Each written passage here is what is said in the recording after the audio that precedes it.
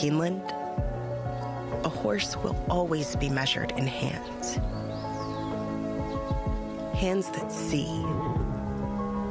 that sense, that speak. Hands that hold our sport to a higher standard, not for our sake, but for theirs, for the love of the horse, for generations to come.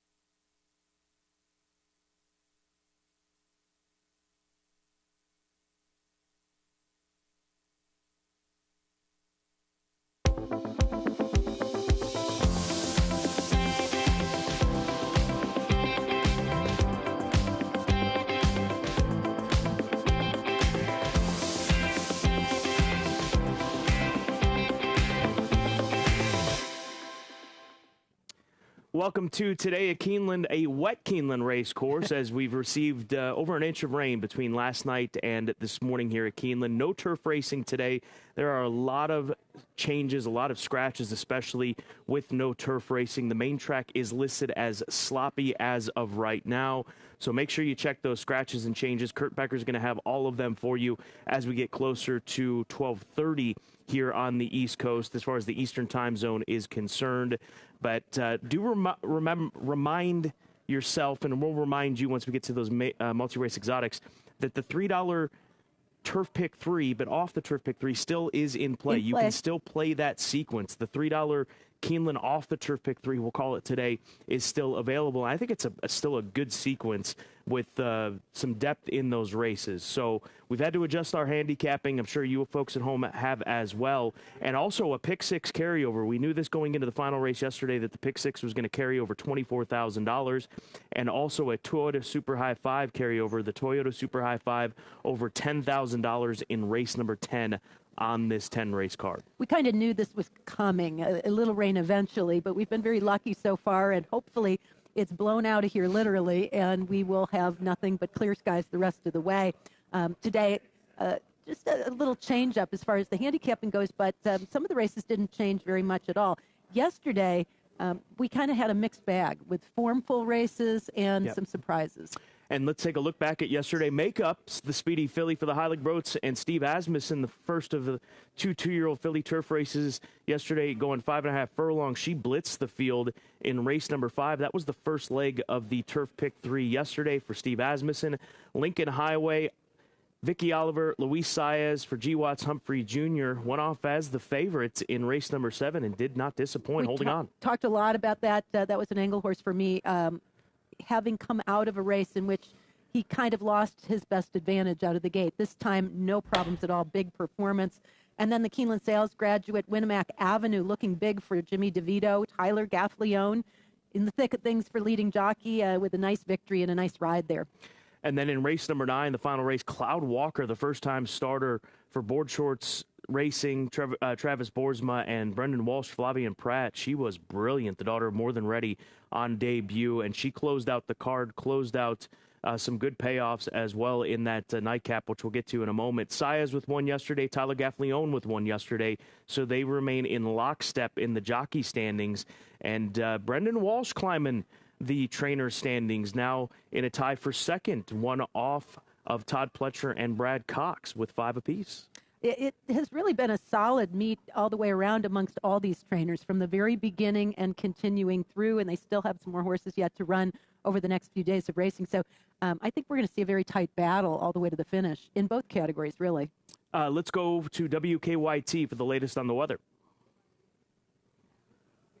Rainy start to the day, and some of that rain might linger throughout your Keeneland meet. It will linger at least for the first portion of the meet, but after that, what we're left with is a lot of cloud cover, a lot of stagnant temperatures. We'll stay in the mid-50s for most of this forecast, and by the time we head towards those evening hours, what we will be noticing is a slow drop-off as that cloud cover gets ready to roll out. Overall, it'll be a relatively dry second half of your meet, but keep that umbrella and raincoat handy. Good luck out there today, folks. Sun is peeking out behind us, according to our Keeneland Uber Doppler 20,000. No more rain maybe for the rest of the day, Caton. We might get lucky. I didn't realize we had an Uber Doppler. Yeah, we do. Yeah, we do. That's good news. It's not the Super Doppler. It's the Uber Doppler here at Keeneland. Full card selections. Let's get after those. Download the Keeneland Race Day app. It's available on your smartphone or your tablet. And as we mentioned, we had to adjust on the fly with the off-the-turf conditions, and it's races 6, 7, and 8 in which we agree, as well as race number 4. Well, the Pick 6 players can jump in, take advantage of some harmony there. As the latter part of the card, it looks like we're kind of leaning also on those horses that were main track only entrants, particularly race 9, that comes into play. Race number 9 is the featured event, and it is off the turf, but trainers, I'm telling you, the trainers are the best weathermen in all the world. I would lean on their judgment as much as anybody, because you got to keep in mind, they enter these races now in Kentucky 7 days out, and there are main track only entrants, 4 of them that are going to get their opportunity in today's 9th race. And you know, Scott, the other angle there is I have found that if you change after these races are adjusted, that sometimes that's a mistake. trust your instinct. If the trainer had a horse in a turf race and it stays in, and you liked it going in, chances are the trainer likes its chances too. So hang in there. Here are the social media particulars: at Keeneland Racing on X, at Keeneland Facebook, same on Instagram at Keeneland. FanDuel TV, you can give them a follow. They've got great updates each and every race day at Keeneland during the race meet, as well as the sales. Keeneland November sale is just a couple of weeks away, the most important breeding stock sale in all of the world. And make sure you download the FanDuel TV Plus app. That's Roku, Amazon Fire TV, Apple TV, where you can access the FanDuel TV Plus app, watch FanDuel TV live on that FanDuel TV Plus app, as well as on-demand content. Let's take a look now at race number 9. As we mentioned, main track only entrants are going to get their opportunities, so they're going to be busting out the 13, 14, 15, and 16 saddle cloths. They should be fresh and ready to go. We don't often get a chance to see them in racing outside of races like the Kentucky Derby over at Churchill Downs. But so the scratch of the 1, 3, 4, 6, 7, 8, 10, and 12. There have been some late scratches that have just come in minutes ago. King Max, the latest scratch on the day. So a very, very fluid situation in these turf races. And it is, to me, now going through the main track only entrance. They get their wish. Yeah. These trainers get their wish. War Campaign, the number 13 runner, is a horse for Phil Simms that has run well in the past here at Keeneland, in my opinion. His last dirt race was in the slop at Ellis Park. We're not going to have an opportunity to roll back any video for you as we adjust on the fly. But his last race was in the Hanshin Cup at Ellis in the slop. A storm rolled through that day when we were back there at Ellis for that beginning of July race date. And he ran second to Zozos, who's a Breeders' Cup contender. Yeah. Just won a stakes race at Churchill Downs, a Grade 3 event for Barry and Joni Butzo, as well as Brad Cox. So to me, he's the one that this race goes through. He's run once on that off track, and that was at Ellis Park, and it was a true sloppy track that day. I've got the 15 at Warrior Johnny for Phil Bauer and Rigney Racing. They are just, everything they send over comes up live here at Keeneland Racecourse, and that is a spillover from the Churchill meet that they had. So keeping things rolling, Rigney Racing and Philip Bauer. And then the number 14, Brigadier General for Dallas Stewart, another main track only entrant who's found good form as of late. He has an off-track run at Horseshoe Indianapolis 2-back where he was second setting the pace. So look to the outside at the MTOs, the main track only entrants in the feature today. Yeah, I mean, I had that late scratch of the 8 and wasn't able to adjust the whole top 3. But I did think of all the horses that were still in the race that I originally gravitated toward, the 11 Forever Super was a horse that we had to keep into the mix here. So I went 15, 11, 14 with Warrior Johnny for Phil Bauer, as you mentioned, running a big race behind Zozos and making a lot of sense.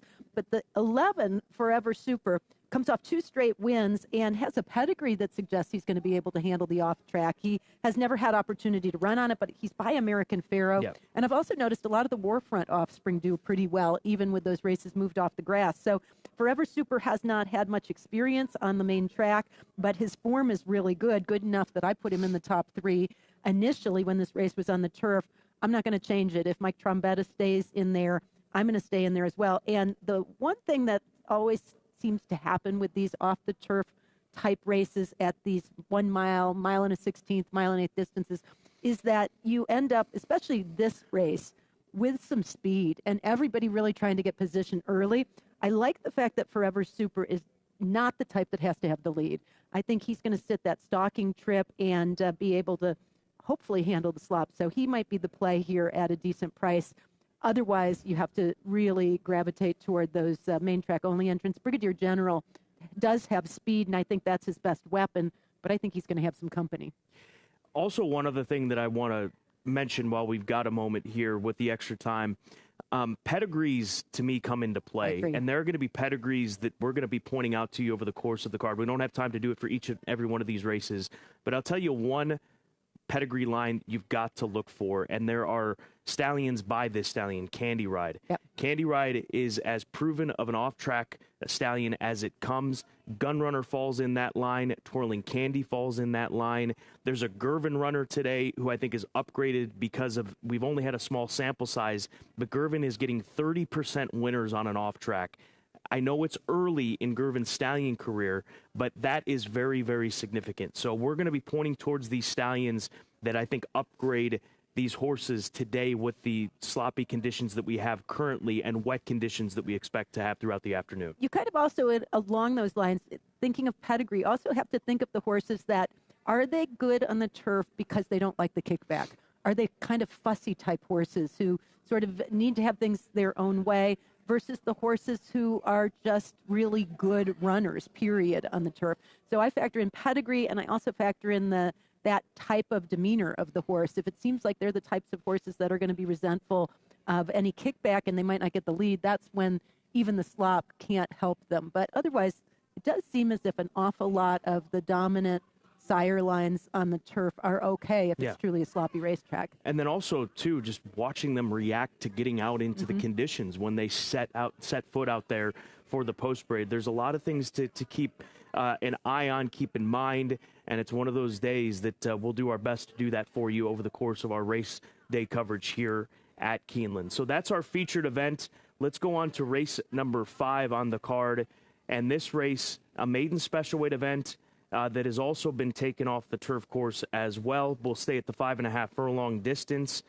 There's also going to be a rider change on the 14. We don't have that rider change on Redeposit. Gaffleone does not ride that runner, the number 14. He stays with the 6 horse In a Jam. So again, fluid situation when it comes to scratches and changes here today. I've got the 7 Smoky on top, and here's one of those pedigrees that I'm leaning on. Sons and Daughters of Mendelssohn, 18% winners on off tracks. Not a huge sample size, still the first few generations of that Grade 1 winner and Breeders' Cup winner Mendelssohn, but Smoky I think is worth a look. We play back his last race. I know it's on turf, but he's done nothing but run on turf. This was at Saratoga, actually on debut the last time he sprinted, He's run 2 route races since, but getting back to his sprint, his number compared to his route race in this race is better. So cutting back in distance with that pedigree. You mentioned Warfront. He comes from a Warfront first dam. That's him in second there in the Pura Vida Investment Silks, the blue and green stripes at Saratoga. I'll look at him on top. The number 2 horse, got to keep him. Street Boss Colt, who tries dirt for the first time. Not bad numbers with Street Boss on off-track opportunities over the course of his styling career, which is well established. 14% winners there. And then Spirits Mischief, Into Mischief. They're just good on everything. Yeah. I mean, the Into Mischief, sloppy, fast, turf, synthetic. So Spirits Mischief for Wesley Ward, blinkers come off, probably shows speed here today. And a Go Sapper mare. Go Sapper works well on an off track as well. So I respect Smoky, used him second, but first-time starter that I was intrigued with on the turf that I'm going to stick with, and I like what you said about Candy Ride, because the one, Brennan's Honor, on the rail debuts for Rusty Arnold. He's by Twirling Candy, who is a son of Candy Ride. So I think he's going to handle any type of condition. I liked him on the turf. I like him just as much on and off track. I don't like the inside post position now that we're on the main track because there is more pressure for him to get out of the gate and get a little position. If he doesn't, he's going to get a ton of kickback, and on a sloppy track could be swimming. So that's a lot for a young horse to have to overcome. But Swirling Candy's so good with those young runners. Generally, they have a little bit of early speed. The workouts have been very, very solid for Brennan's Honor here at Keeneland for Rusty. And with Martin Garcia on board, that sometimes gives you a clue as to what the strategy is going to be, that we're going to see some speed. So I went the 1, Brennan's Honor, 7, Smoky, and then the 6, In a Jam, who I'm a little concerned about because the 1 try on and off track was probably his least impressive. He, in his second start, finished 3rd, but he kind of faltered as the favorite. So he may be affected by this, but I'm willing to give him the benefit of the doubt because I thought he had a chance on the turf, and he does seem to be a little better horse. And the horse that you like, Brennan's Honor, he's owned in part by Alex Bregman, who third baseman, all-star third baseman, World Series champion for the Houston Astros. He's locked in a battle right now, he and the Astros, with the Texas Rangers. I believe they're at Texas again tonight. So we wish him the best and keeping the baseball theme going, perhaps, this meet, because we saw Jason Worth with a win back last Sunday, I want to say it was, former outfielder, if I'm not mistaken, for the Philadelphia Phillies and Washington Nationals. So Alex Bregman represented with Brennan Zahner, as he's had a good run in the short period of time that he's owned horses, especially with Rusty Arnold. No Name Mets comes to mind, that horse that they took over to Royal Ascot. So that's race number 5 on the card here today. We're going to move along to race number 4, one race back. Race number 4, always meant for the main track, 6 furlongs the distance. It's a starter allowance race, a starter 30. And this race, there's two scratches, Classy Socks, the 3, and O'Connor Sunset, the number 1 horse. So 2 scratches in here, field of 5, where Good as I Once Was has become the morning line favorite, or is the morning line favorite, gelded since his last race. So more compact field, but at least we stay on the same surface at 3/4 of a mile. This was my key race, and I thought a couple of very competitive horses in here, but the 4 Hocus is the horse that I'm zeroing in on. And, you know, you're not probably going to get as good a price now with the scratches and a smaller field overall, but you're still going to get an okay price because of the presence of the favorite. But when you watch this race at Ellis Park, which was on the main track back in June, he winds up an easy winner after really having to contest in the early stages of the race to get the win, and draws off from there at 3/4 of a mile. I just think he's a very nice horse, a little bit better than that $50,000 claiming price in that race might have suggested. And in here, I think he can get the jump on just about everybody in the field, especially now with the scratches. The absence of Classy Socks makes this a little bit easier proposition for Hocus. You get Declan Cannon. Horse is fresh. He has ability. He has early speed. He's by Arch, who is a son of Arch, out of a Bernstein mare. That pedigree can do all right on off tracks. I feel okay with him being able to run his race regardless. So Hocus is going to be a key horse for me. I used the 6 Camp Daddy. This one actually should improve a lot on the off track. Very popular horse in the claim box, and Armando Hernandez had a similar type of horse that he won with at a big price the other day. This one will be a little shorter with Tyler Gaffleone up. And the 2, Good As I Once Was, the favorite we mentioned, is a first-time gelding. So he could really run a much improved race. 3rd start off the layoff, broke his maiden by 9 lengths, but against much easier company at Beltira. I see it the same way, 4-6-2. And tip of the hat to Michael Thompson, who trains, owns, and bred Hocus. This is a horse that debuted at 6 and won on debut. I know, you don't see that very often anymore. He's 6 this year, and he's won 2 races this year. So Michael Thompson, hopefully we get a chance to catch up with him in the paddock. And also, just a quick pedigree note on Camp Daddy. I know that there's not many of them going these days. There still are plenty. Distorted Humor on an off track. That's the sire of Camp Daddy. That works very well on wet days. Sales Grad Spotlight, we're going to move back to race number 5 here today and focus our attention on the 11-horse Spirits Mischief for Mr. Oxley, a colt by Into Mischief, the Wesley Ward runner that brought $350,000 at the Keeneland September sale last year, bred by Hinkle Farms out of the Stakes Place First Dam Stave. She's a daughter of Ghost Sapper. Mentioned Ghost Sapper on an off track, how well that works. And this is her first foal and first runner. So this colt, Spirits Mischief, I think that he'll ultimately be favored in that off-the-turf event as he makes start 2 of his career. One run that was over at Churchill Downs as the beaten favorite, but ran well enough with Corrales in the saddle, and he stays with it. Blinkers come off here today. Let's get to our Clocker report. Staying with Spirits Mischief, his workout in 102 and 4 is what they're focusing in on. This is back on the 13th of October, so his most recent published workout according to the past performances I've got in front of me. Routine maintenance since the debut. Barn scores 30% with blinkers off. Home field advantage, yes, Wesley Ward, this is his home field here at Keeneland. We know that. So the 11 in race number 5, and then in race number 8, that is a tough race. There are so many ways to go in race number 8. Poblano is the number 3 horse that they point towards in the Clocker report. Poblano out of the First Dam, kind of spicy for Godolphin. This horse gets back on Lasix, won with Lasix, and the only time that she raced with that race day medication 2 starts ago. And the last race may be a throwout in a stakes at Churchill Downs. The trainer-rider combination, Gaffleone and Brendan Walsh, 24% over the last couple of months. Yeah, that was boosted by Kentucky Downs for sure, but still a very, very solid rider-jockey combo for sure.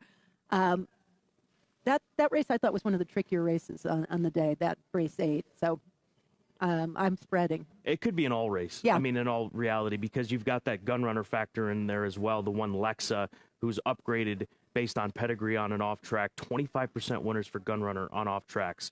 Let's take a look at our multi-race exotics. And wow. Yesterday, we did well with the $3 Keeneland Turf Pick 3. You've been on fire with your pick 3s on the turf. I'm hoping that my luck changes now that we're off the turf. We'll see if we can keep it rolling. It's still in play today. We'll get to Caton's ticket. I think it's a very good sequence. And this late pick 4, this is the approach. $72 is what we're going to work with here this afternoon, and going to go 4 deep to start things off. The 1, 6, 10, and 14. Twirling Savi, there's Twirling Candy on the off track. The number 6 horse, Royal Country for Eric Reed, will be a price, but has run well on an off track. And you've got Bernardini on the off track to work with on the dam side. The 10 and the 14. The number 10 horse, Shoot Out the Lights for Wesley Ward, another runner today that I think is live on this main track with it coming off the turf. And then Take Charge Chloe, the horse intended for the main track only entrant. Jeremy Skeen's not familiar with the trainer, but he's had a good year. Then 3 in race number 8, the main track onlys in race number 9 that we've talked about, 13, 14, and 15. And to close things out, going to look for coverage in that claiming event, a 20 claimer, non-winners of 2 lifetime, 1, 4, 9, and 11, $72 investment. Keep an eye on the 6 in the nightcap if you want to consider the 6. I think upgraded with the off track as well. Okay, in the off the turf pick 3, it's races 5, 7, and 9, and there's a $3 minimum on this, so you've got to kind of pick your spots as to where you can narrow things down. The 5th race is not where I think you can narrow things down. I'm using the 1, Brennan's Honor, the first timer I like, the 5, Muzara for Todd Pletcher. Don't know what to make of that horse now on the main track, but certainly could handle it. The 6, In a Jam, and the 7, Smoky Smoky. Race 7, I am singling. That's not a great race to single in, but I think you have to take a stand someplace. I do like the 10, Shoot Out the Lights for Wesley Ward, and likely to be favored. Filly is by City of Lights. She has a lot of speed. She should be able to handle any surface, and she just looks well spotted in this race. 9th race, you could get some more coverage. I'm using all the main track onlys, and then the 11 Forever Super $48 ticket. So it's the off the turf pick 3. It'll be known as the turf pick 3 if you're asking for it, if it's on the self-service terminals. But the $3 Keeneland turf pick 3 still in play, even though we're off the turf course here today. Best angles of the day. I'm going to go to the nightcap. Race number 10, 20 claimers, non-winners of 2. Libertango is the lone scratch. The number 7 is out. Dual Monarchy is the 5-2 morning line favorite for Joe Sharp. I wonder if this colt's truly a sprinter. So I'm going to go towards some proven sprinters in this race. And I will go to Diodoro on top. Captivating Drama. We saw him win off the claim yesterday, claimed off of Maggie Moss and Tom Amos, and was able to get a win. But Captivating Drama, speed drawn to the outside. And this horse, I think, will be tough in this race as we go back to the 14th of September, where he had the lead, and then he's going to back down on this afternoon and finish 3rd in the end. He's the bay son of Stanford, carrying different silks this day because he moves to a new ownership. But I've got the 11 Captivating Drama on top of the number 9 horse, Mahoney Road for Donald Habib. Another off-the-claim situation, a gelding by Summerfront, another pedigree that's solid on the off-track. And I'm respecting that last race that he comes out of. So 11 over 9 in race number 10, $10 ticket. Stone Cold Exacta in race number 10, best angle of the day. My best angle comes in race number 6, which is that starter allowance at 1 1/8 miles. It is a big field, but one horse stands out in here for me. And I don't even know if he's going to be favored because I think the 7, Bear Oak, who is the 2-1 morning line favorite, is probably going to go favored. But I like the 3, Tiger Moon. Tiger Moon should be able to handle the off track, but comes off by a 2-race win streak, including a very nice win at Churchill Downs, where he was able to come from pretty far off the pace, even though the pace was pretty soft. To the half mile, they went in 48, 3/4 of a mile in 1:12 and 3/5, and he has already taken the lead and draws off through the stretch. He does only hold on by a neck, but I think he just gets lost because there's no competition here. I think it wasn't a matter of him slowing down or getting tired. I think he just sort of eased up himself, but he won by 6+ lengths the start before. He's in great form. I'm going to use him in the doubles. Originally, when the race was on the grass, I had a stronger opinion, But I'm doing 3:10 in the doubles, but that 6th race to the 7th race is where you might get some more coverage in the 7th using a few other horses with the 3 Tiger Moon, because you might get a price now with the surface switch. So those are our best angles of the day. Let's go to Tom Leach for his long shot of the day.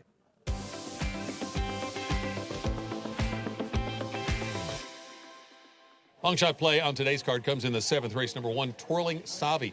The main angle here is that she ran at Keeneland once, produced her best buyer figure at this distance on this turf course with this jockey.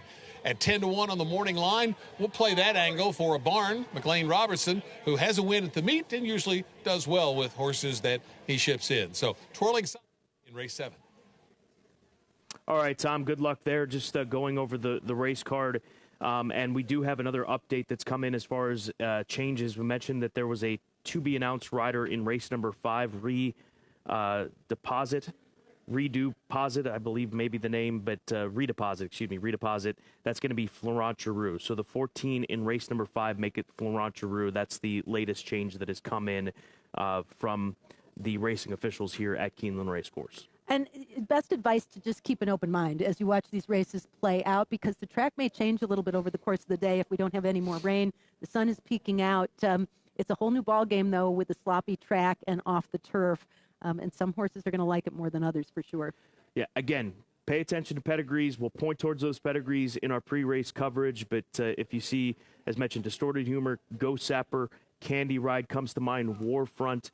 There are proven pedigrees, as well as that Gervin pedigree that I can't think of off the top of my head, but there's a Gervin runner today, 30% winners on an off track from a small sample size. So, again, we will be pointing towards those horses over the course of the day. Still a great betting card. It'll be fun. The sun continues to come out. The wind's picking up. Could see the main track change a bit. The track maintenance crew, the best in the game. Tip of the hat to them for all the hard work that they put in when we're all still likely asleep most of the time. For Caton, I'm Scott and the entire team here today at Keeneland. Enjoy this 10-race card ahead of us at Keeneland with the off-the-turf conditions and main track on the wet side.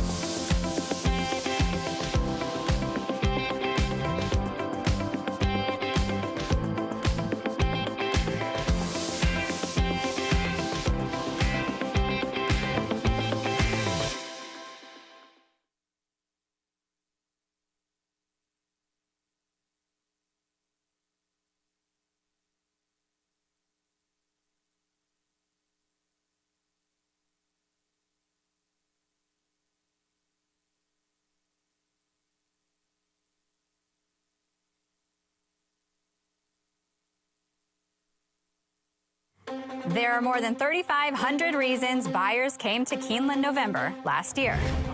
Because as you look to the future, this is where you'll find whatever you're looking for.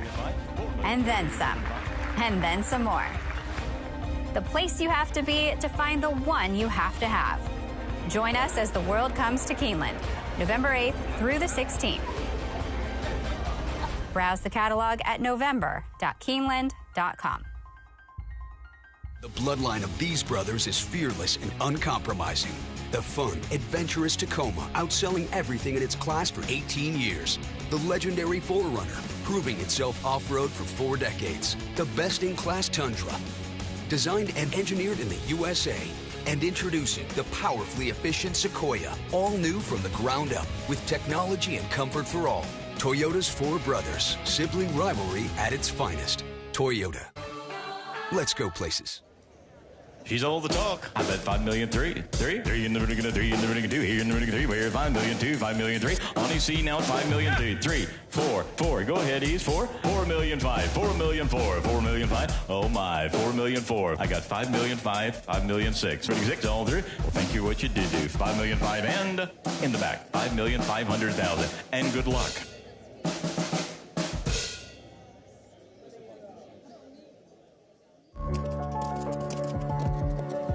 Keeneland, a horse will always be measured in hands.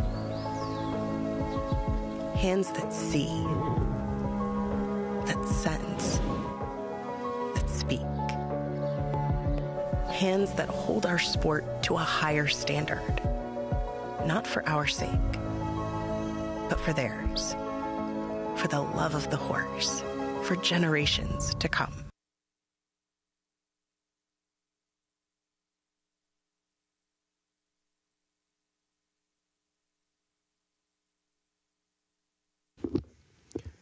Keeneland welcomes Lily Meekin to the paddock.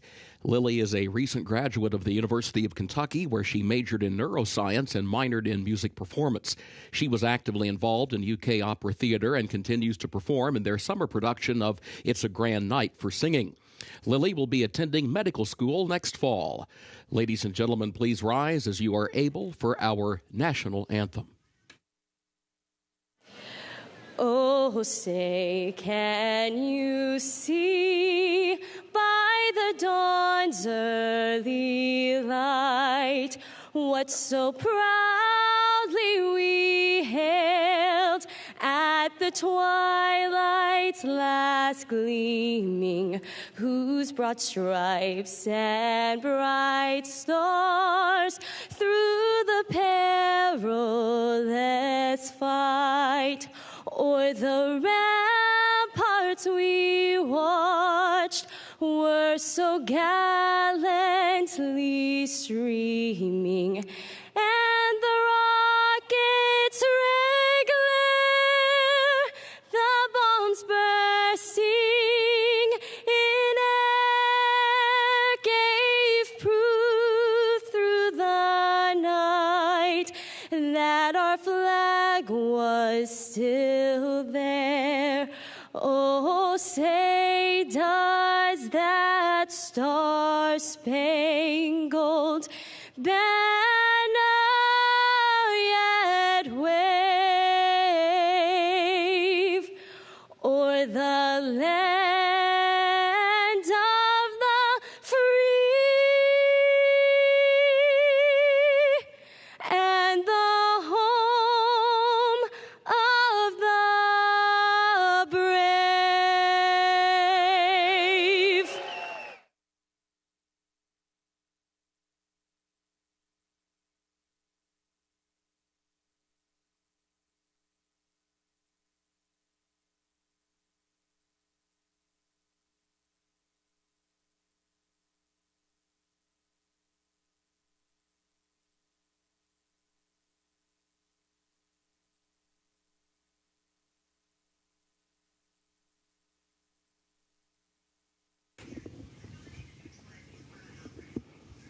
Keeneland is proud to recognize Linda Van Horn Smith with retail as the employee of the day.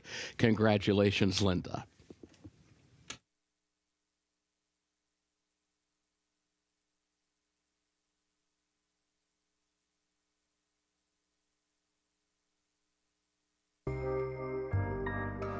In the event of an emergency, Keeneland is dedicated to ensuring the safety of our patrons.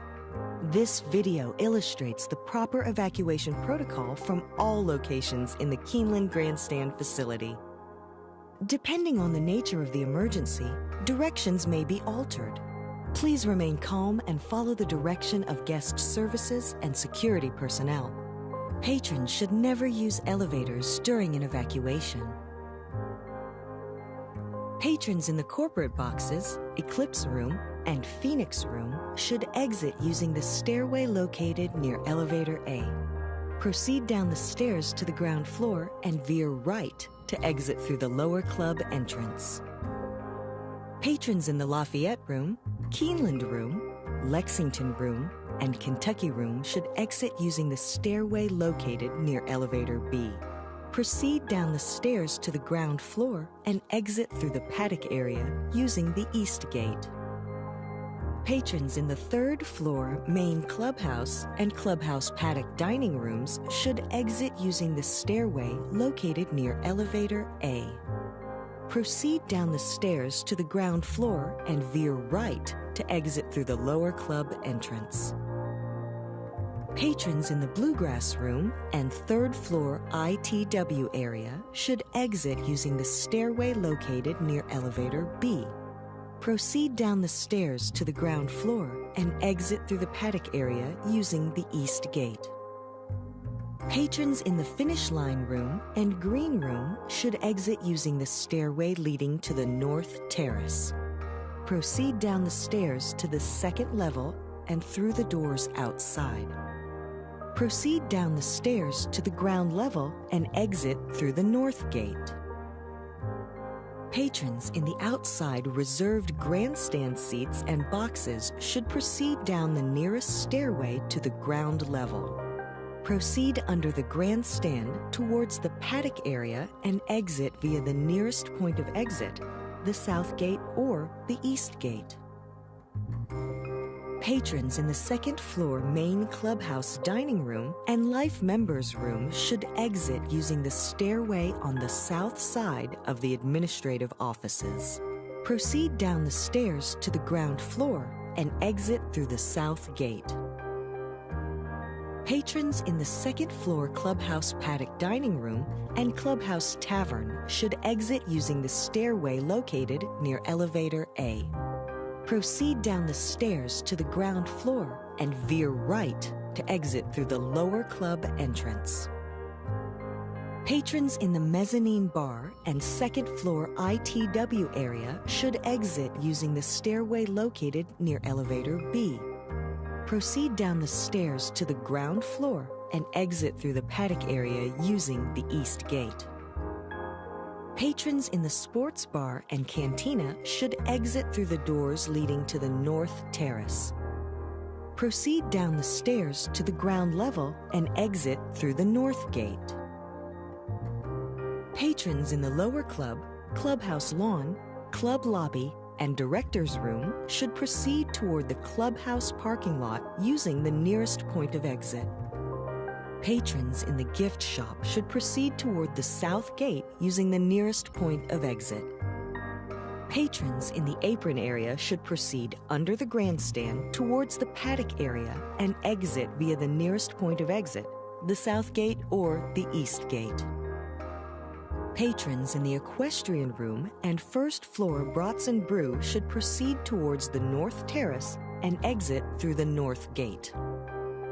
Patrons in the paddock area and north terrace should proceed toward the nearest point of exit, the south gate, east gate, or north gate. After evacuating the facility, please remain calm and follow the direction of guest services and security personnel in the safest route to return to your vehicle. Thank you for your attention and cooperation.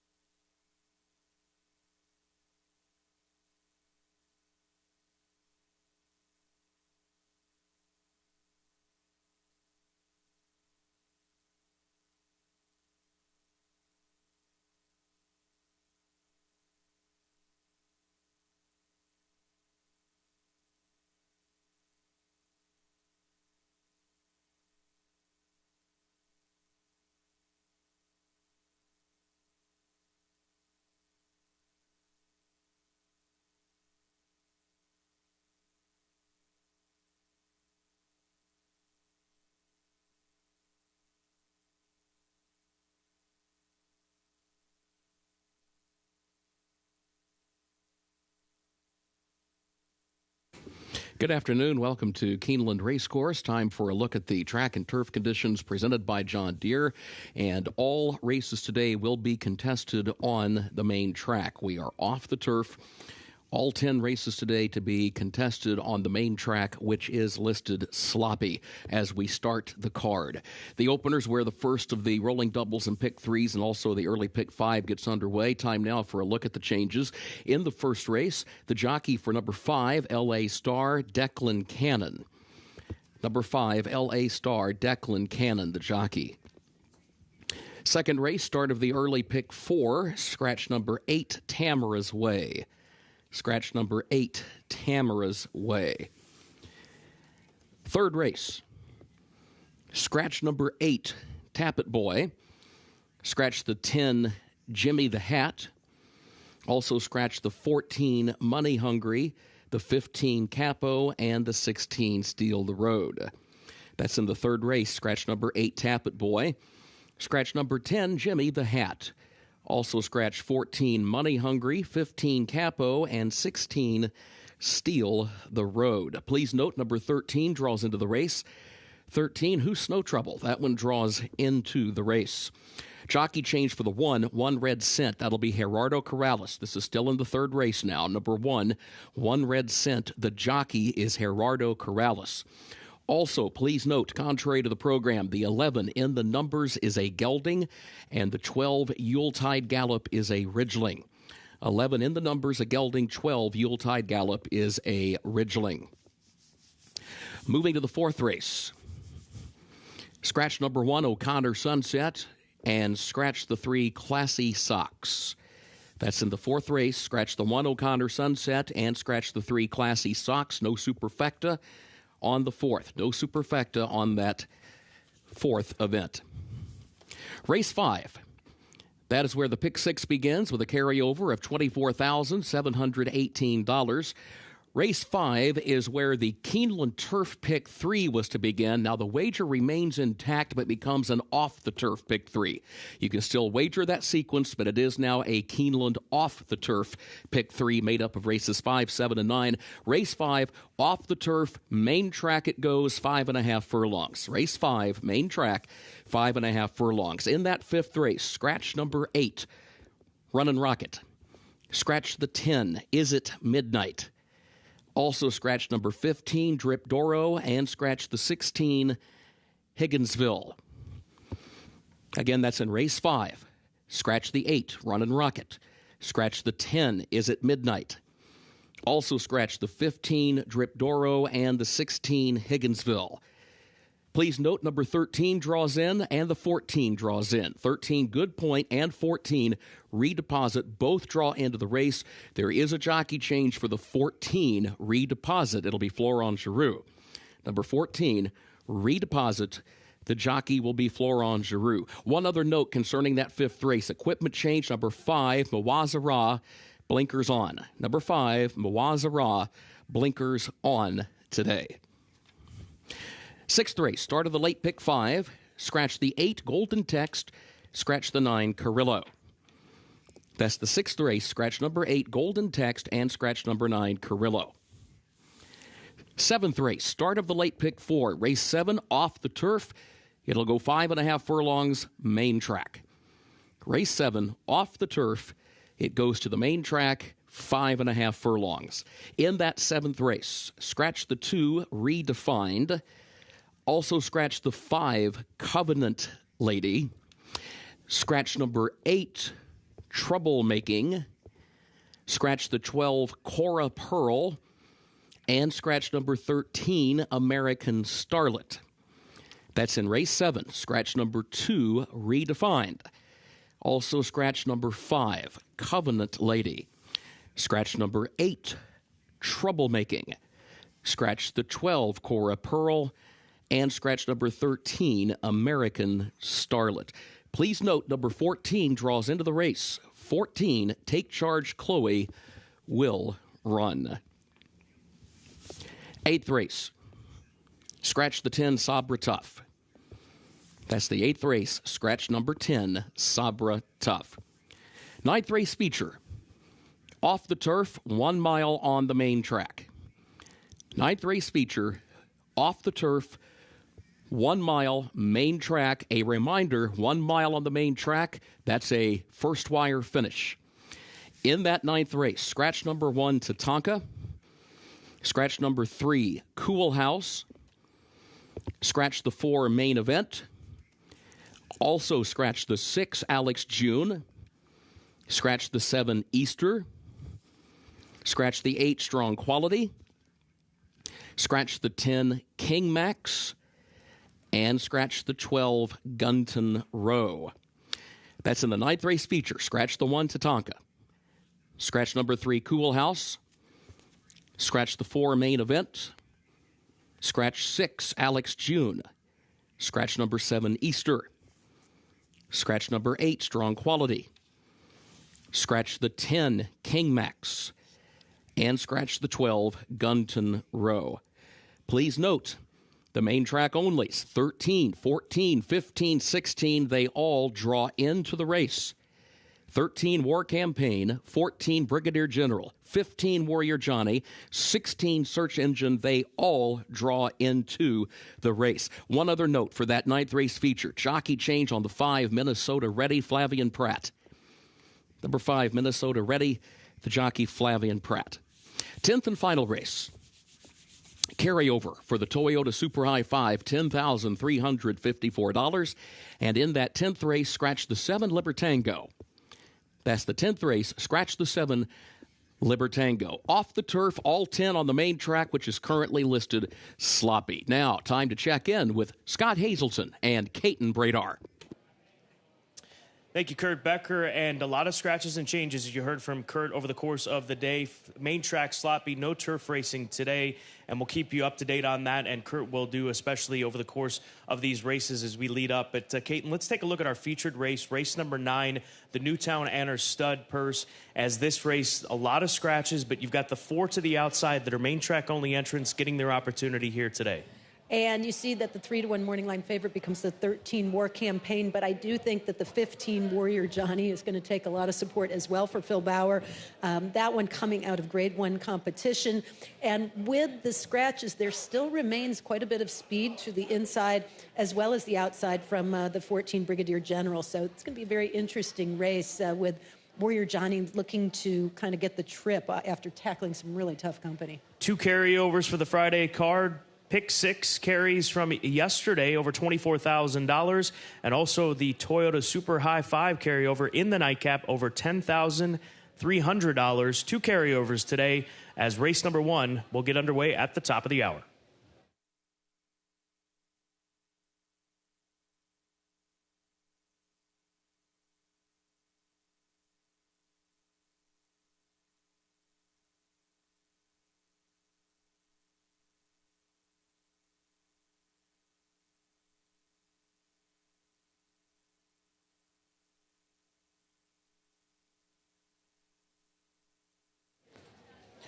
Race number 1, a $16,000 claiming event, 6.5 furlongs on the sloppy main track. In Vitamai, the number 3 horse, a mare by Yes It's True, is the current favorite, and not surprising. She's 7-5 on the board right now for Robertino Diodoro, second off the claim for his barn. He's got 2 live runners today, one later on as well.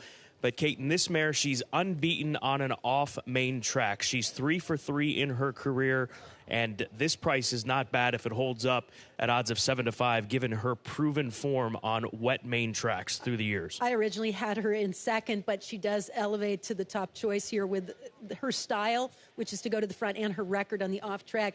I went to the 7 Ghostly Night, though. Originally, if this race were on a fast track, I thought Ghostly Night had a big shot in here, coming out of a 7 furlong race in which she was unable to sustain her speed. She, I think, may be able to relax, not have to deal with kickback with the outside post position, and that race was pretty tough that she comes out of. So Ghostly Night still has a shot. She is getting a little play, second choice on the board, I believe.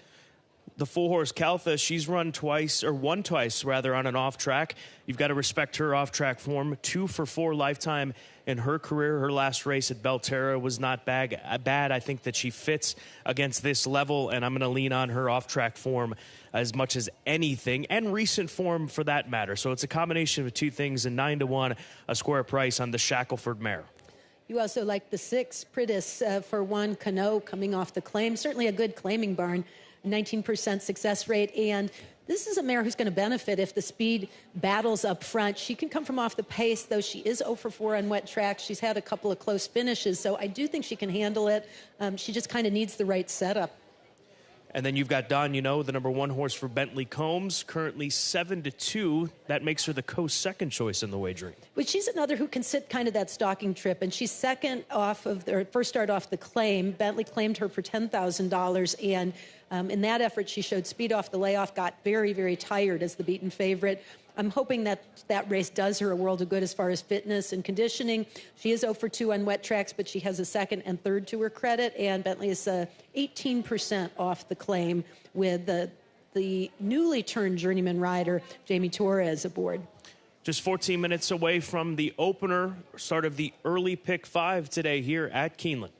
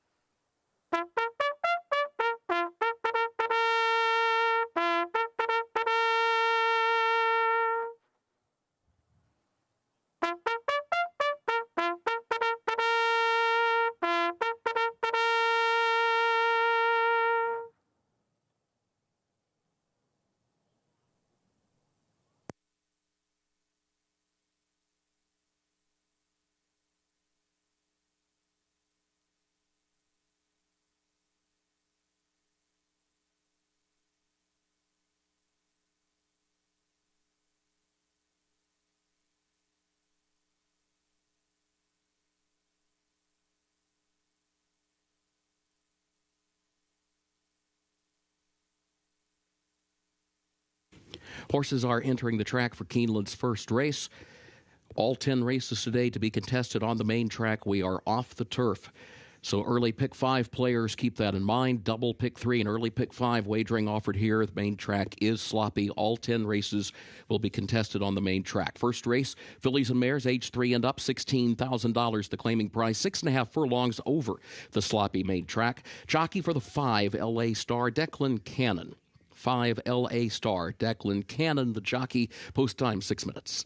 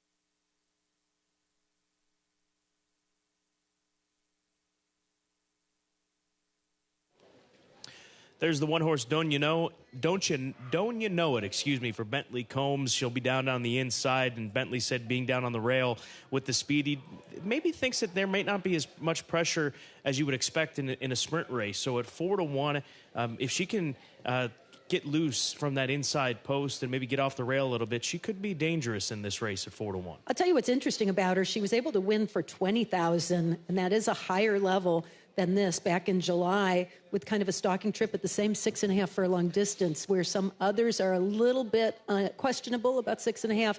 That's definitely not a concern for the one, Don't You Know It. 4-1 seems like a square price. The 2, Sacred Beauty, is kind of an interesting price shot with this being an off track. She has run previously on a good track and finished second. This is different, but she's bred to handle it. She's by Classic Empire out of a Pulpit mare. The Pulpit line traces to AP Indy. They definitely do seem to handle off going, and Sacred Beauty is coming off the layoff. So I think with a little time away and the sloppy situation and shortening up here, she could be running at the end. And then the favorite is the 3 horse. The fact that she's even money now 6-5, she just clicked up with, I believe, the 1 coming down a notch from 4-1 down to 7-2. She's proven on the off track. One of the things that Robertino Diodoro mentioned to me in talking about this race, he feels the shortening up will do her a lot of good. So she gets the cut back in distance and gets an off track, which she is unbeaten on, 3 for 3. She looked absolutely great on the track, in the paddock. Just a very strong contender and definitely worthy of favoritism right now at 6-5 based on her appearances and her record on off tracks. Race number 1, once again, starts the early pick 5, first double and pick 3 opportunities of the day. Less than 3 minutes to post here at Keeneland.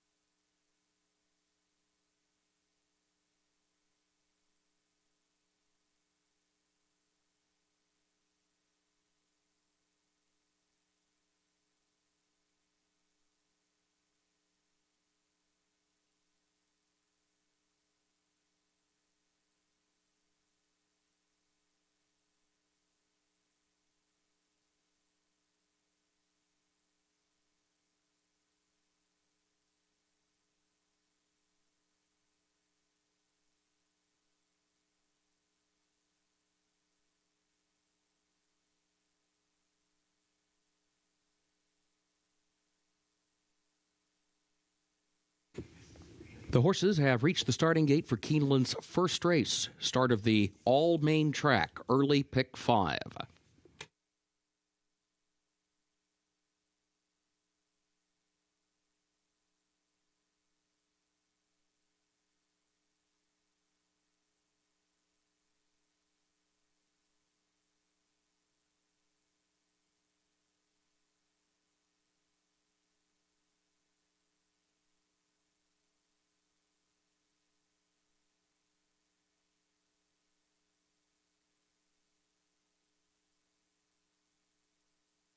Moving into line for the first.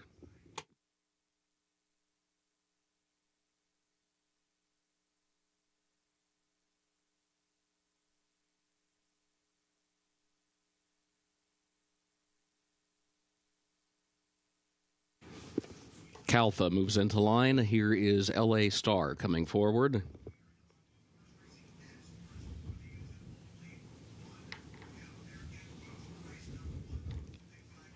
Pritis goes into the gate. Ghostly Night, the last one.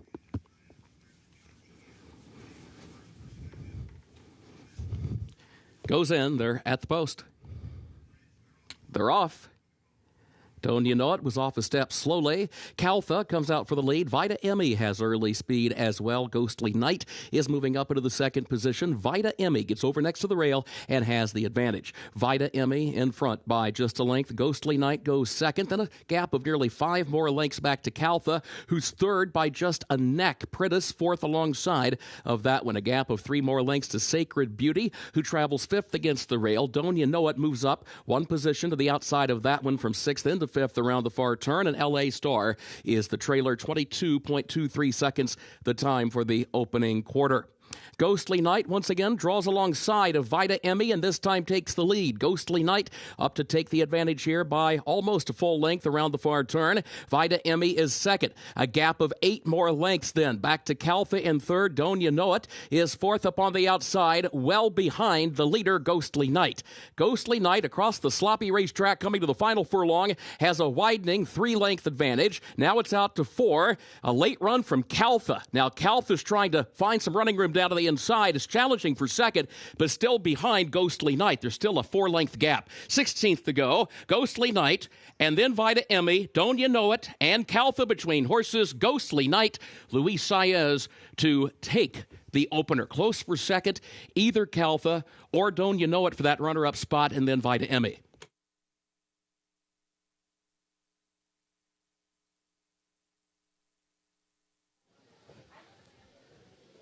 Well, she was the only one to go with the favorite early on, and the favorite starts to back down on the inside part of the track, and Ghostly Night able to go on with it. There were some horses coming back behind her, but she'd established such a lead that it was insurmountable in the end as Greg Begley gets the victory with Luis Saez. And I think Luis Saez benefits from being able to be on that little ridge, little off the rail that I think might be a little firmer going than those horses that are down on the inside. But either way, it was a strong performance and definitely seemed to have them measured, did Ghostly Night and Luis Saez for the victory. Very close for the place. We see the 4, Calta wins that photo. And then the 3 did hang around to be involved in a photo for the 3rd spot.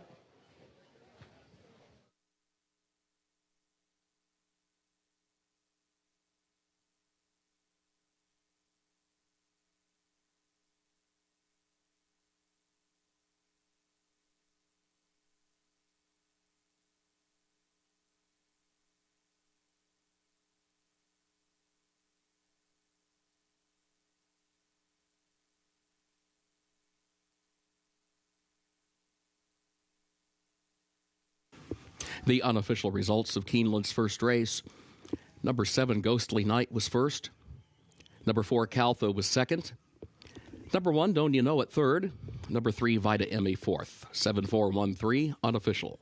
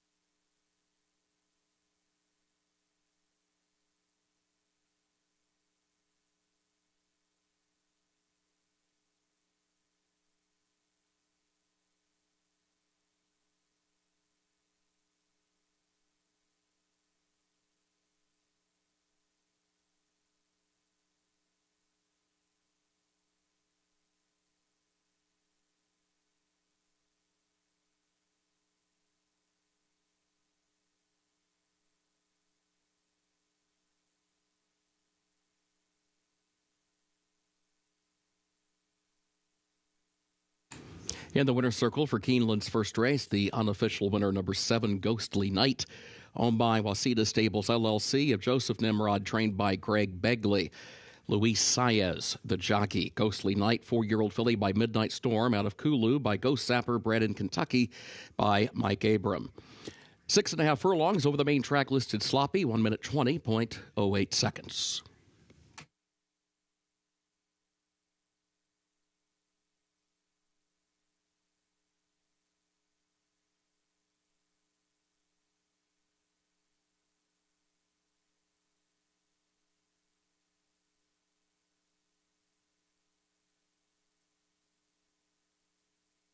First race results official, 7-4-1-3, the official results.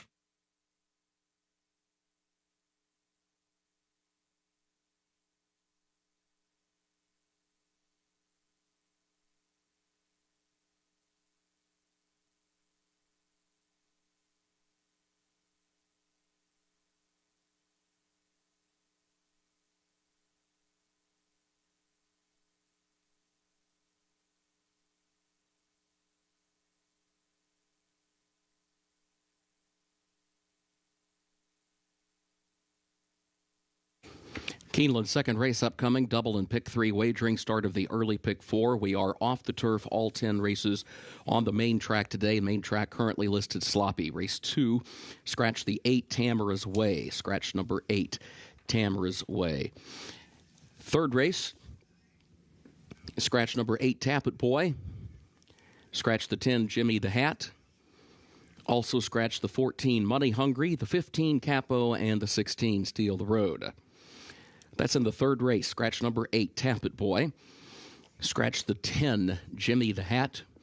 Also scratch the 14, Money Hungry, the 15, Capo, the 16, Steal the Road. A reminder, number 13 draws into the race. 13, Who's Snow Trouble Will Run. Also in that third race, a jockey change for number 1, One Red Cent, Gerardo Corrales.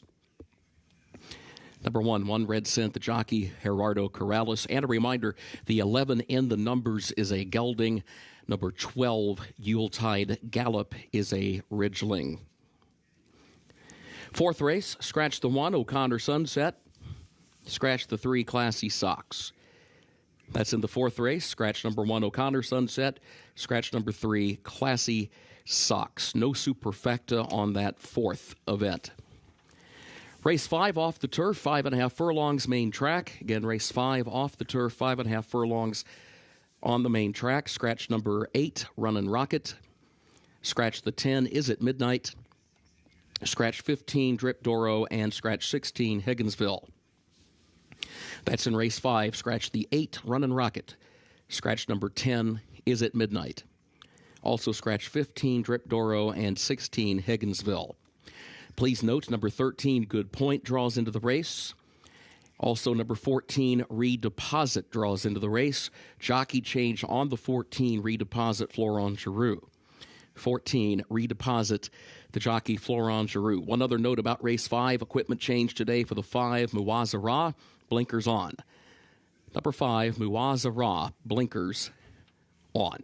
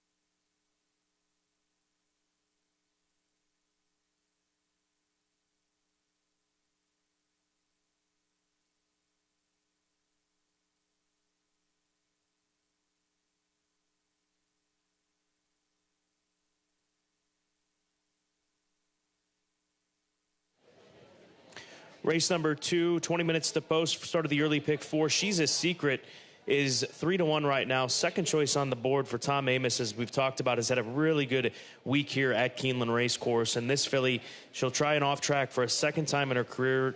First truly sloppy track that she'll run on. She caught a good track 2 starts back, but she's a filly that should have good position. We'll see how this race plays out. We saw the horses do well coming from off the pace. The pace was pretty quick in that last race, at a kind of a similar level really to this. I know this is not what is a 2 company, but she's a Secret with Edgar Morales.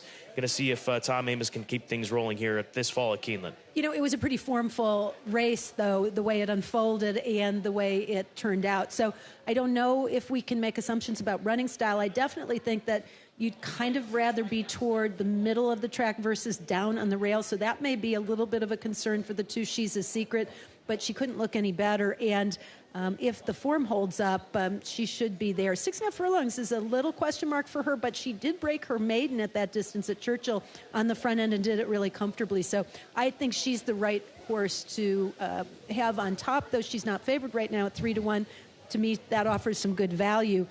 You went to the 7 Mended We Stand. That's the only difference that we have between us in the top horses in this race. Definitely has some speed as well in the mud, and that works to her advantage. And she also takes a drop down in class from 30 to 20 for what it's worth, ever so slightly. And I think that the off-track form and the pedigree, obviously that is offset a bit when you've got a horse that's tried an off-track, but by Mendelssohn, and she's done well on an off-track, one of the stallions that I've looked towards today here with this sloppy track. So she's getting some support at odds of 4-1 as the 7 Mended We Stand, my second choice. I went to the favorite, Ball Gown, who is 9-5 right now. A horse who was recently claimed by Steve Asmussen, ran back to finish 3rd against just a tiny bit tougher condition claiming competition at Churchill at 7 furlongs, and now gets just a little less distance, which I think is a good thing. She can be forwardly placed. She's also, though, 0 for 2 on wet tracks, definitely bred to handle it. She's by Twirling Candy, who's a son of Candy Ride out of a Smart Strike mare, so this is an exceptional off-track pedigree. That's theoretically speaking, you never know until you see them out there on that track, but she also, again, has good early speed, and I think position to the outside of most of the other speed potentially gives her the advantage. And then you've got the 3-horse, the cleverly named Mahomebred. This is a homebred for the Veneer and Williamson team out of Illinois that we've seen do so much good through the years, but a Runaway and Hide filly that comes off a win at Horseshoe Indianapolis. You know, hoping that was sort of a light bulb moment for her back in July. She's had some time since then to kind of regroup after that win, but it was a nice performance. She did run at Keeneland earlier in the spring, did not handle maiden 20,000 at all, but seems to be a little better horse right now. She looks to fire her best when she's on the lead, so Francisco Arrieta will probably work to get position right off the break. Race number 2 started the early pick 4, less than 16 minutes to post.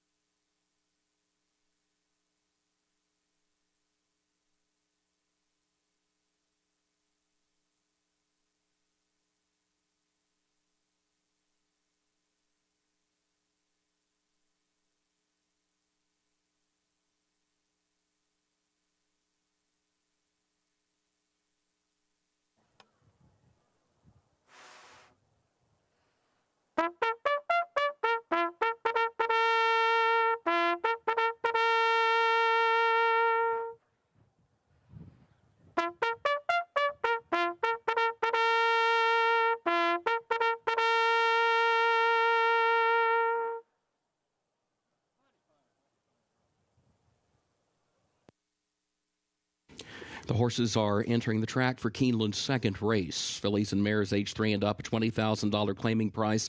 6.5 furlongs over the main track listed Sloppy. Scratch number 8, Tamara's Way. Number 8 is a scratch. Double and pick 3 wagering. Start of the early pick 4 and all main track. Early pick 4 and all main track afternoon. Post time coming up in just 6 minutes for race 2.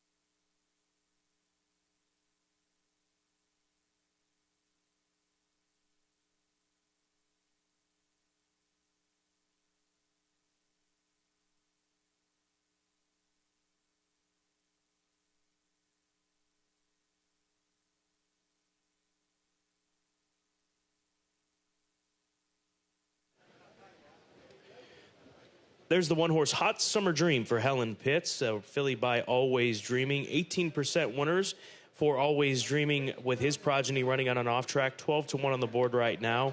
And she returns to the dirt off of a couple of turf tries back in September at Remington Park in Oklahoma. I don't love the post position, but I loved how she looked in the paddock and even out on the track. She looks like a happy horse. She's got some size to her. And I think the 6.5 furlongs is a nice fit, but I just am concerned that she's going to be kind of stuck down on the inside where it might be the deepest going. She's a Secret, the number 2 horse for Tom Amos, 5-2. Bet a gray on a rainy day. I mean, it's not raining, but it's rained earlier. There's some gray clouds looming here in the area, but always a hunch play on these wet days in thoroughbred horse racing. And she traces to Tap It, which is generally a pretty good influence on these off tracks as well. I liked her. She looked great in the paddock, in the post-parade, now in the warm-up. She's just done everything right. The question is whether she can go the 6.5 furlongs today in the same manner she did when she broke her maiden for $20,000 back at Churchill in June. But she comes from a hot barn, and she checks a lot of boxes. And then Mahomebred, the number 6 horse, the filly for Brian Williamson, coming back to Keeneland. She ran here last spring, or this past spring, I should say, for 20, but she's gotten a lot better since that run here at Keeneland in the spring meet. She's feeling really full of herself. She was very forward in the paddock, just kind of hurry up, let's get out to the racetrack. I like that kind of demeanor. She hasn't raced since July, and she seems excited to get back at it. Also, as you know, this horse traces to the Veneer family, and then those bloodlines. Those horses trained in any kinds of conditions and generally did very, very well on off tracks, any kind of track for that matter. They kind of overachieved, but I think it was just a product of their program and the horses they had, so this one could definitely follow suit. And Brian Williamson, the trainer of this filly, commented on that, says she trains well in it. And as we know, in the Midwest and in the Chicagoland area and the various places that these families have been, from the equine family perspective, those are the conditions that you will encounter from time to time and more often than other locations in racing. So 3 minutes to post, race number 2, 6.5 furlongs on the sloppy main track. There's a look at the favorite, the number 6 horse, Ball Gown, Steve Asmussen with his son Keith James Asmussen in the saddle, 2-1 currently.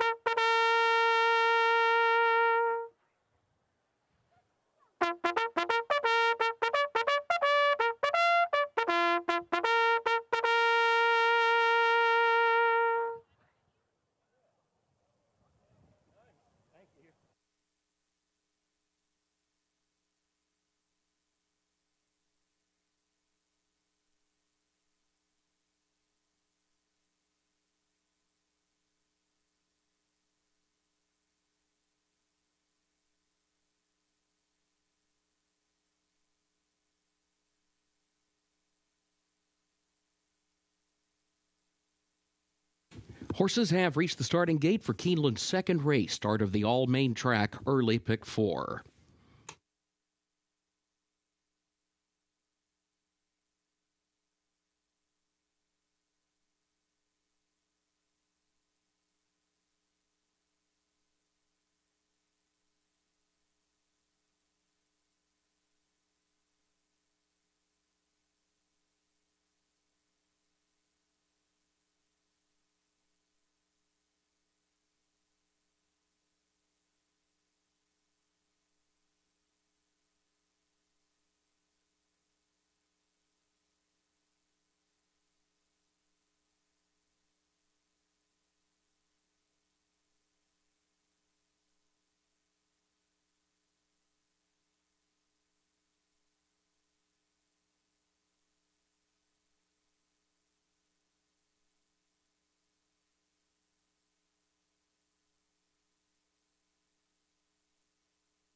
Moving into line, race 2.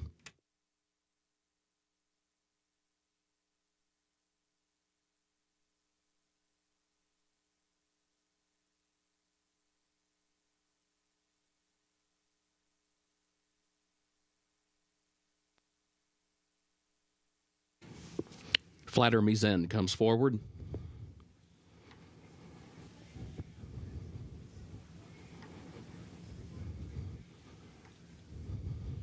Liturgia into line.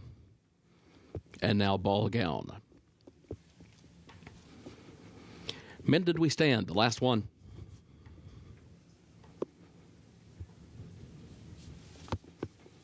Moves in, they're at the post.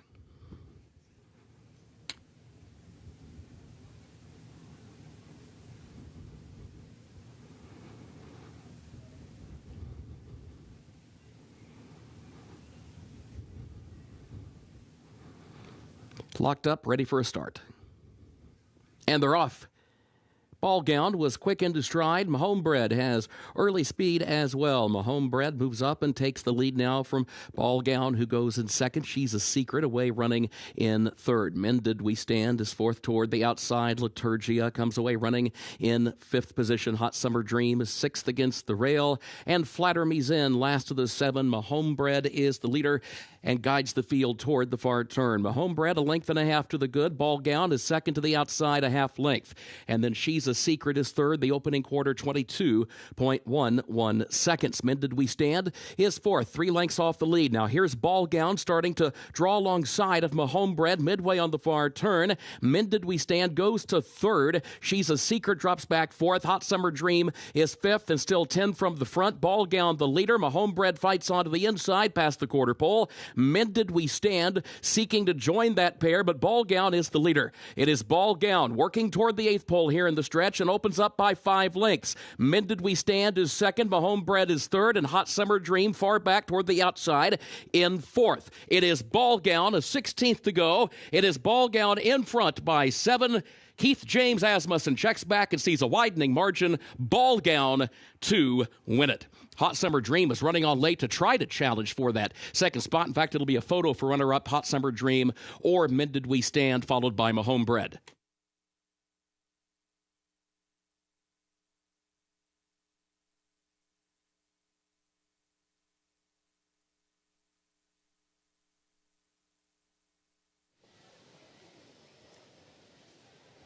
It's all in the family for the Asmussen clan as Keith James wins for his father, Steve, and that's Ball Gown, the filly doing the work for that team, the daughter of Twirling Candy, taken to the off-track here today, tracked off the pace set by the 3-horse Mahomebred, and was able to kick clear in the end at odds of 2-1. She actually broke on top, and Keith did a smart thing in kind of nudging her, just nestling her back off of the pace setter, which was the 3 Mahomebred, kind of forcing Mahomebred to be down on the inside, whereas Ball Gown got a breather and also got maybe the best part of the racetrack for much of the running, comes up with a nice late kick here to get the victory. I'm very close the rest of the way amongst the second, third, and fourth place finishers.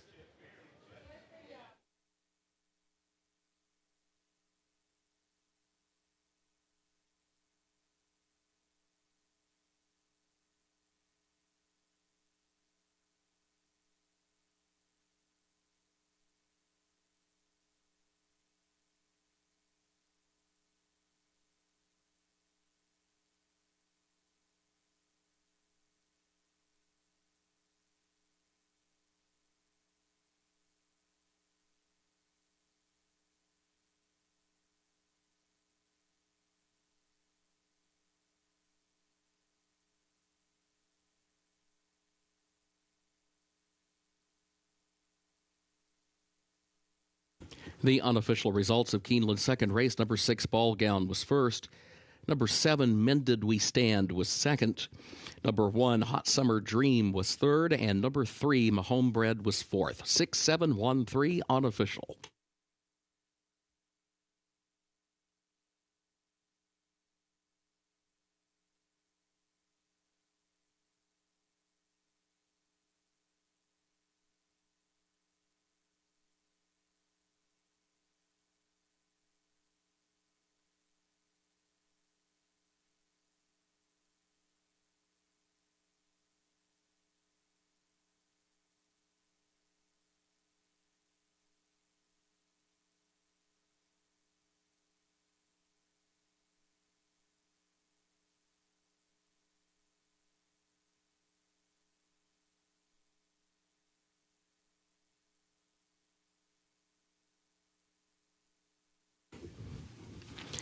In the winner's circle for Keeneland's second race, the unofficial winner, number 6, Ball Gown, owned by Steve Asmussen, who is also the trainer.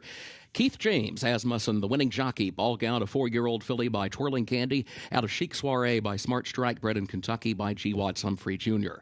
6.5 furlongs over the main track, listed sloppy today, 1 minute 19.98 seconds.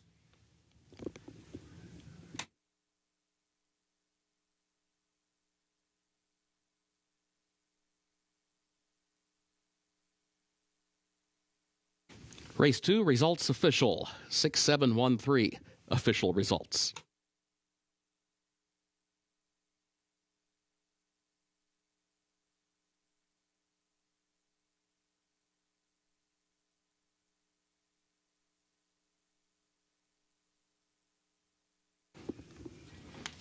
Keeneland's third race upcoming, double and pick 3 wagering featured here. Track is listed sloppy. In the third race, scratch number 8, Tap It Boy. Scratch the 10, Jimmy the Hat. Also scratch 14, Money Hungry, 15, Capo, and 16, Steal the Road. Third race, scratch the 8, Tap It Boy. Scratch 10, Jimmy the Hat. Scratch 14, Money Hungry, 15, Capo, and 16, Steal the Road. A reminder, number 13 draws into the race. 13, Who Snow Trouble Will Run. There's a jockey change for the 1 Red Cent, Gerardo Corrales. Number 1 Red Cent. The jockey is Gerardo Corrales. And a reminder, the 11 in the numbers is a gelding, and the 12, Yuletide Gallop, is a Ridgeling. Fourth race, scratch the 1, O'Connor Sunset.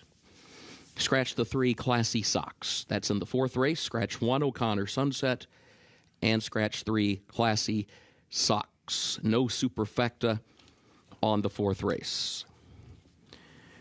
Race 5 off the turf, 5.5 furlongs main track. Race 5 off the turf, 5.5 furlongs main track. In race 5, scratch the 8, Runnin' Rocket. Scratch 10, Is It Midnight? Scratch 15, Drip Doro, and scratch 16, Higginsville. That's race 5. Scratch the 8, Runnin' Rocket. Scratch 10, Is It Midnight? Scratch 15, Drip Doro, and scratch 16, Higginsville. A reminder, number 13, Good Point, draws into the race. Also, number 14, Redeposit, draws into the race. Number 14, the jockey, Florent Giroux. 14, Redeposit. The jockey is Florent Giroux. Final note about the fifth race. Equipment change today. The 5, Muwazara, blinkers on. Number 5, Muwazara, blinkers on today.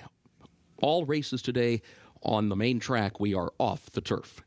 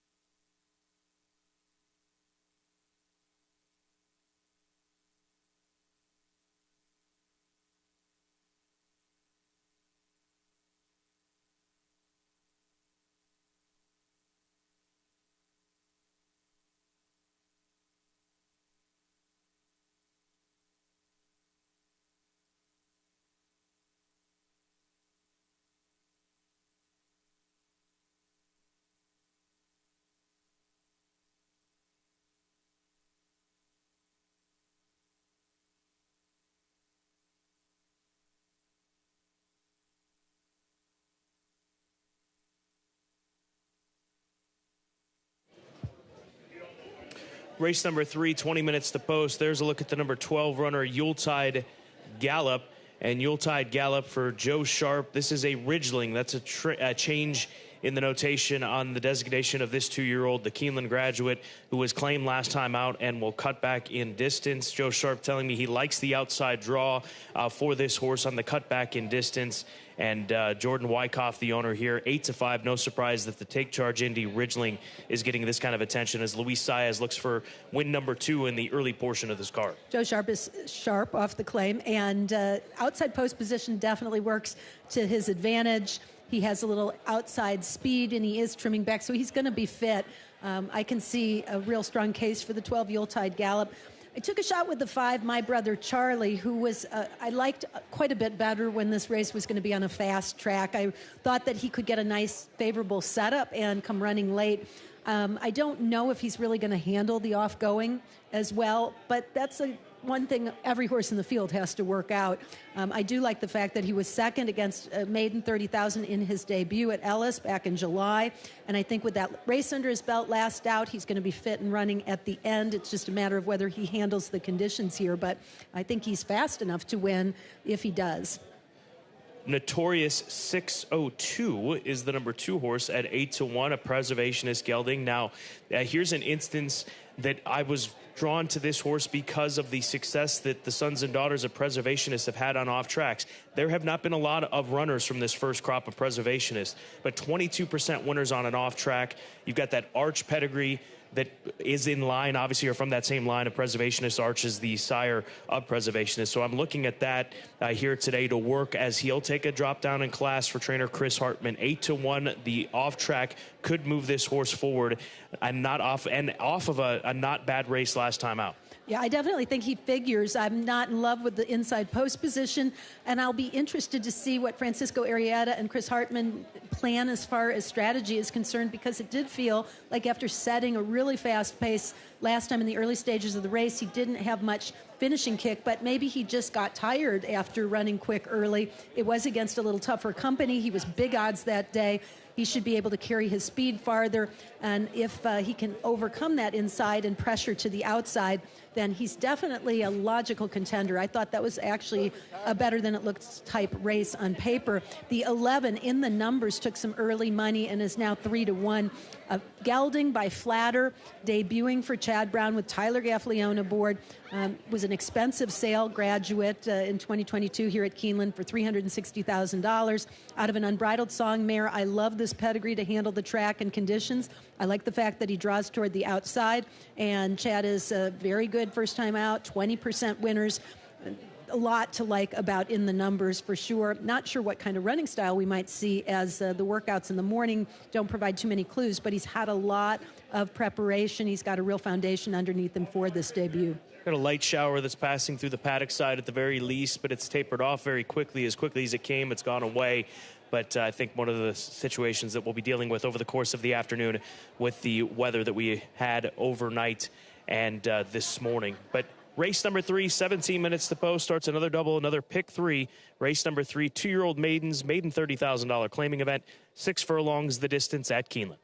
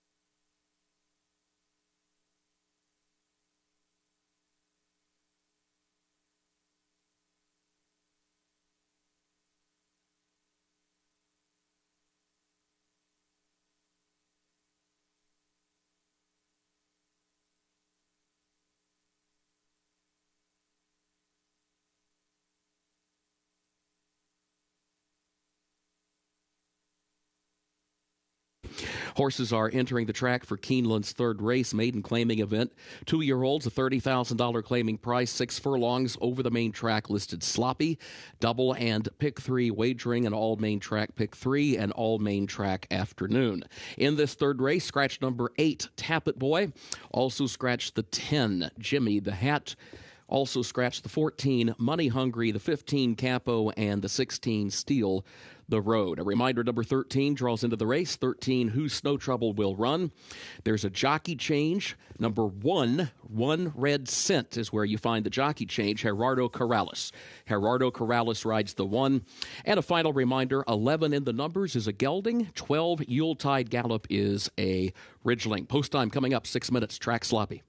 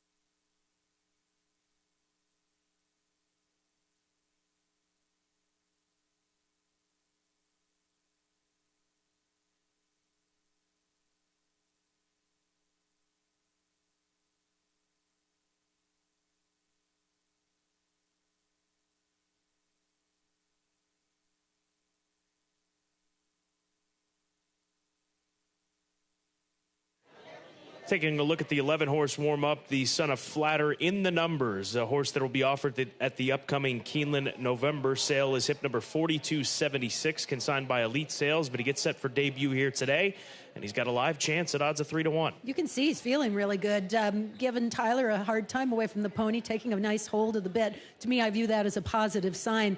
The pedigree says he should handle the off-going, and when you look at him, he certainly looks like a fit individual. You can see he has some good muscle definition and is tucked up and looks race ready. So I think he is definitely deserving of the low price right now at 3-1. The 12-horse Yuletide Gallop, that ridgeling with Luis Saez in the saddle as he warms up out there, feeling good on this sloppy track here today for start 3 of his career. Yeah, I thought he made a really nice appearance, and he comes out of a 1.16 race, so you know he's going to be fit. Showed speed that day, but I doubt that he'll be on the lead here. He has shown, though, in sprint races on the turf that he's able to sit close. So he's a pretty versatile horse. Luis Saez going for a second win of the afternoon. Just like how he has been warming up. He's not the biggest horse in the world, but he's very well balanced and looks pretty agile out there and looks as if he's enjoying himself in the muddy conditions. Doesn't seem to diminish his enthusiasm for the job at hand. And Who's Snow Trouble, horse that draws in off the also eligible. He looks nice out here. He's dappled the Son of Snow Trouble for John Ennis and his connections. And his race at Ellis Park wasn't bad. He ran well on turf. He debuted against Stakes Company on Derby weekend at Churchill Downs, which is a big ask. But at 12-1, I have a feeling this horse is going to run well. I really believe he is a big price right now, bigger than he should be. Outside seems to be the best part of the racetrack, perhaps, and he's coming out of tougher races. This is the easiest spot he's competed in. He has a little bit of early speed, and he makes a beautiful impression. I have to give him the paddock pick. Just a happy horse.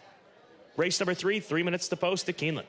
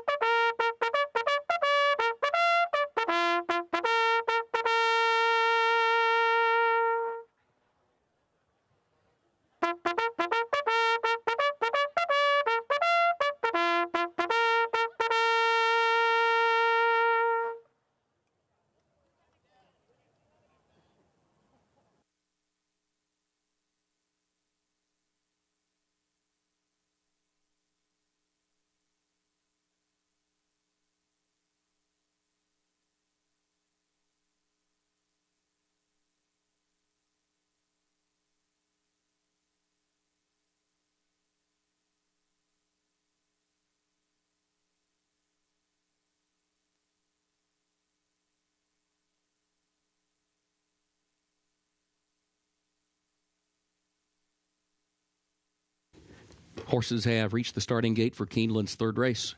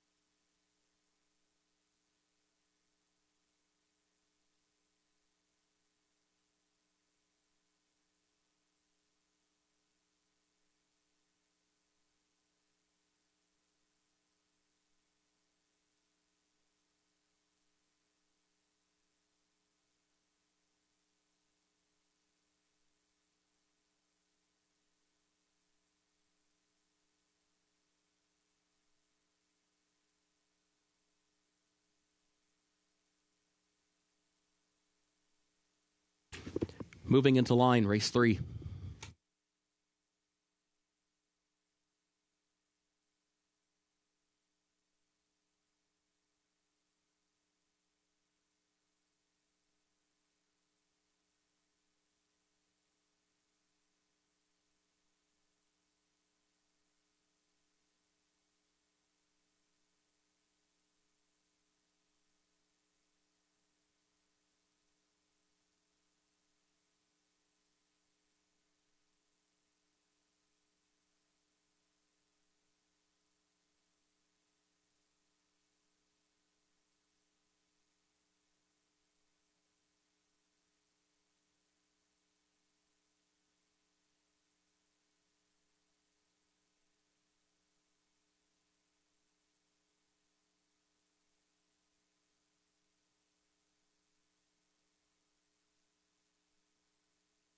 Number 9, Cole Minor, unseated the jockey. Update in a moment.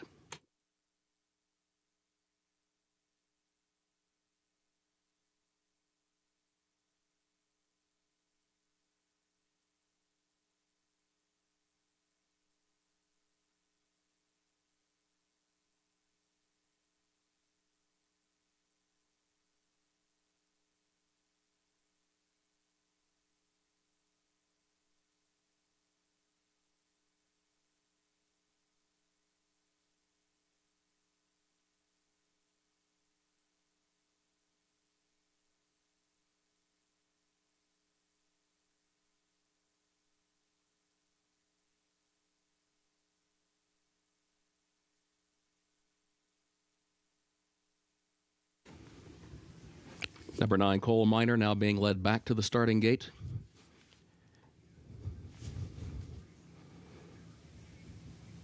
Field continues to move into line.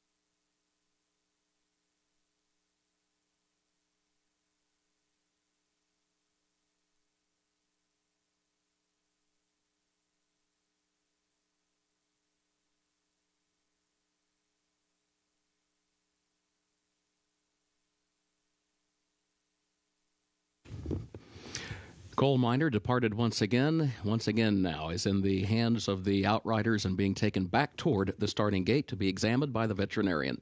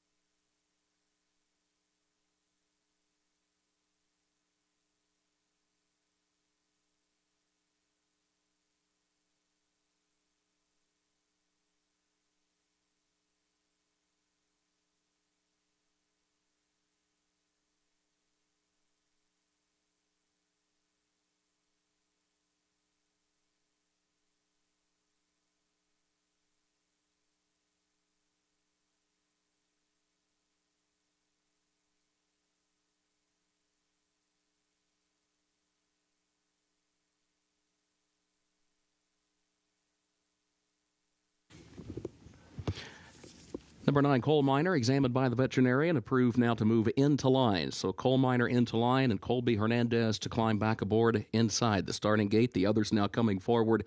3 more left to load. In the numbers, and Yuletide Gallop, both coming forward.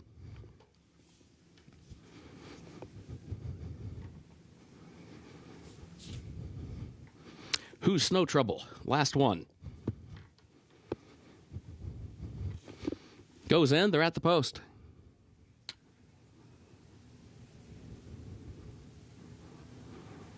And they're off. Yuletide Gallop, Who's Snow Trouble, Coal Miner all have early speed. One Red Cent comes away fourth and now kicks in and scoots up the rail.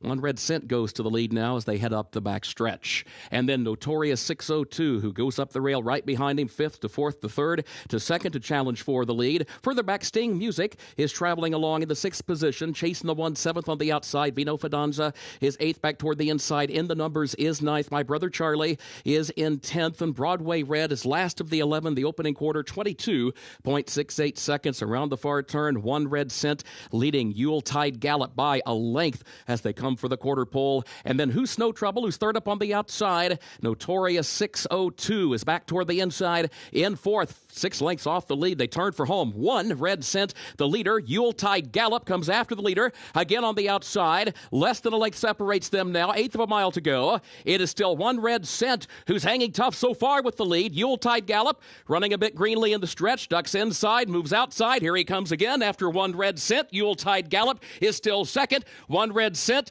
Yuletide Gallop. Yuletide Gallop, One Red Cent. Yuletide Gallop up to win it by a neck over One Red Cent, who was home in the second position, and close for third. Who's Snow Trouble or Notorious 602 for that third spot.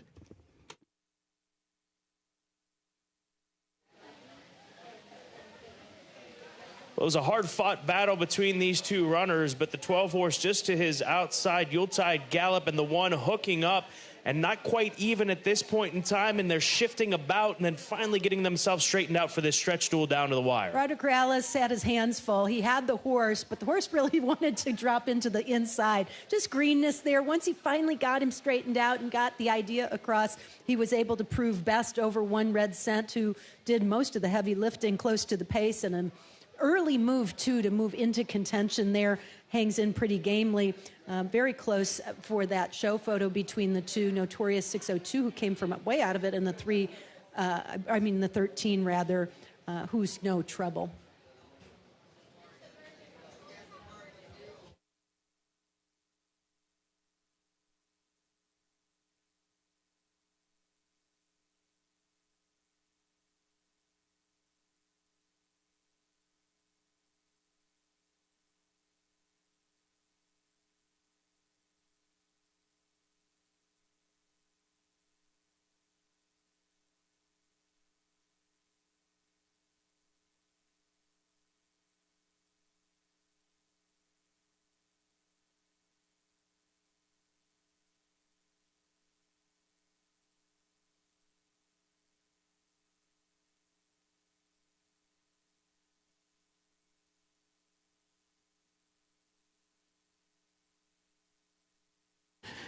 The unofficial results of Keeneland's third race, number 12, Yuletide Gallop was first.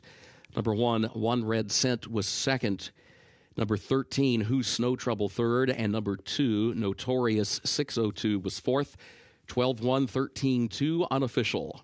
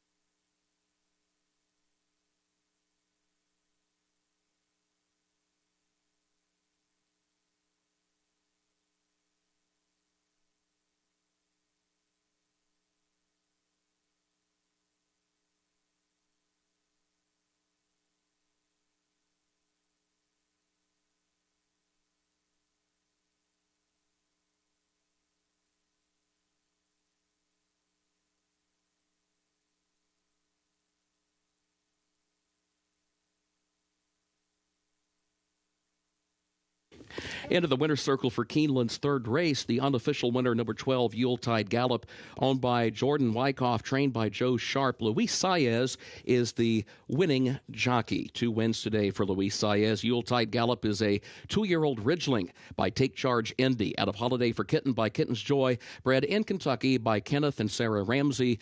The 6 furlongs, 1 minute 12.89 seconds over the main track, listed sloppy, and the results are official. 12-1, 13-2, the official results.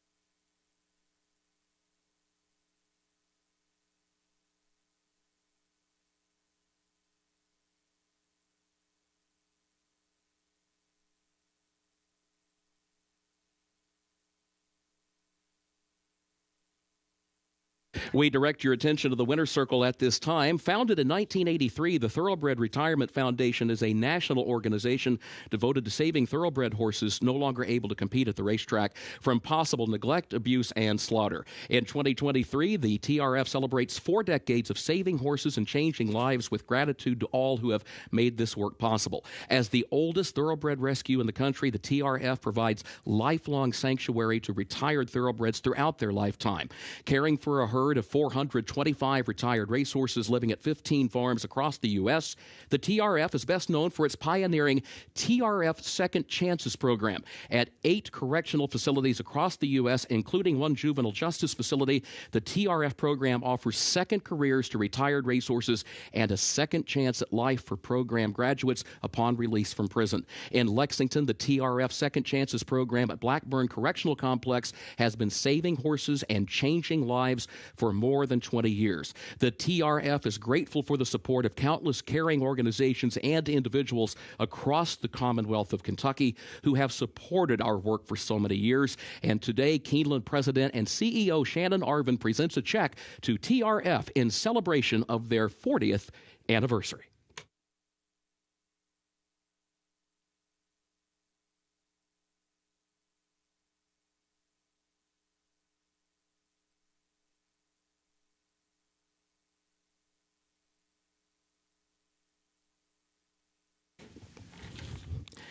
Keeneland's 4th race upcoming, doubled in pick 3 wagering. A reminder, we are off the turf. All the Keeneland races today go on the main track, which is listed sloppy. No superfecta on the 4th race. No superfecta on race 4. Scratch the 1, O'Connor Sunset, and scratch number 3, Classy Socks. Again, scratch the 1, O'Connor Sunset, and scratch the 3, Classy Socks. Looking ahead to race 5. Race 5 comes off the turf, 5.5 furlongs, main track. Race 5 off the turf, 5.5 furlongs on the main track. Scratch the 8, Runnin' Rocket. Scratch number 10, Is It Midnight. Also scratch 15, Drip Doro, and 16, Higginsville. That's in race 5. Off the turf, 5.5 furlongs, main track. Scratch the 8, Runnin' Rocket. Scratch the 10, Is It Midnight. Also scratch the 15, Drip Doro, and the 16, Higginsville. A reminder, numbers 13 and 14 both draw into the race. 13, Good Point. 14, Redeposit, both draw in. And there is a change of jockey for the 14, Redeposit, Florent Giroux. Florent Giroux, the jockey for number 14, Redeposit.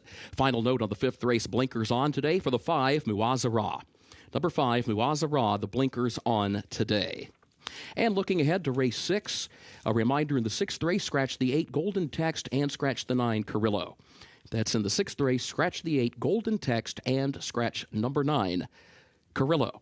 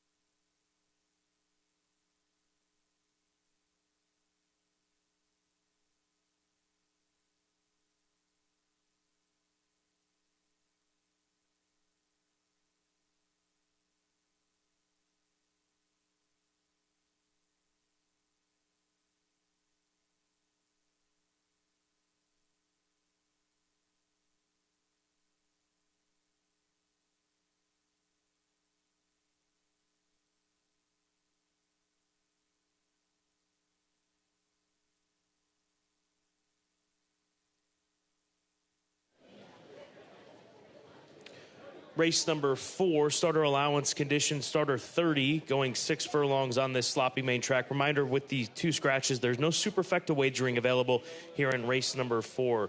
Kate and I both go in the exact same direction, 4, 6, and 2, led by Hocus for trainer, owner, and breeder Michael Thompson. This is a 6-year-old gelding by Arch, who did not debut until the age of 6, but he's won twice this year, and he gets back on dirt after a failed turf try at Ellis Park last time out, and clearly he's a better racehorse when competing on dirt. You know, he's 2 for 2 at this 3/4 mile distance, and he's 2 for 3 on the dirt.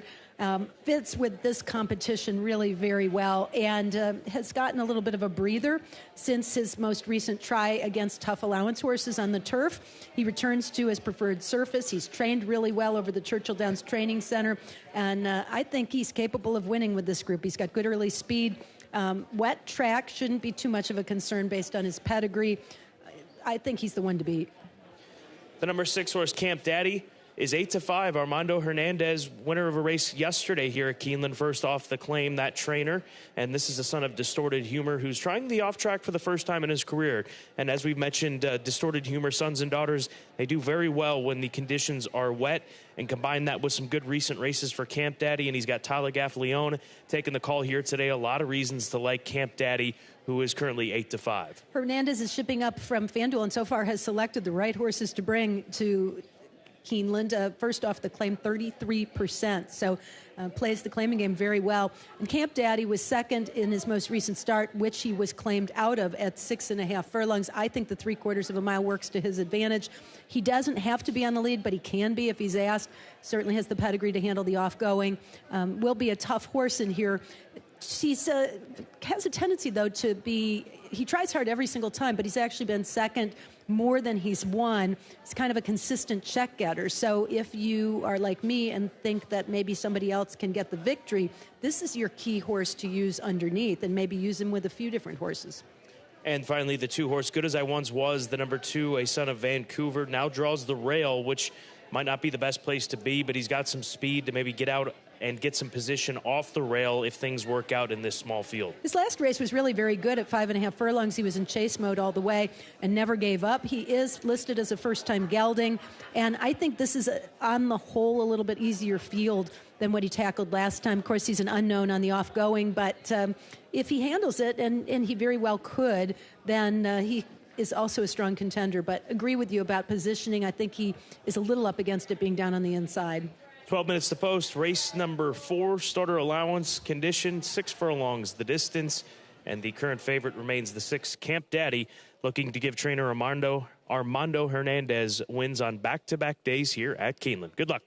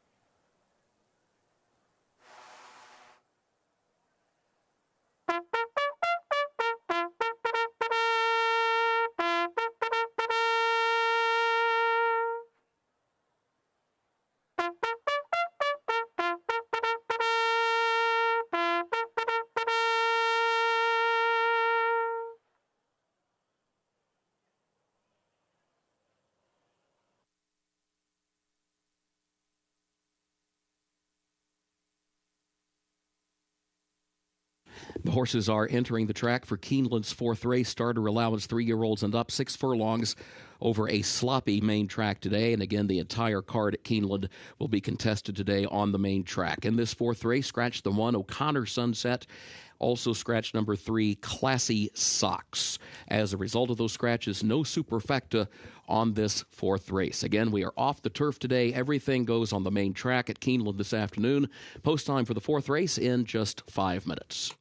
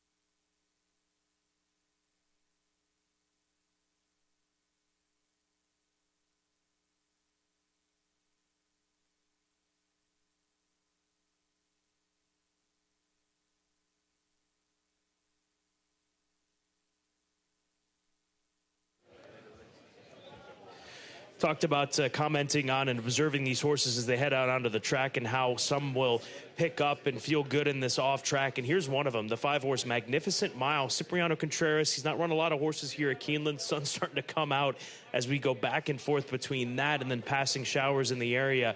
But you can't knock the way that this horse has acted since he got out there for the post parade and now in the warm-up under Manny Esquivel. His one prior race on a sloppy track was very early in his career before he broke his maiden, and it was against Maiden Special Weight Company. So I'm not going to hold it against him. Pedigree says he should be able to handle it. He's by Quality Road out of a Malibu Moonmere. He's actually a really pretty well-bred gelding and was an expensive sale horse, $800,000 back in 2021. A couple of fourth-place finishes. Horse looks great. I just think he's a happy horse. Looks like he's really enjoying the going. And though he hasn't won, he's been competitive with some decent horses. So I could make a case for him. Husker Butch, the number 7 horse, one for Kelly Von Hemel, a gelding by Cantheros, comes in from Prairie Meadows. He's running the off track and not run poorly. He finished third a few starts back, and he's just really, he's hit his stride as of late. In his last half dozen runs, he's managed to pick up checks in all of them, and he shows up here at Keeneland. And wouldn't be surprised if he runs another strong race today. No, not a bit. And he's on maybe the best part of the track. You know, you've got speed with the 4 Hocus, and then potentially speed from the 2 Good As I Once Was. And if those 2 hook up, it could set up really nicely for the 7 Husker Bush or even Magnificent Mile to come running late. It does feel as if the horses that, if they handle the track and have a little bit of speed, have a bit of an advantage, which puts the game in the court of the 2 and the 4. But I could definitely make a case for these others. This is a tricky little race to kick off a pick 3. I'd use some coverage.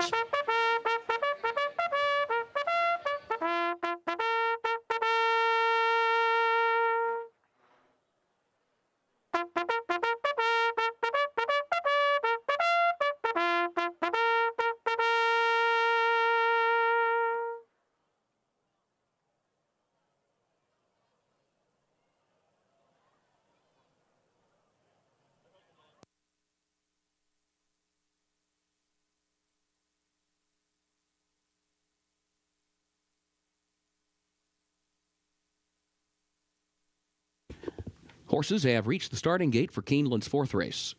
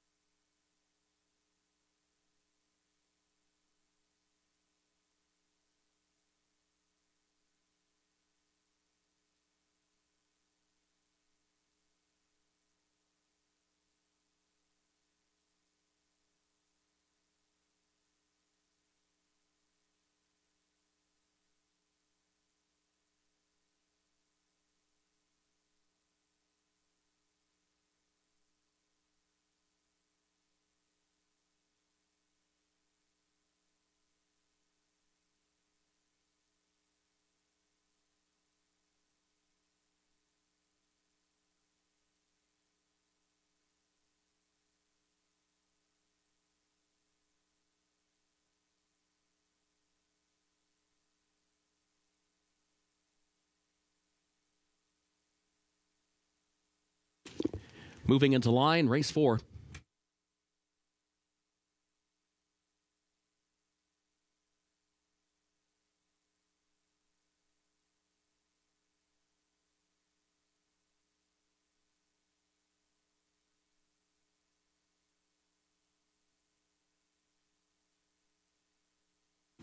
Three to load.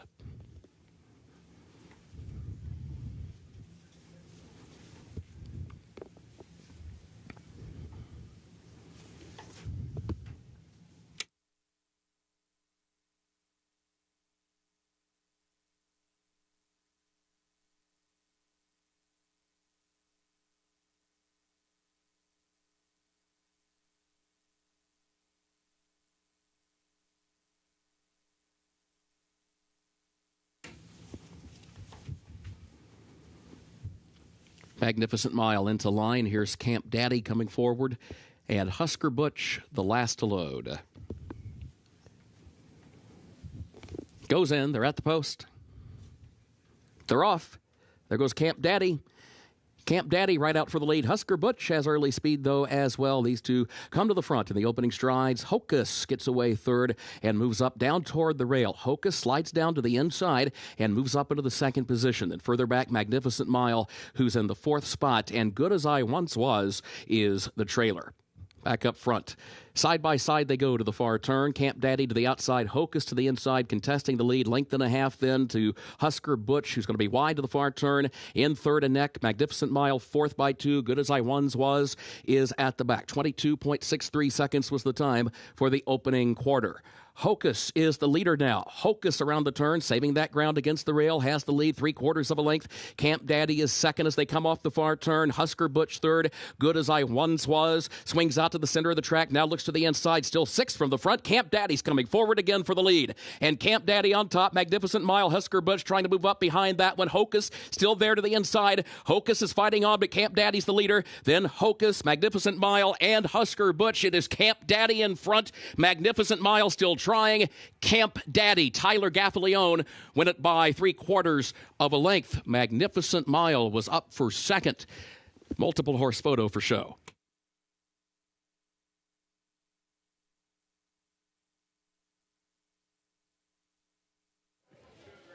Camp Daddy in about the 3-path, following that tire track, getting the victory. The son of Distorted Humor on the off track. Gaffalione gets one today, and another one for Armando Hernandez. It's 6-5, and then any one of 3 for the third money. Well, he proved strongest at the end, there's no question, and a good claim at that off that last start. But I would have liked to have seen what would have happened if the positions were reversed there. The 4 Hocus really seemed to flounder a little toward the end, being down on the inside all the way around the track. A little better positioning for the winner, and a big race from Camp Daddy. And making up a lot of ground at the end was the 5 Magnificent Mile.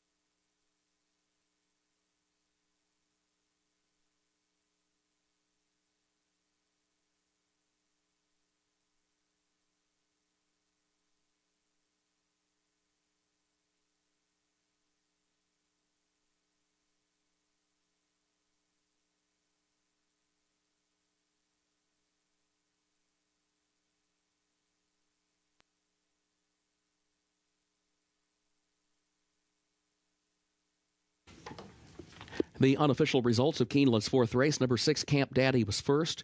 Number 5, Magnificent Mile, was second. Number 4, Hocus, was third. Number 2, Good As I Once was fourth. 6, 5, 4, 2 unofficial.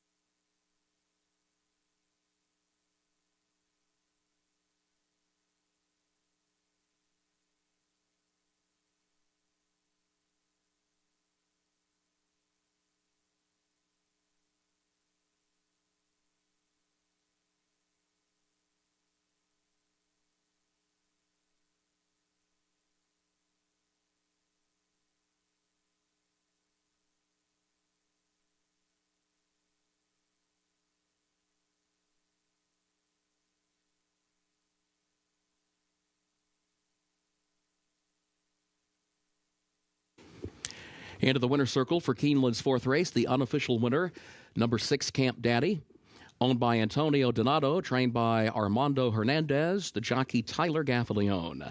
Camp Daddy, 4-year-old gelded son of Distorted Humor out of Circle of Rossetti by Bernardini.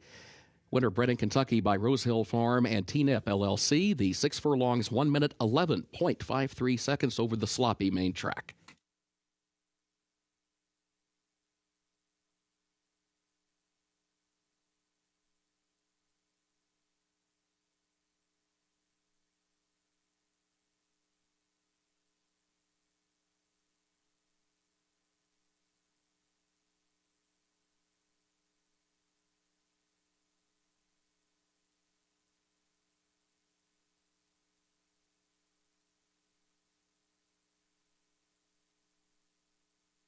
Fourth race, results official, 6-5-4-2, the official results for Keeneland's fourth race.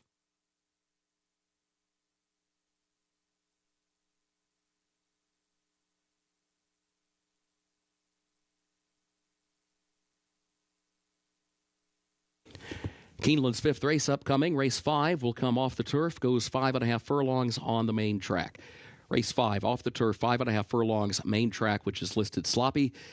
Double and pick 3 wagering offered here. Start of the pick 6 carryover, $24,718. And also the start of what was originally programmed as a Keeneland Turf Pick 3, now a Keeneland Off the Turf Pick 3. You can still wager on that particular sequence, races 5, 7, and 9. But again, all races are on the main track. So in race 5, scratch number 8, Runnin' Rocket. Also scratch the 10, Is It Midnight. Scratch the 15, Drip Doro, and scratch the 16, Higginsville. Again, scratch the 8, Runnin' Rocket. Scratch the 10, Is It Midnight. Also scratch the 15, Drip Doro, and the 16, Higginsville. A reminder, number 13, Good Point, draws into the race. And number 14, Redeposit, draws into the race. Jockey change on the 14, Florent Giroux. Florent Giroux rides the 14, Redeposit. And a reminder, change of equipment for the 5, Muaza Ra, blinkers on. Change of equipment, the 5, Muaza Ra, blinkers on today. The 6th race, scratch number 8, Golden Text, and scratch the 9, Carrillo. That's in the 6th race, scratch the 8, Golden Text, and scratch the 9, Carrillo. 7th race, that one comes off the turf, 5.5 furlongs main track. 7th race, off the turf, 5.5 furlongs main track. Scratch the 2, Redefined. Also scratch the 5, Covenant Lady. Scratch the 8, Troublemaking. Also scratch number 12, Cora Pearl, and scratch number 13, American Starlet. That's the 7th race. Scratch the 2, Redefined. Also scratch number 5, Covenant Lady. Scratch number 8, Troublemaking. Scratch the 12, Cora Pearl, and scratch number 13, American Starlet. A reminder, the 14 draws in. 14, Take Charge Chloe, that one draws into the race. Looking to the 8th race, scratch number 10, Sabra Tough. 8th race, scratch the 10, Sabra Tough. Featured 9th race comes off the turf, 1 mile, main track. Featured 9th race off the turf, 1 mile on the main track. A reminder, that race will finish in the short stretch at the first wire. Scratch number 1, Tatanka. Scratch number 3, Cool House. Scratch the 4, Main Event. Scratch the 6, Alex June. Also scratch number 7, Easter. Scratch number 8, Strong Quality. Scratch the 10, King Max. And scratch the 12, Gunton Row. That's the featured ninth race. Scratch the 1, Tatanka. Number 3, Cool House, also is scratched. Scratch the 4, Main Event. Scratch the 6, Alex June. The 7, Easter. The 8, Strong Quality. Also scratch the 10, King Max, and scratch the 12, Gunton Row. A reminder, the main track onlys all draw into the race, 13, 14, 15, and 16. War Campaign, Brigadier General, Warrior Johnny, Search Engine, all have drawn into the race. And a reminder in the ninth race, the jockey for the 5, Minnesota Ready, Flavian Pratt. 5, Minnesota Ready, the jockey, Flavian Pratt. 10th and final race, scratch the 7, Libertango. 10th and final race, scratch the 7, Libertango. Getting ready to begin an all-main track pick 6 and a Keeneland off-the-turf pick 3. Track is sloppy.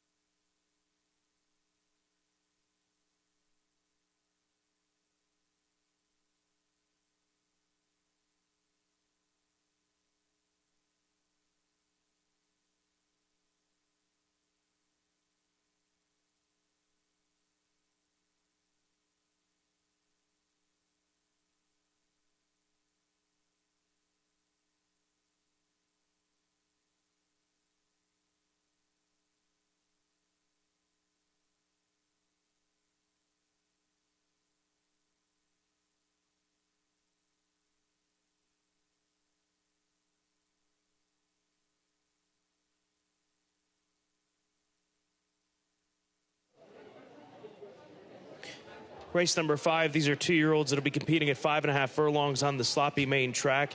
And don't forget, does start the $3 now Keeneland off the turf pick 3, $3 minimum wager. And that is races 5, 7, and 9. Also starts the pick 6 with the carryover coming into today from yesterday, does this 5th race. It's a wide open race. Obviously, things change dramatically with it coming off the turf course onto the sloppy track for these young horses. I've got the 7 on top, Smoky Smoky, a colt that ran his best race sprinting on debut. He's by Mendelssohn. Mendelssohn gets good runners on the off track, 18% winners. He himself was a Breeders' Cup winner on turf, Mendelssohn. He also won the UAE Derby on dirt, running away from that group over at Maidan. So I'll take my shot with Smoky Smoky, an experienced horse. He's run on a good surface on the turf, firm going. So perhaps that experience on different types of surfaces will come into play as he encounters a sloppy track here today. I've been a fan of this horse since he ran at Saratoga. I thought that was a very good effort. And then he had a little bit of bad luck out of the gate in both his next starts at Kentucky Downs and Churchill Downs. He just kind of got bumped around a little bit, lost some position, and still ran credibly, especially in the Kentucky Downs race. At Churchill last out going the mile and a 16th, he kind of called it a day after the troubled trip and then rushing up to vie for the lead. This turn back in distance makes perfect sense. He's a beautiful looking individual and won't shock me in the least. It'll be interesting to see how he handles the sloppy going. I think this pedigree could go either way. I do think with the Warfront influence on the dam side that Smokey might be in pretty good shape, and I like his positioning toward the middle of the pack. Top choice, I went to the 1, Brennan's Honor. I'm not in love with this post position, but the horse is a really attractive son of Twirling Candy out of a Birdstone mare. He's a half-brother to the really nice horse Misty Vale, and he is bred to be precocious. Rusty Arnold has a nice record with his first-time starters, and even better usually when they debut on turf. So I think Brennan's Honor was well meant for the grass. I'm not as convinced on the off-going, especially given the fact that he's going to be down on the inside. But Martin Garcia is a very good gate rider, so hopefully he can get Brennan's Honor out and get a little position away from the rail early and doesn't have to use too much horse in the process of doing so. He's definitely bred to handle the off-going by Twirling Candy, who is a son of Candy Ride. So mixed factors about the 1 Brennan's Honor, but 8-1 is an awfully nice price. He's an impressive individual. Boy, does he look good down here for debut. He's as fit as a horse can be, and he'll be a horse offered at the upcoming Keeneland November sale. Hip number 4185, Brennan's Honor, the number 1 horse, getting set for debut today, will be offered at that Keeneland November sale late in those days. We move on to the number 2 horse, Got to Keep Him, for Eddie Keneally. Street Boss Colt also has 2 runs under his belt. He was the beaten favorite in both of those races. He's now 12-1 right now, and he didn't run bad in either of them after showing some speed. He'll cut back to 5.5 furlongs again. Johnny Velasquez in the saddle. This one worth a look at odds of 12-1. Got to Keep Him, the 2. Yeah, he is, as well as the 11 Spirits Mischief, who I know you have on your ticket for Wesley Ward. Blinkers come off this son of Into Mischief, who has a very nice wet track pedigree. Not only Into Mischief, but on the dam side, Stave is a daughter of Ghost Zapper, a well-bred colt. This one is, and in his debut, showed some speed away from the gate before winding up third.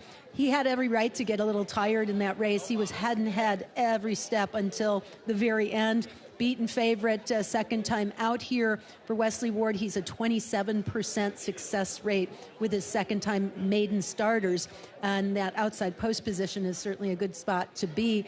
For the 3rd spot, I went to the 6 in a jam. Here we have some experience again on both the slop, the main track, and the turf, and all of the efforts have been about the same, and none of them bad. Most recently 3rd at Kentucky Downs. I just felt he was consistent enough to be a real factor in here, and at 8-1, I definitely like the price with Tyler Gaffleone looking for his second win today.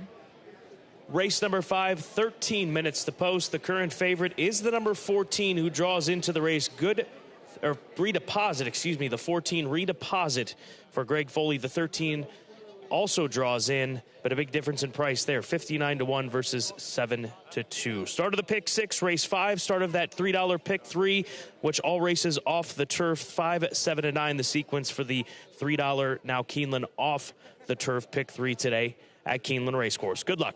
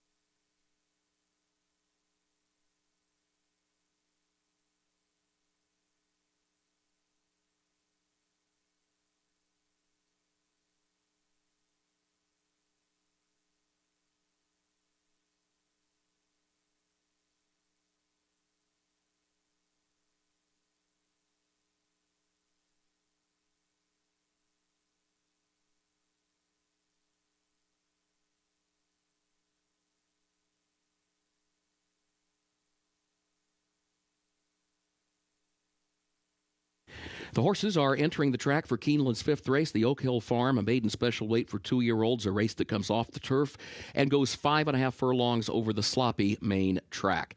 Double and pick 3 wagering, start of the pick 6, $24,000 carryover, start of the Keeneland Turf Pick 3, which is now an off the turf pick 3 for races 5, 7, and 9. Again, we're off the turf, all Keeneland races today on the main track. In race 5, scratch the 8 Runnin' Rocket, scratch the 10 Is It Midnight, scratch the 15 Drip Doro, and scratch 16 Higginsville. A reminder, number 13 Good Point draws into the race. Also, the 14 Redeposit draws into the race. The jockey for the 14 is Florent Giroux. 14 Redeposit, the jockey Florent Giroux. Equipment change today. Number 5 Muazara, blinkers on. Number 5 Muazara, blinkers on. Sloppy track, post time less than 5 minutes.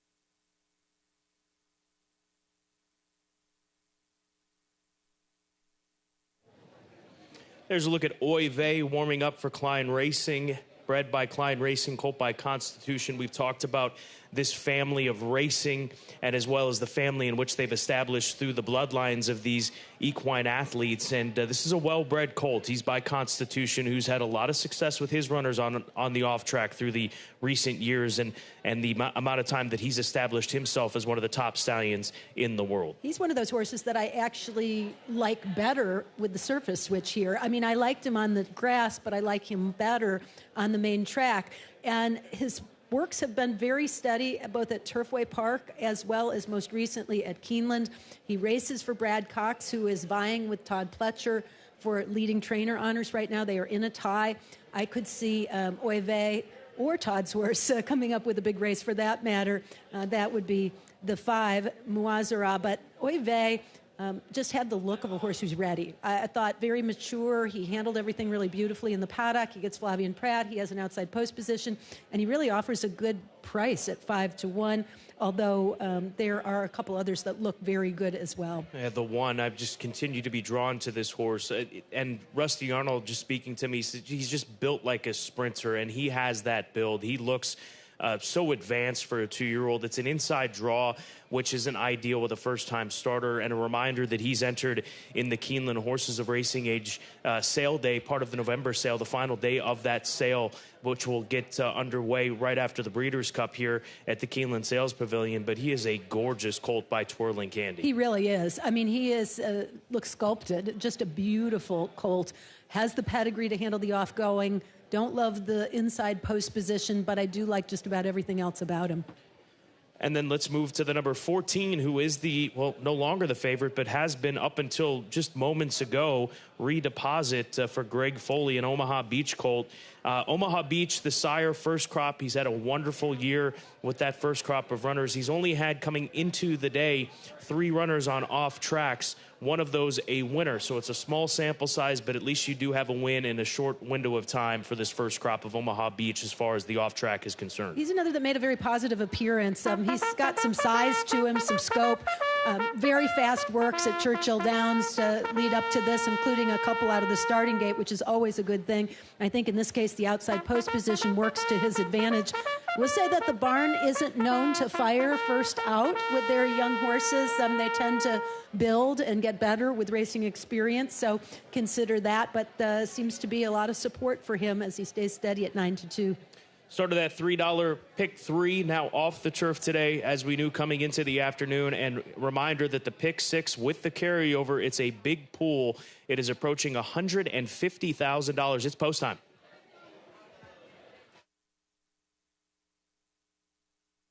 Horses have reached the starting gate and are moving into line for race 5. The Oak Hill Farm at 5.5 furlongs on the main track, getting ready to start the all main track pick 6 and the off the turf pick 3.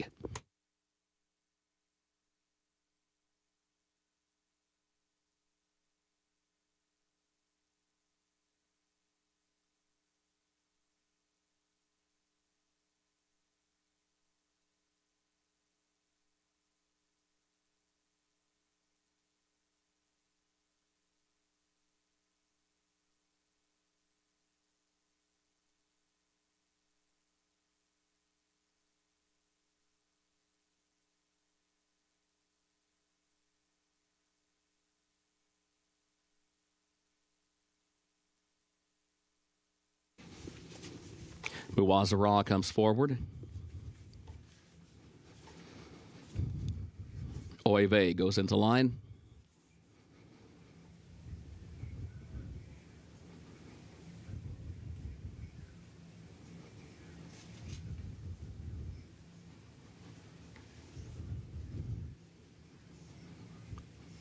In a jam next to load.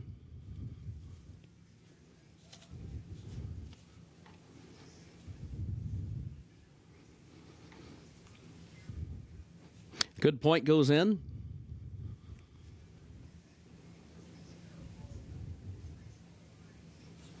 Redeposit, the last one.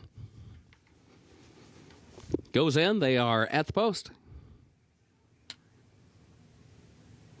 And they're off. Muwazara, quick into stride, right out for the lead. Oeve, Spirit's Mischief is right there as well. In a jam comes out running in 4th. Brennan's Honor is 5th. Got to keep him. Comes away in 6th. Non-Fungible is 7th. Chestnut Creed is 8th. Redeposit moving up very wide, 5 wide from 9th. Moving up a few positions on the far outside, onto the far turn. And then further back, Camilla's Warrior is in 10th. Good Point is 11th. And Smoky is last of the 12 opening quarter, 22.6 for second. Spirit's Mischief is the leader, 3/4 of a length. Smoky has dropped way out toward the back of the pack as they move around the far turn. That allows Muwazara to move up to the inside, and also Oeve. Now it's a 3-way shuffle. Muwazara needs an opening toward the inside of Spirit's Mischief. Here's Muwazara still second. Spirit's Mischief responding at the 8th pull. Spirit's Mischief has the lead. It's out to 3. It's out to 4. Muwazara is second, a gap of 5 back to Oeve in third. In a jam, then Redeposit, followed by Brennan's Honor. Deep stretch. Spirit's Mischief, Gerardo Corrales aboard. Spirit's Mischief to win it. Muwazara will be across the line in the second position, and it'll be close for third. Redeposit or In a Jam.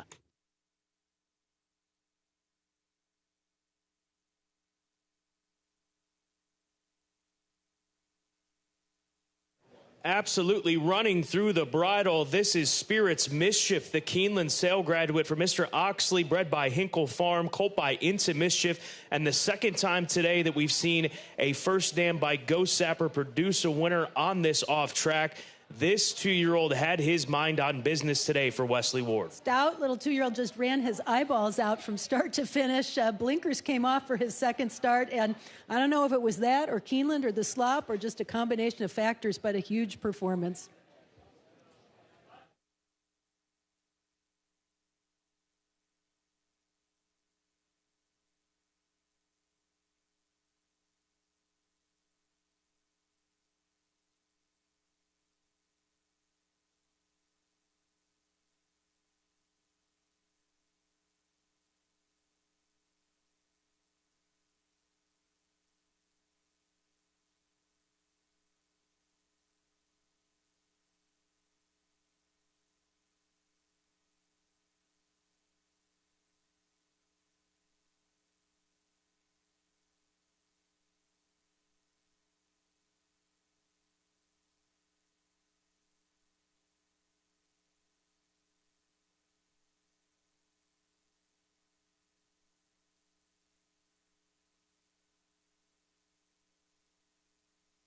Unofficial results of Keeneland's fifth race. Number 11, Spirits Mischief, first. Number 5, Mawazara, was second.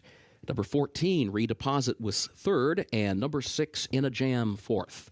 11-5, 14-6 unofficial.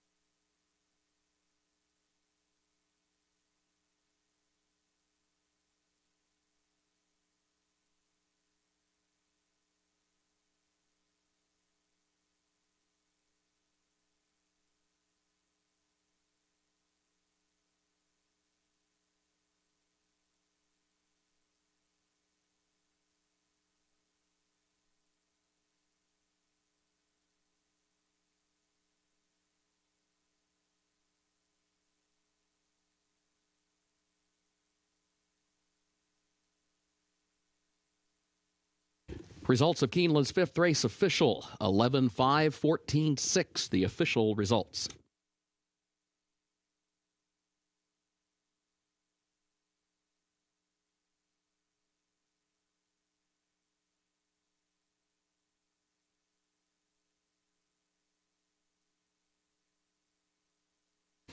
Into the winner's circle, the official winner of Race 5, the Oak Hill Farm, the 11 Spirits Mischief, owned by John Oxley, trained by Wesley Ward.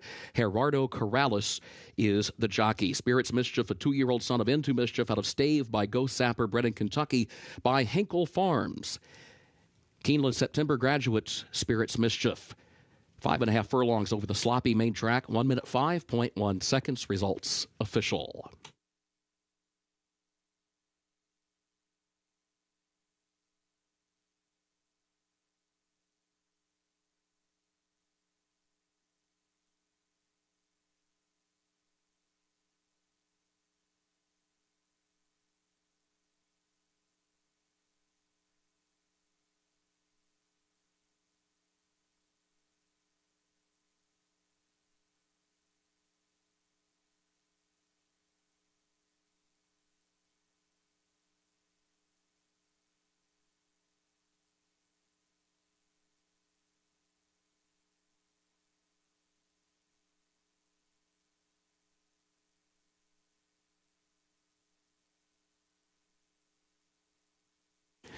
In the winner's circle, the Oak Hill Farm trophy presentation to the connections of Spirits Mischief.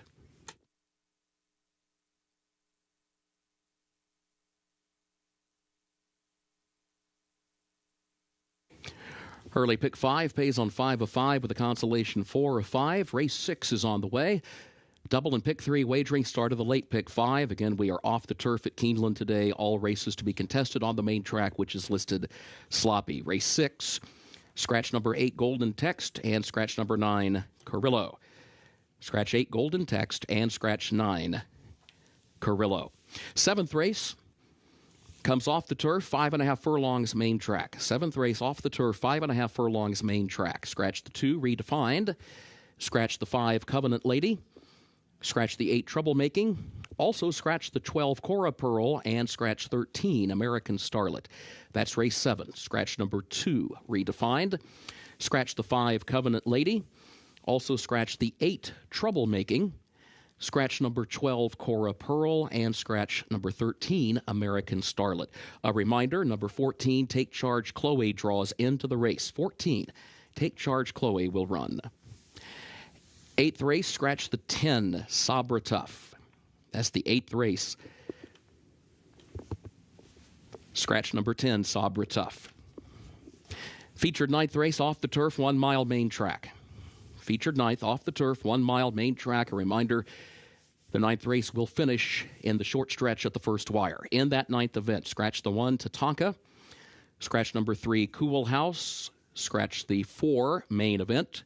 Also scratch the 6 Alex June, the 7 Easter, the 8 Strong Quality. Also scratch number 10 King Max and scratch the 12 Gunton Row. That's all in the featured 9th race. Scratch the 1 Tatanka, scratch number 3 Cool House, scratch the 4 main event. Also scratch number 6 Alex June, the 7 Easter, the 8 Strong Quality, and scratch the 10 King Max and scratch the 12 Gunton Row. A reminder, numbers 13, 14, 15, and 16 all draw into the race. The main track onlys all draw into the race. And a reminder, in that 9th event, the jockey for the 5 Minnesota Ready, Flavian Pratt. 5 Minnesota Ready, Flavian Pratt, the jockey. 10th and final race, scratch number 7 Libertango. 10th and final race, scratch the 7 Libertango.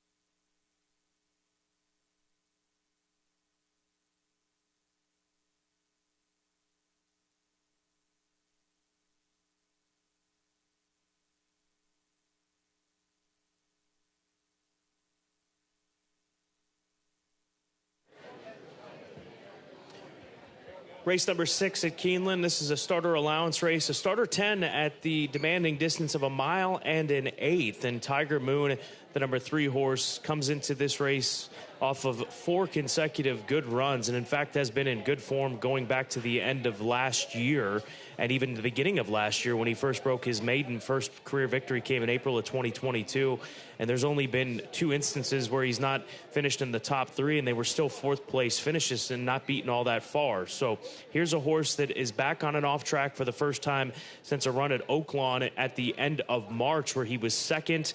He was second in the follow-up race to that, but he comes off of back-to-back wins, one at Churchill, one at Delaware. He beat a few of these horses that he's running against here today, including Nepal Up, the number 4 runner, who was beaten just a neck, but he's 6-1. We'll see if Tiger Moon can get 3 in a row. I think he's more than capable of today for Lindsey Schultz, who's at a nice meet here at Keeneland. I agree. I guess the unknown is the off track, but he did run very well on a sloppy track at Oaklawn Park in some tough starter allowance company. You know, since he was claimed for $10,000, he's never looked back. He's about as honest as a horse can be. Broke his maiden for $40,000, which is a step above where many of the horses in this field had to be to get that first win.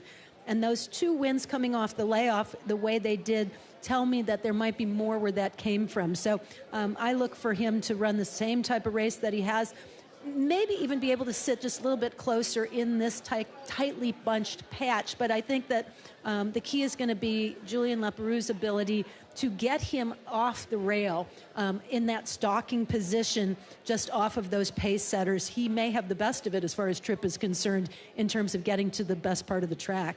Bear Oak, the 7, the 8-5 favorite for AJ Suited Racing, Norm Cassie, Ricardo Santana Jr. Ricardo Santana Jr. and Norm Cassie have been one of the top teams in recent months, especially during that Churchill Downs meet, which wrapped up at the end of September. So they're back together again with this gelding, and you can see the success that they've had together with this horse. He was a winner twice in August at Saratoga, once on dirt, once on turf. His last dirt win, though, came going 1.25 miles. Longer race than today, even at 1 1/8 miles. So can he get up at 1 1/8 miles is the question that I would have. I don't discount him in any way. He's my second choice in this race. I think he's got a live look in here, but I wonder if 1 1/8 miles may come up a bit short for him based on the way that he runs races. My second choice as well, and probably mainly because of that distance factor. It's very hard for horses to come out of those longer distance races where the pace early is much more pedestrian, much more relaxed, and then be able to quicken and stay in a tactical position in the early stages of a race. So then they have so much left to do at the end. Bear Oak is capable of winning at 1 1/8 miles, I think. He hasn't done it yet, but I definitely think he probably could.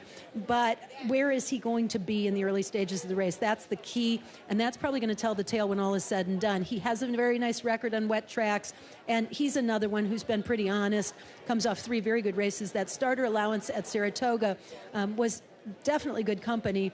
The question is whether he can do it at 1 1/8 miles as he did it at 1 1/4 miles. One of the pedigree lines that we mentioned this morning on Today at Keeneland in referring to the off-track in which we are dealing with today at Keeneland Racecourse is Candy Ride, and Nordic Light comes from that sire line. He's by Mastery, that undefeated son of Candy Ride, and he's one that I would wonder if maybe 1 1/8 miles might be a touch too far for him, but it's a Brad Cox runner. He's on the inside going 2 turns. He's going to be able to save ground. He should show some speed, and I think that you've got to respect him at odds of 5-1 as he's getting some attention here in race number 6. I worry about the distance as well as the positioning with him down on the inside, but he does have enough speed that if he does break sharply, perhaps he can get off the inside and be able to chart his own course. For the third spot, I went to the 5. That's Commander Carl. He's another with speed. In fact, I think he may have the best of it as far as pace is concerned. To his inside, he'll have to contend with Call Me Gusto, but he was a 5-length winner after battling on the lead last time out against $10,000 claimers. This is a step up for sure, but that weapon of speed and that outside positioning make him a real factor here with Luan Machado. Race number 6 starts the late pick 5. Reminder, all races today on the main track. So an all main track, late pick 5 begins with race number 6 here at Keeneland in less than 13 minutes.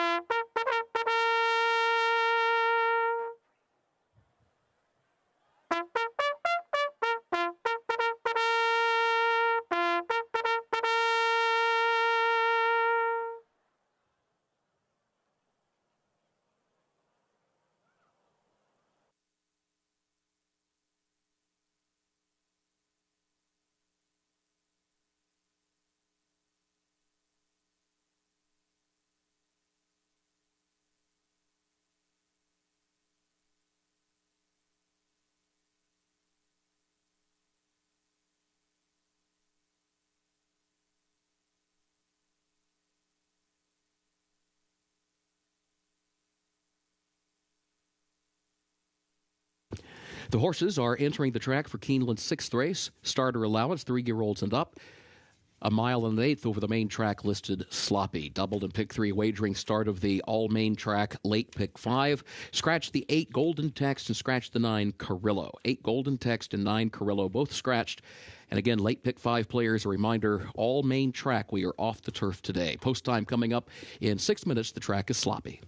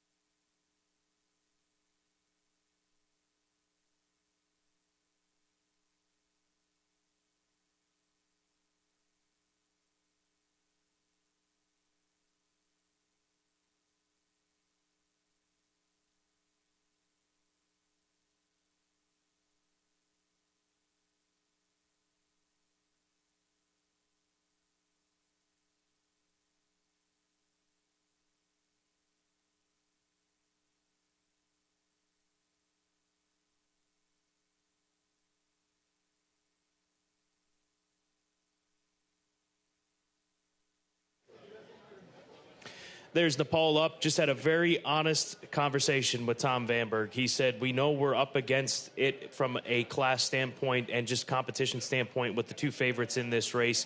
And he said, it just might be a situation where we have to wait out these other 2 horses to not be eligible for this condition, this starter 10 condition. He's an honest horse, but he knows that these other 2 might be have a little edge on him from a competition standpoint. Boy, the 7-year-old sure looks good and happy out on the track and has had a really productive career thus far. 3rd start off the layoff, it could be the best for him. But, you've got to try to figure out what he can do to be able to close the gap and get past, especially Tiger Moon, who beat him in neck last time out. Maybe the mile and an eighth helps a little bit, but I don't necessarily think that the off-track conditions today and the way this race comes together play to his style. I love how he looks, though, and he is honest. And he actually is one of the few in the field that has won on wet tracks. Commander Carl, the 5-horse, 11-1 right now. We'll see how he fares at this distance. And Luan Machado, he's had a good week here at Keeneland, the jockey of this 5-horse. He's actually bred to be able to handle a route of ground, and he stepped up to the mile and a 16th with ease and won by 5. It was against different horses for $10,000 claimers. But that said, most of the others in this field started at $10,000 before getting to this point. So it looks super. He's very, very sharp. I think he's going to be the pace setter. It's just a matter of how fast he has to go early and what kind of position he has as opposed to everybody else. Race number 6, less than 4 minutes to post. There's a look at the favorite, Bear Oak, for AJ Suited Racing, son of Giant Oak, looking for his 4th win in 2023. This race starts that late pick 5. The pool quickly approaching $250,000. Good luck.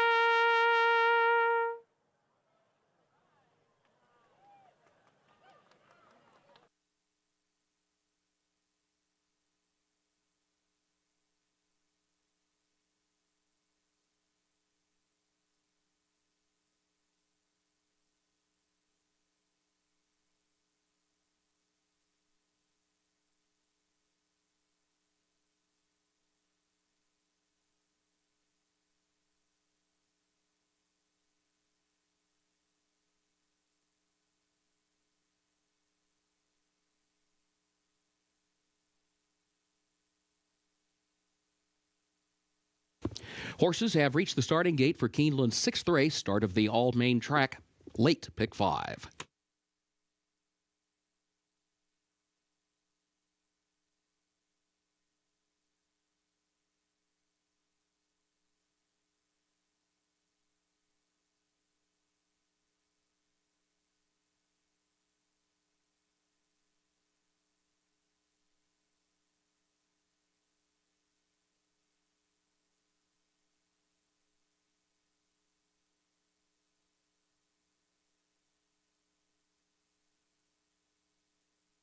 Moving into line race 6.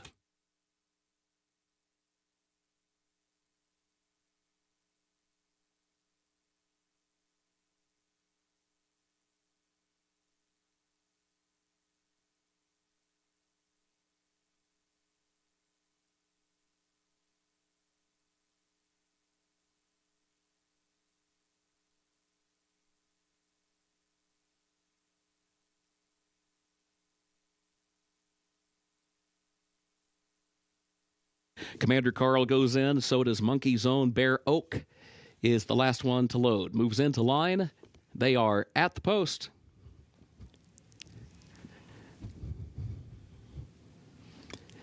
And they're off. There goes Nordic Light from the inside. Commander Carl right there from the outside, and Call Me Gusto.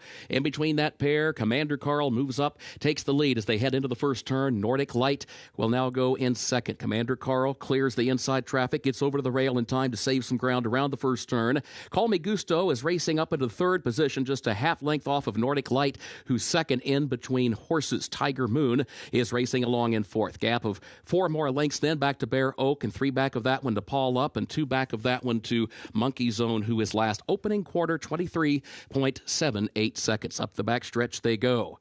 It is Commander Carl who leads at a half length. Nordic Light toward the outside now in the second position by a length. Call Me Gusto is third toward the far outside. A gap of 2 lengths back to Tiger Moon. Now Tiger Moon travels in fourth after an opening half mile in 47.74 seconds. Bear Oak is toward the outside as they head toward the far turn. Still running some 6 lengths off the lead. In fact, Nepal Up moves up 1 position to his inside, then a break of 7 more lengths back to the trailer Monkey Zone. Up front, here's Nordic Light to the lead, and here's Tiger Moon with a 3-wide sweep. Tiger Moon comes forward and takes the lead now by a half length, by a full length as they come off the far turn. Bear Oak is following that move. Now Bear Oak goes to second, 5 from the lead though as they turn for home. Nepal Up is running up toward third position at the top of the stretch, and then Nordic Light, who has lost ground, drops back into fourth. Tiger Moon with Bear Oak in pursuit, 2 lengths between them, a length and a half between them. Here comes Bear Oak after the leader, Tiger Moon, and Bear Oak from the outside has taken the lead as they come by the 16th pole, a gap of 8 more lengths back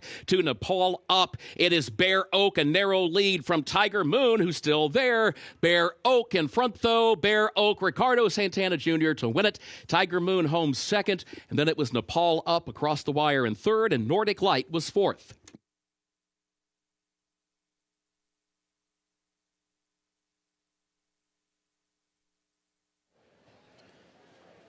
Well, Julian Leperoux was the first to move on Tiger Moon, and Ricardo Santana Jr. recognized that and made his move at the same time, being well back behind this horse, and it paid off. And he's out in the center part of the track and excelling here today. Bear Oak ends up winning this one over the 6-5 second choice, 7-3-4-1, unofficial in race 6. You know, Julian tried to keep Tiger Moon off the inside, but the horse just seemed determined to kind of drift down there with nobody else inside of him. Result, Bear Oak strongest at the wire, narrowly over Tiger Moon.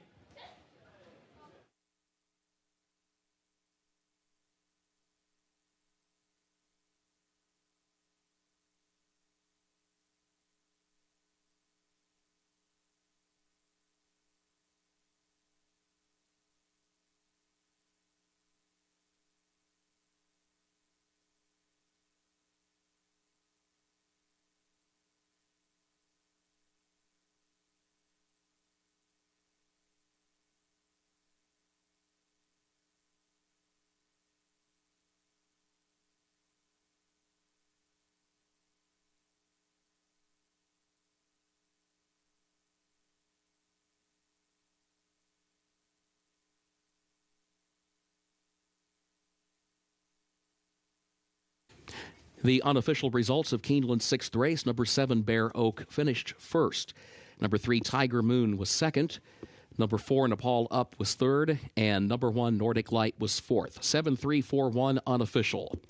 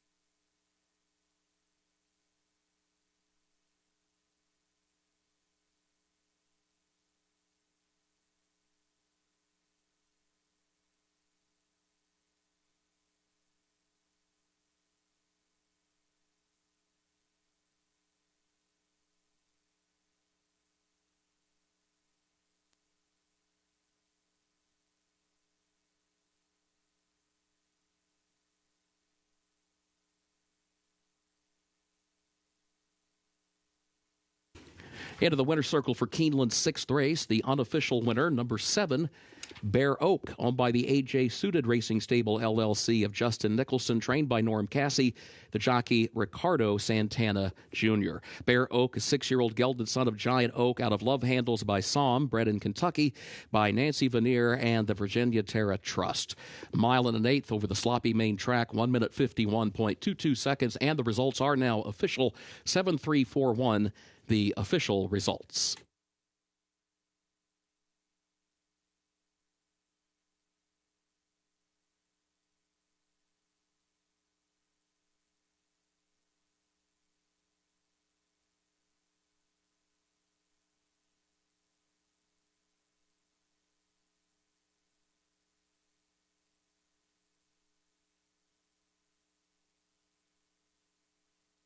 Keeneland's 7th race upcoming. Race 7 is off the turf, 5.5 furlongs on the main track, which is listed sloppy, double and pick 3 wagering, and start of the all-main track, late pick 4. In the 7th race, scratch the 2, Redefined.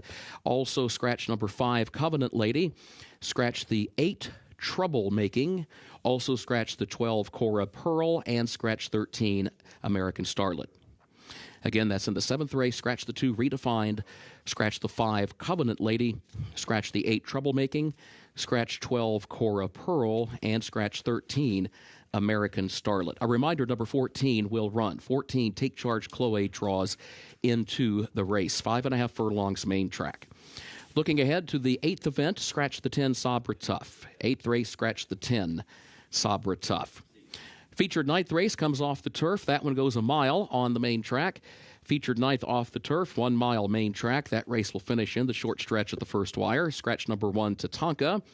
Scratch number 3, Cool House. Scratch the 4, Main Event. Also scratch 6, Alex June, as well as 7, Easter.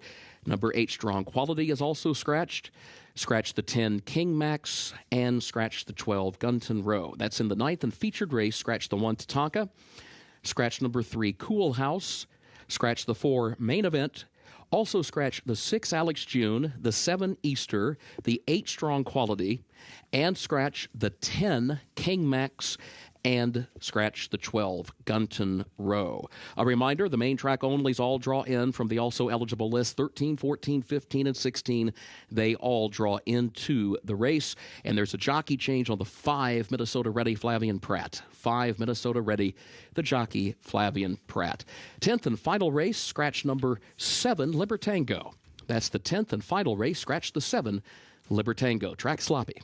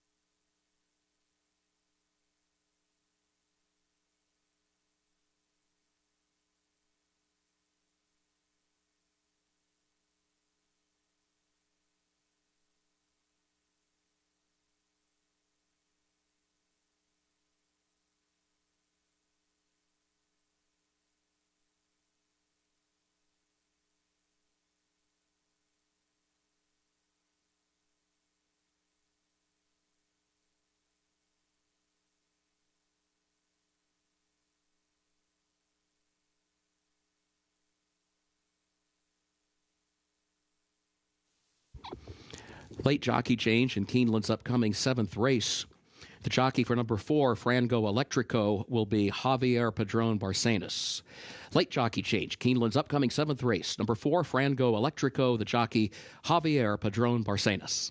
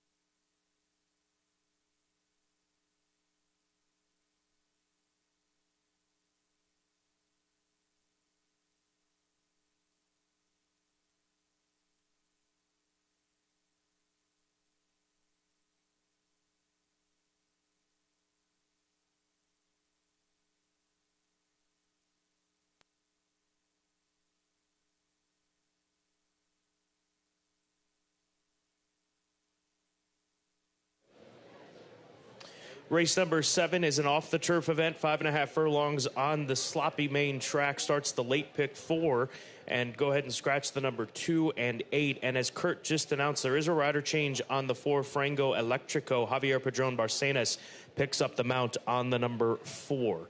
Shoot Out the Lights, the number 10 runner, is the current favorite for Wesley Ward, a City of Light filly. Wesley Ward looking for a second win in an off-the-turf sprint here at Keeneland on this afternoon. And this is a filly that has good speed. Johnny Velasquez in the saddle here today. Irad Ortiz Jr. rode her in all of her races prior to this afternoon as she makes her Keeneland debut.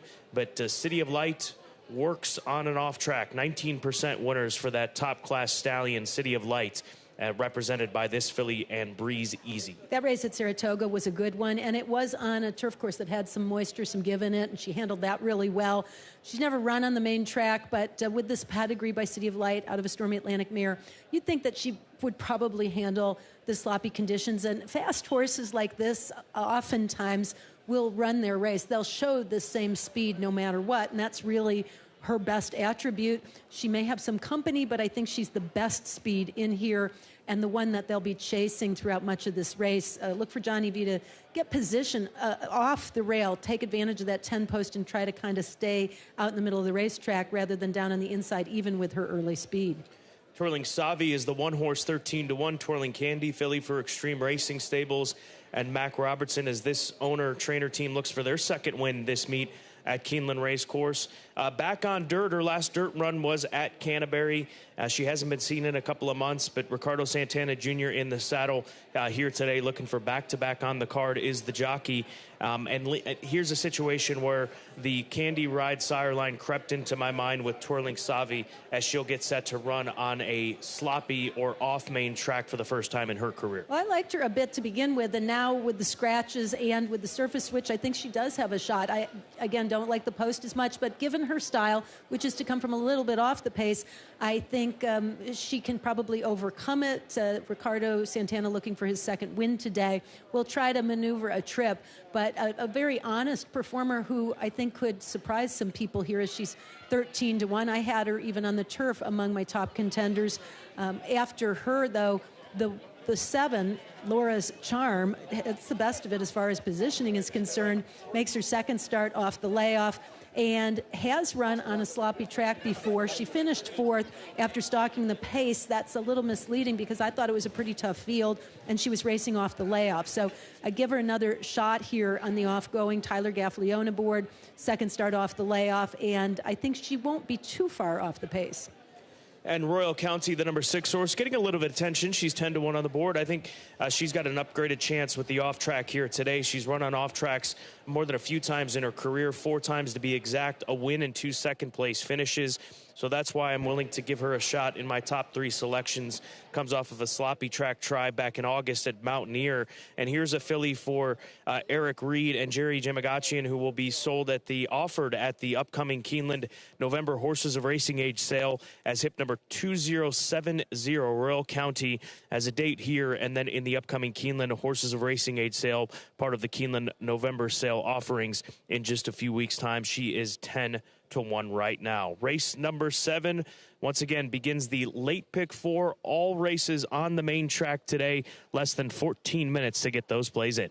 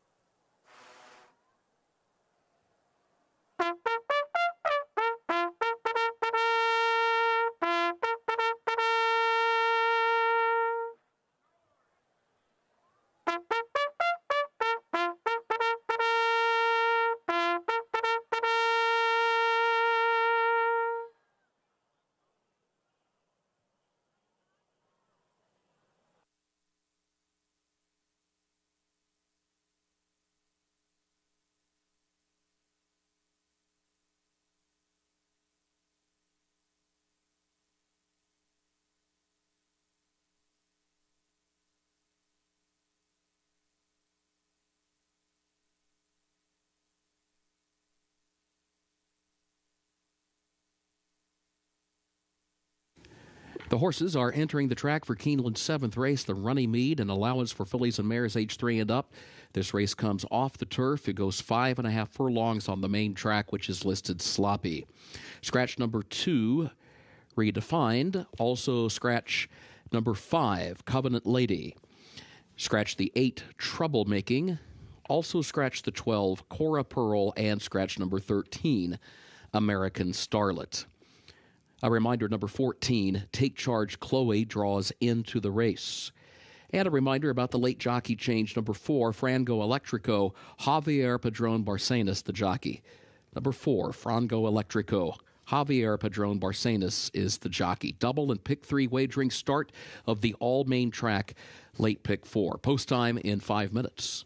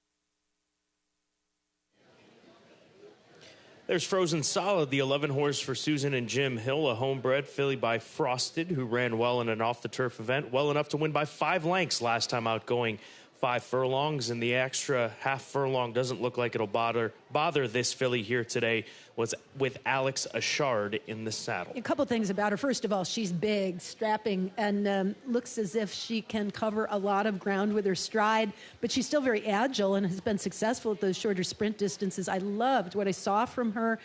She was the paddock pick. She was also a winner at this level, this 2 other than allowance level. So she's actually truly already won at this level, albeit against probably a little easier group on the whole at Horseshoe Indianapolis, but still, she's proven that she can be very competitive at the level. She has good early speed. She has an outside post position. She has a pedigree to be able to handle off-going, and she actually won on a good track last out. So a lot going for the 11 Frozen Solid. Take Charge Chloe, the 14, the main track only entrant in this race. 17-1. Jeremy Skeens, the conditioner, 22% on the year as he brings this one in from Ohio, and she's got speed from the outside and a good rider in the saddle, Luan Machado. Yeah, I think it's a mistake to overlook the horses that were entered with the intention for this very situation. Obviously, things have come together to enable her to be in the race, and at the age of 5, she's just now starting to reach her best stride. So speed outside, and she is on the best part of the track. And once again, the number 6 horse, Royal County, getting some attention further down, now down to 8-1. She'll be offered at the Keeneland November sale, hip 2070, and she's ready for a big effort here today off of some good runs and off-track form. Some positives for the upcoming Keeneland November sale entrant, hip number 2070 on that afternoon, and being sent postward today by Eric Reed. 4-5, though, on the number 10 horse. Shoot out the lights as Wesley Ward looks for a second win today in an off-the-turf sprint at Keeneland.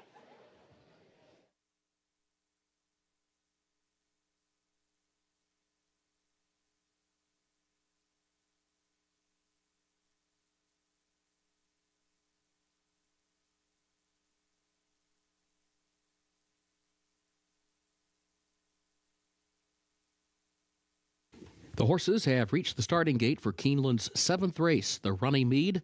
Start of the all-main track late pick 4, 5.5 furlongs on the main track, race 7.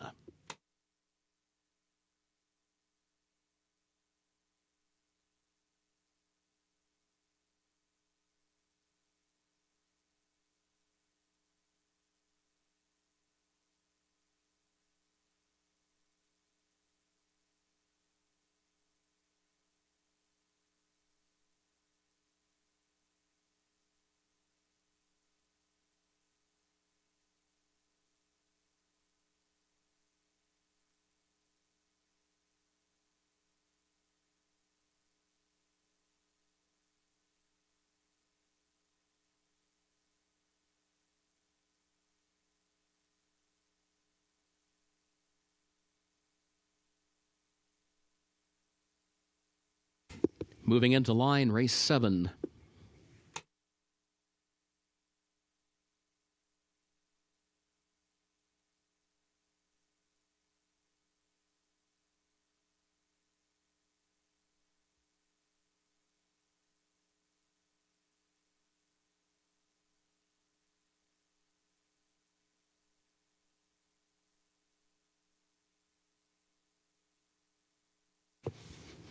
Frango Electrico moves into line.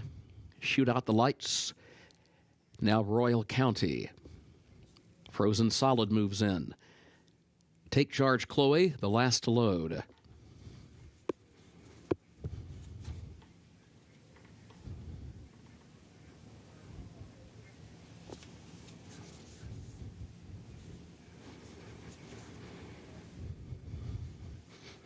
Last one goes in. They're at the post. They're off.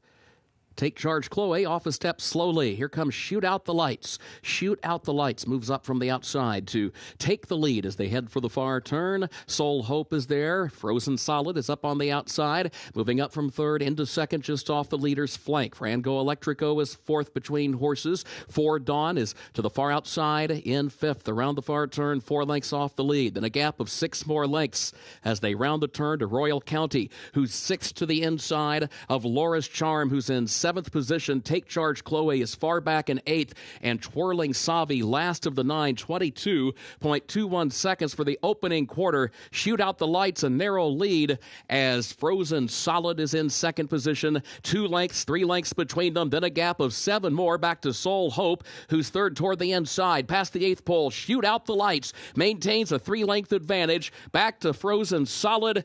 Laura's Charm goes to third out in the center of the track, but they're all chasing Shoot Out the Lights. John Velasquez aboard. Shoot Out the Lights wins it. Close for second, either Frozen Solid or Laura's Charm, and then behind that pair, Royal County was across the line in 4th.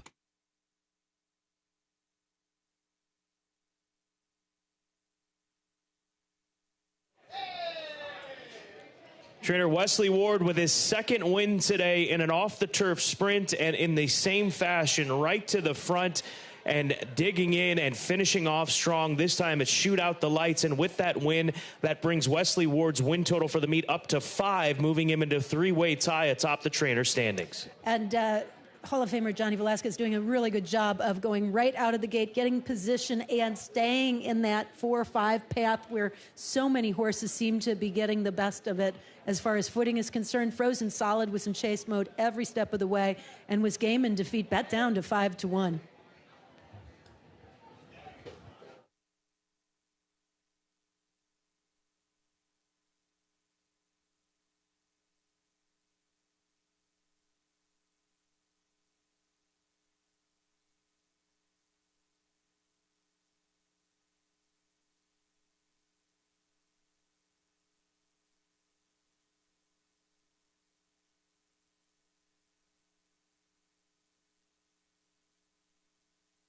The unofficial results of Keeneland's 7th race. Number 10, Shoot Out the Lights, finished first.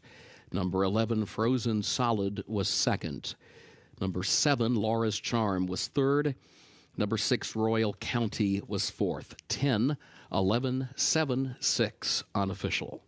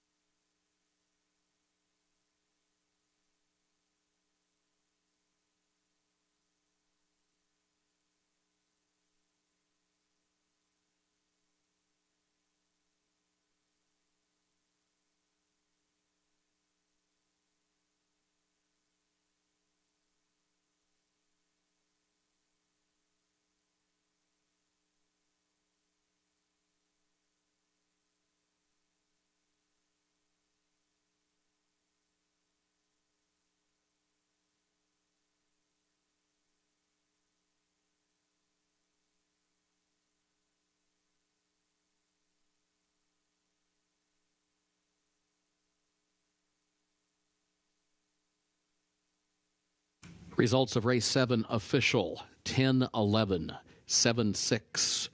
The official results. In the winner's circle for race 7, the Runnymede, the official winner, number 10, Shoot Out the Lights, owned by Breeze Easy LLC of Mike Hall. 2 wins today for trainer Wesley Ward. The winning jockey is John Velasquez. Shoot Out the Lights, a 3-year-old filly by City of Light, out of Donna Get Your Gun by Stormy Atlantic. The winner bred in Kentucky by Tony Holmes. Keeneland September graduate gets the 5.5 furlongs over the sloppy main track in 1 minute 4.86 seconds.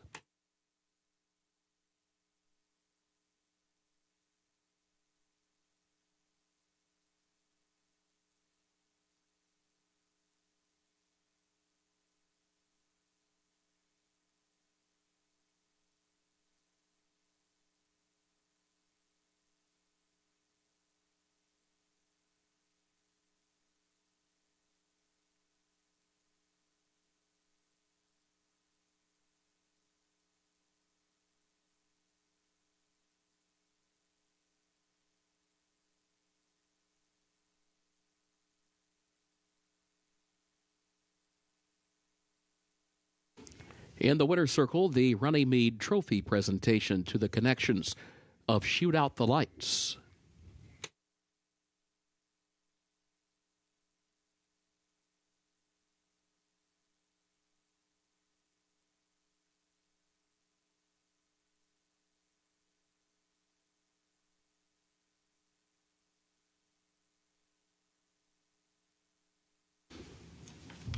Keeneland's 8th race upcoming. Double and pick 3 wagering starts the last of the day's rolling pick 3s. All main track, and the track is sloppy. In the 8th race, scratch the 10, Sabra Tough.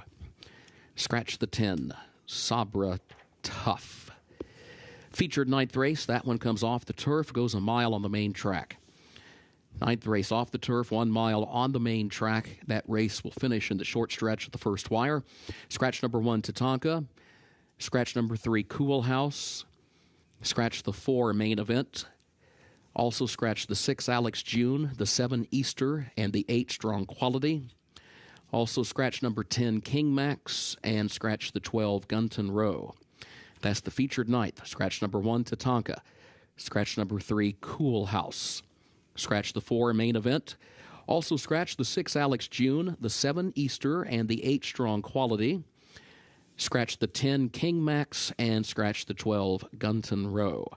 A reminder, the also eligibles all draw into the race, 13, 14, 15, and 16. They will run. Jockey change on the 5, Minnesota Ready, Flavian Pratt.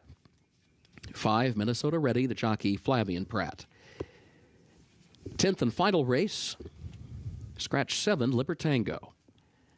That's the 10th and final race, scratch 7, Libertango.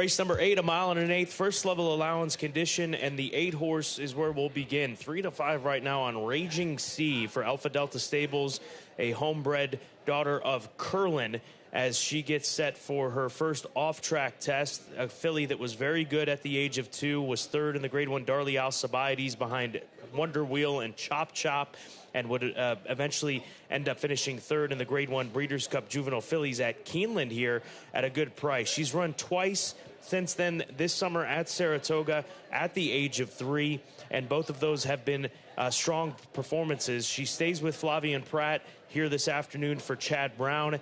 It's been about a month and a half since we've seen her, but she's a filly that has come back at the age of 3 and run good races, which is always a positive when you've got a filly who was good at the age of 2 in Grade 1 company. You know, arguably the 3-year-old filly crop that came out of that Breeders' Cup Juvenile Fillies has been a little bit disappointing. They haven't quite lived up to the expectations of that Breeders' Cup itself. But I think that this filly might be the one who could do it. She had a bunch of time off after the Breeders' Cup. And then in that first level allowance back at Saratoga, I think it was a mile for her that wasn't quite the right fit. I think she needed the race. She ran well, but in a slow pace, she kind of was forced to be on the lead. I don't think that's what she wants. She really showed a different dimension and ran much better going the mile and an eighth. And I think there's reason to believe that coming back against this level again at the mile and an eighth distance, and even on a sloppy track, which I think she will really like, Raging Sea is the one to watch in here. Poblano, the number 3 horse, she was part of the Clocker Report this morning on Today at Keeneland, working well here locally at Keeneland Racecourse. She had been working into that last race at Churchill Downs over at Churchill. Didn't quite show up, though, in that stakes race at Churchill Downs, where she ended up finishing 5th in a field of 7. But maybe we can just give her a pass. At least that's what I'm doing for this well-bred Godolphin bred and owned filly with Tyler Gaffalione returning to the saddle with her. He rode her in her first 2 starts, including a good second here at Keeneland this time last year. Like Raging Sea, she is by Keeneland. You can see that she's a little bit different type of filly, conformation-wise, obviously a different color, but she still has that bigger frame, and I think it's maybe taking a little while for her to grow into it. She broke her maiden impressively going the mile at Ellis in her first try around 2 turns. And maybe, just maybe, in her race at Churchill against Stakes Company, she was bumped out of the gate. Maybe that just took her out of her game and kind of disoriented her. If we forgive her that and she gets away from the gate cleanly here, she very well could be on or extremely close to the lead. I think that puts her in that first tier of horses that are going to be vying, and Tyler Gaffalione with the mission to kind of work out the trip. But the taillet, I believe, is there as she slowly improves here for Brendan Walsh. It's interesting because a number of fillies, including Raging Sea, have not had the cleanest of starts. So the break from the starting gate is going to tell the tale, I think, going forward. The 7, Ibiza, for Andrew McKeever, who, by the way, is 2 for 2 at the meet. Second start off the layoff, is one of the more experienced in the field. Took a little while to break her maiden, and she had to do it against perhaps a little bit easier company over at Horseshoe Indianapolis, but she did it the right way, and it was her first opportunity to run the mile in 70.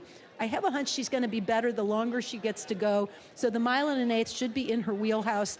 This will be her second start back off the layoff and second start since coming to Bull McKeever's barn. And I think it sometimes takes a little while to figure a horse out, but I expect big improvement from her at big odds. And by Union Rags out of a Henny Hughes mare, she should be able to handle the off-going. Keep in mind this race, 3-year-olds and up, and you've got older horses taking on a sophomore group, and the sophomore group is getting most of the attention. But this takes me back to the Punch Bowl race earlier this week, and a horse like the Kenny McPeak trainee is part of the conversation that I want to go to with the number 4 horse in here, that being Let's Duet. She's currently sitting at 12-1. She's a proven filly. She's won 4 times in 14 starts. She's going to be making a move late, but we saw the older horses show up in that Punch Bowl race and outperform that young filly. So you've got to consider that when looking at a race like this. And I think a mile and an eighth and the off track moves up Let's Duet in a big way here today at odds of 12-1. She could be an upset winner here in race number 8, in my opinion. She ran really well on a wet fast track at Oaklawn, which I think is a little similar to the sloppy going today that she's going to encounter. She made a very nice late kick and was able to show a nice turn of foot there, and that's probably what it's going to take to run down this field. It is race number 8. The late pick 3 begins in race number 8. Doubles continue to roll over the course of the afternoon, and 4-5 on the number 8 horse. That is Raging Sea for Alpha Delta Stable, and Chad Brown is the hot favorite as we are 14 minutes away from the 8th here at Keeneland. Good luck.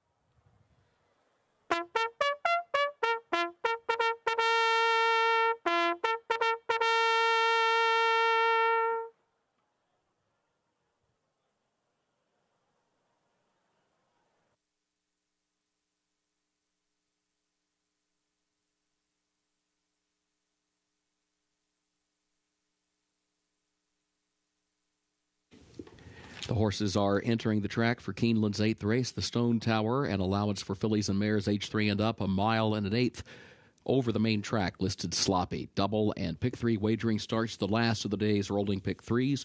Scratch the 10 Sabra Tough. Number 10, Sabra Tough is scratched. An all main track pick 3, an all main track double, post time in 6 minutes.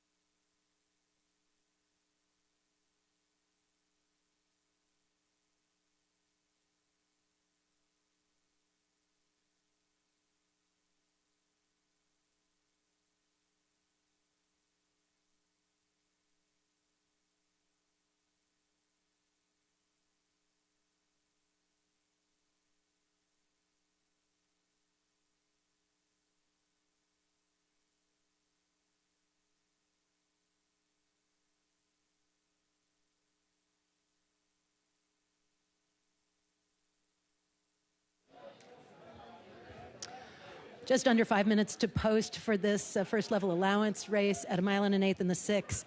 Shirley, sitting on the board at 9-1, is an improving filly for Brad Cox, who's currently involved in a 4-way tie atop the trainer standings. This would give him the lead outright. Shirley broke her maiden going a mile at Horseshoe Indianapolis with a stalking style, very professional effort. Came right back against winners, stepping up to the 1 mile and a 16th, and finished second as the beaten favorite.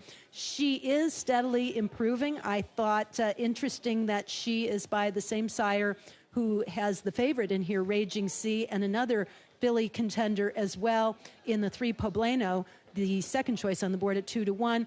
Again, a little bit different physique as far as the filly is concerned, and also a little less battle-tested and experienced, but moving the right direction, likely to handle the off-going, training really well in the morning for a top barn, and right now a very good price of 9-1. The 2 Forever After All, looking very sharp on the track. A second start off the layoff, and boy, she's a pretty granddaughter of Curlin by Connect. She comes out of some really tough races, and she's had a little bit of difficulty as far as trip is concerned from time to time, but second start off the layoff, she's in her sweet spot at the 1 mile and an eighth distance here. I'm not in love with that inside post position, but I do like the fact that she has run well at Keeneland before, and again, the 1 mile and an eighth I think could be the difference maker for her. And then the 4 Let's Duet. She was probably feeling the best of any horse in the paddock that I saw. Really happy, feisty, full of herself. Again, another battle-tested filly. She reminds me of her sire as far as her physique is concerned. She's built more like a colt.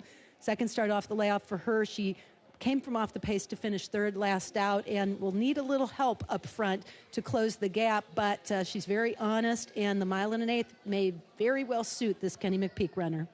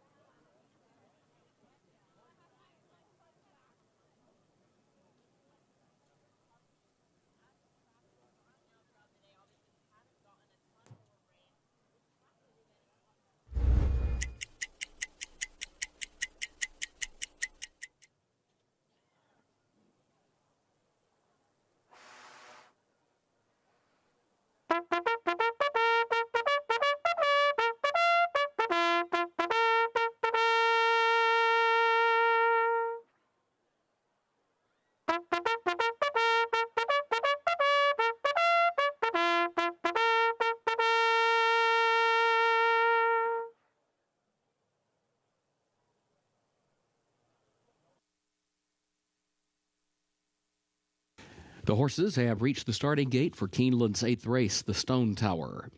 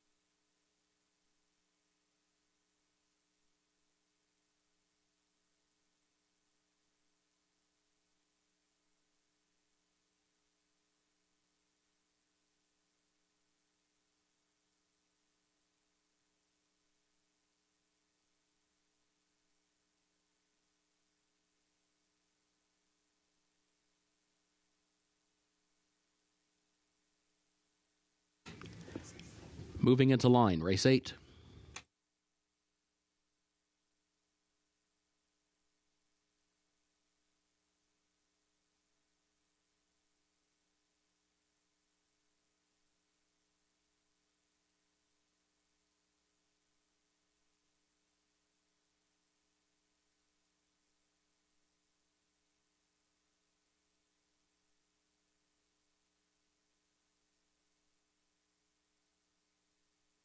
Shirley moves into line.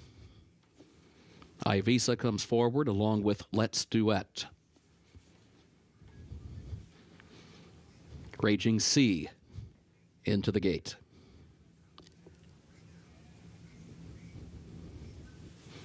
Overindulgence, the last one. Moves into line at the post. And they're off. There goes Ivisa. Ivisa out for the lead. Overindulgence will go with her from the center of the track. Then Poblano and Forever After All is away running in 4th and will save the ground into the first turn. Forever After All sneaks up the rail and takes the lead. Poblano right alongside, though, in the 2nd position. Ivisa 3rd. Overindulgence a wide 4th around the first turn. Lexa is 5th. Raging Sea alongside her in 6th position.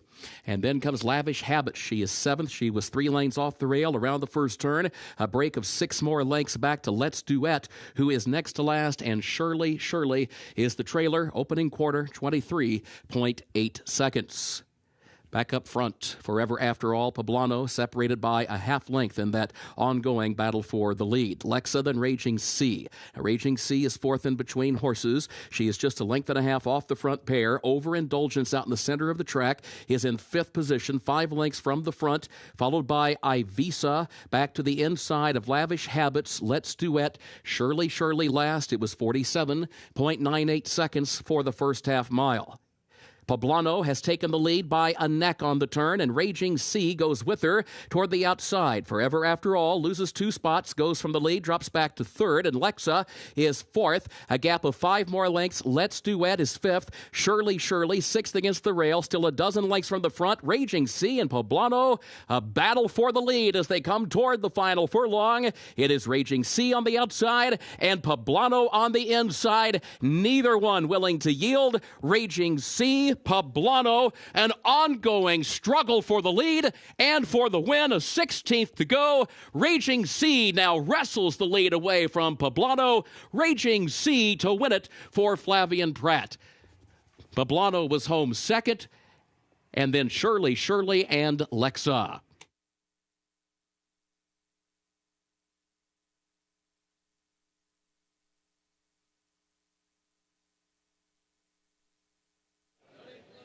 The 2 Keeneland fillies lock horns at the top of the stretch, and Tyler Gaffalione did everything to get every bit from Poblano down on the inside, but Raging Sea under Flavian Pratt had more, and the Keeneland grad for Alpha Delta Stables and Chad Brown picking up this victory as the 3-year-old fillies separated themselves here in race number 8. I think whoever had to move first, and in this case it was the 3 Poblano, was at the mercy of the way the track has been playing. The 8 Raging Sea getting the best of it, but a nice race from both horses and a nice victory from Raging Sea. And the Keeneland horses seem to have rounded out the trifecta because it looked like the 6, Shirley did get up for the show.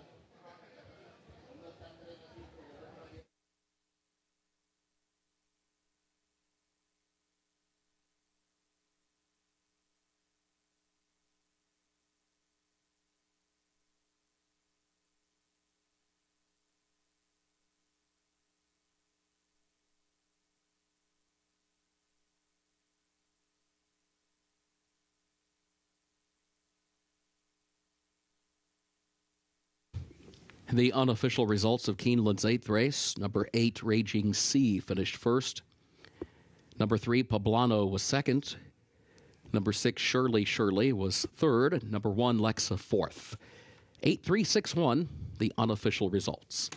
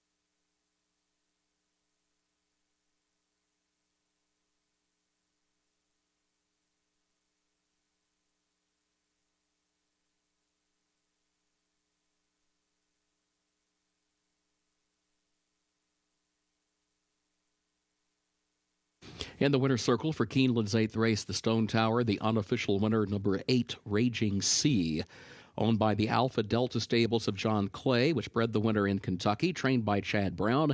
Flavian Pratt, the jockey. Raging Sea, a 3-year-old filly by Curlin, out of Stormy Welcome by Storm Cat. Mile and an eighth over the sloppy main track, 1 minute 51.2 seconds.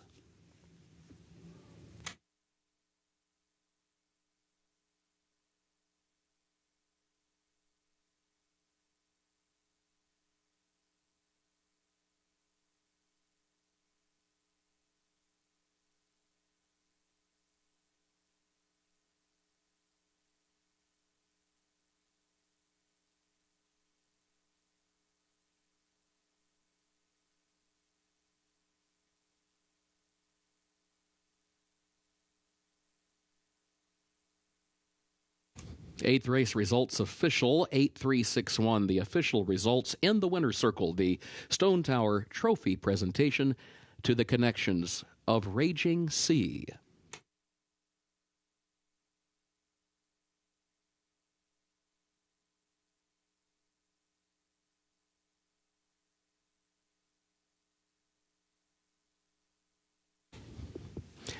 Keeneland's featured 9th race upcoming. Race 9 comes off the turf. It goes 1 mile on the main track. Race 9 off the turf, 1 mile on the main track, which is listed sloppy. Race 9 will finish in the short stretch at the first wire. This will start the last of the day's rolling doubles. In this 9th race, scratch the 1 Tatanka, scratch number 3 Cool House, scratch the 4 Main Event. Also scratch the 6 Alex June, the 7 Easter, and the 8 Strong Quality. Scratch the 10 King Max, and scratch the 12 Gunton Row. Again, in the 9th race feature, scratch the 1 Tatanka, scratch number 3 Cool House, scratch number 4 Main Event. Also scratch the 6 Alex June, the 7 Easter, and the 8 Strong Quality. Scratch the 10 King Max, and scratch the 12 Gunton Row. A reminder, the also eligibles all draw into the race. 13, 14, 15, and 16 will run. Jockey change for the 5 Minnesota Ready, Flavian Pratt. 5 Minnesota Ready, Flavian Pratt. 9th race feature, 1 mile over the sloppy main track. 10th and final race, scratch the 7 Libertango. That's the 10th and final event. Scratch number 7 Libertango.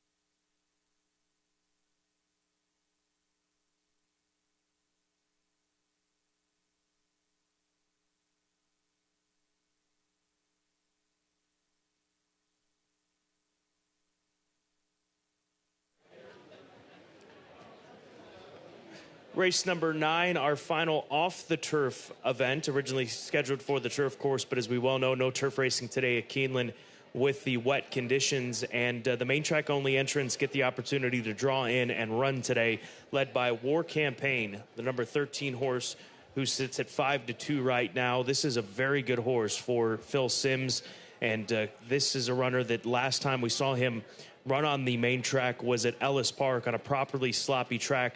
Back during the 4th of July weekend at Ellis Park. He was in the Hanshin Cup, a race that Zozos was able to win, and Zozos was the heavy favorite that day, and War Campaign ran a good second at a big price. But that price that day doesn't reflect the talent that this horse has, and Zozos is a horse that just won a stakes race, graded stakes race at Churchill on closing weekend, potential Breeders' Cup starter as well, so he's held very good company. He can handle the off-track. He's obviously a dirt horse, and getting the main track only entrant option here today and the ability to run at 5-2, not surprised that he is the favorite in here for Phil Simms, who had a really good Churchill Downs meet. This horse not part of that, did not run during the September meet, but Phil Simms closed out with some winners that weekend at Churchill Downs, and War Campaign has to be respected. He's my top play. Just a consistent horse as he seeks his first win here at Keeneland. Haven't seen him since April earlier in this year, where he ended up not bringing one of his better races, but hopefully he can prove that that race at Ellis is more of what we'll see here today. Well, he's a good-looking horse, that's for sure. I kind of saw it the same way, and a lot of similarities between the 13 War Campaign and the 15 Warrior Johnny, who is my top pick in here, but very tough to separate these two. They both have the propensity to handle the off-going. Warrior Johnny has a little bit more tactical early speed, I think, than War Campaign, but both these horses are best suited with the target to chase down. The outside post positions suit both of them. Warrior Johnny came off the layoff and showed some speed in the Grade 1 Jockey Club Gold Cup at 1.25 miles. That was a tall order. He got tired and maybe got outrun just a little bit there, but that sets him up for some improvement here back in this spot. And I'd also say that the mile and a quarter might have been just a little bit more than what is ideal for him, although he has run really well at some longer distances. I love this cut back in distance to the mile. I really think that he can have a chance to shine. This is where he has been at his very best in the past. He's run really well on wet, fast tracks. At Churchill in a one-turn mile, he finished second, and he's run well as well against Zozos. The same race that War Campaign came out of. War Campaign finished second to Zozos. Warrior Johnny wasn't far back in third. So I think they're very similar and very closely matched here, and it's going to be fun to watch both these horses. I then have some trouble, even Brigadier General, though, with the main track only entrance. All seem like they have a good shot in here with the circumstances coming up the way the trainers hoped that they would, with the getting a chance to run on the main track and the scratches to the inside helping as well.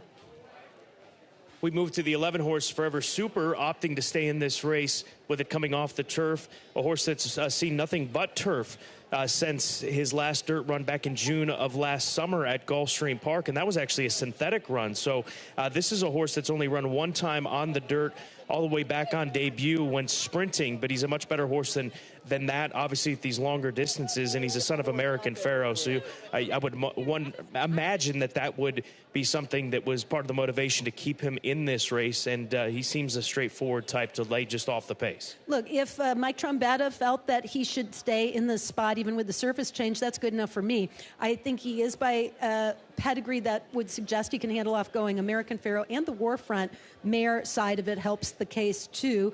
And he's coming off 2 straight wins, moving up with each of those victories, but he did it so easily on the grass that if his form carries over, he's a force in here. He has that ability to sit a stalking style. And in fact, earlier in his career was on the lead. I really think he's a better horse when he gets to relax in the early stages and then come running late. He's got a very nice acceleration turn of foot whenever he's asked. It's just a matter of asking at the right time.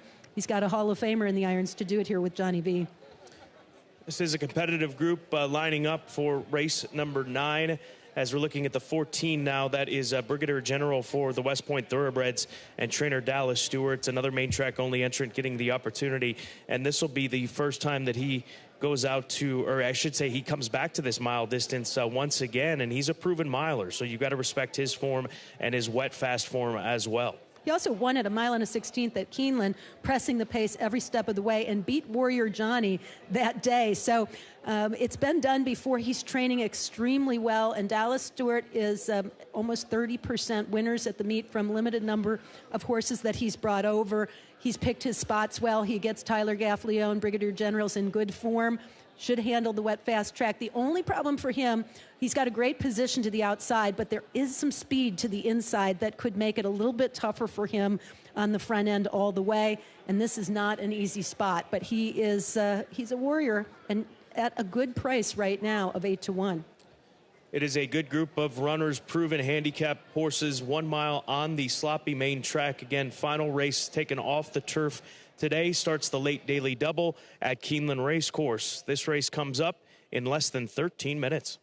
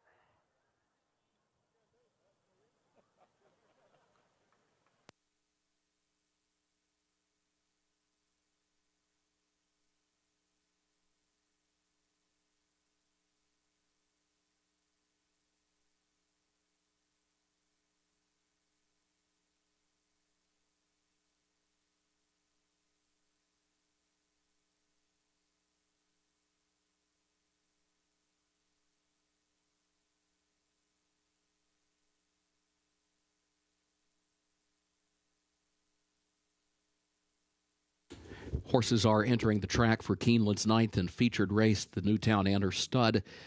An allowance for 3-year-olds and up that comes off the turf goes 1 mile over the sloppy main track. 1 mile over the sloppy main track. Race will finish in the short stretch at the first wire. Starts the last of the day's rolling double. Scratch the 1 to Tonka. Scratch number 3, Cool House. Scratch the 4, Main Event. Also scratch the 6, Alex June, the 7, Easter, and the 8, Strong Quality. Scratch the 10, King Max, and scratch the 12, Gunton Row. A reminder, the also eligibles all draw into the race. 13, 14, 15, and 16 will run. Jockey for the 5, Minnesota Ready, Flavian Pratt. Flavian Pratt rides the 5, Minnesota Ready. Post time in less than 5 minutes, 1 mile over the sloppy main track for the feature.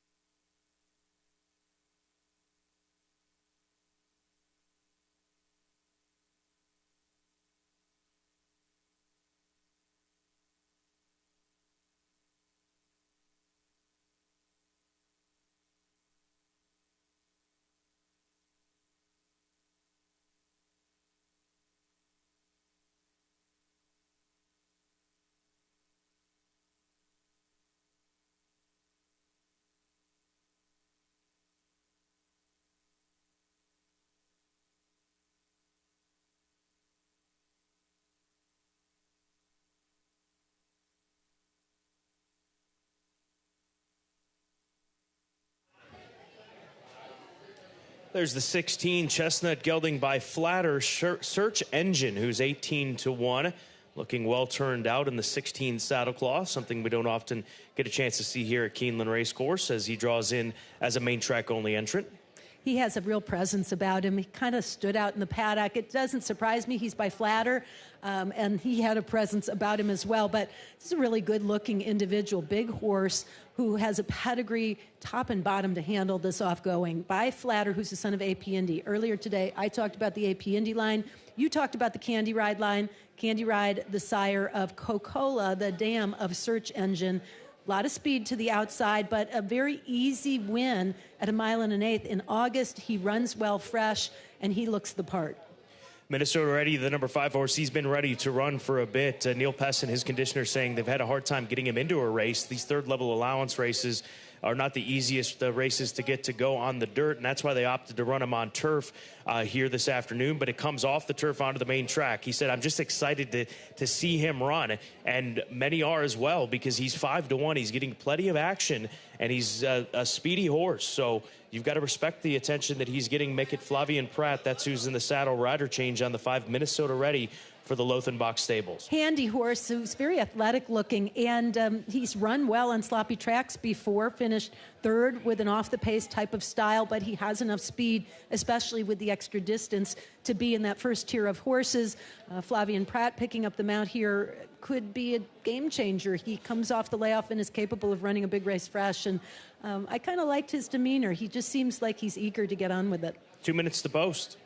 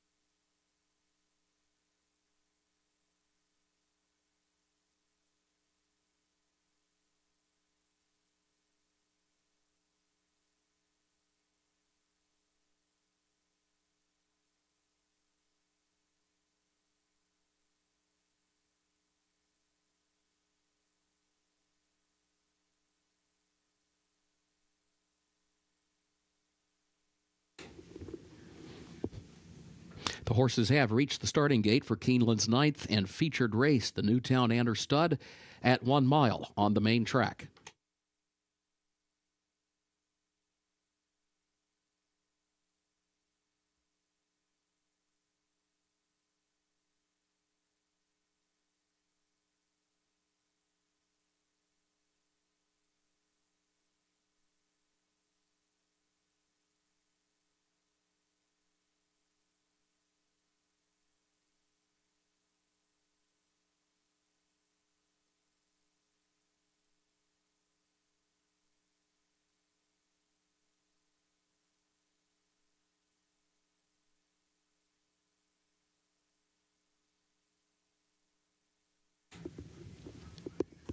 Moving into line for the 9th.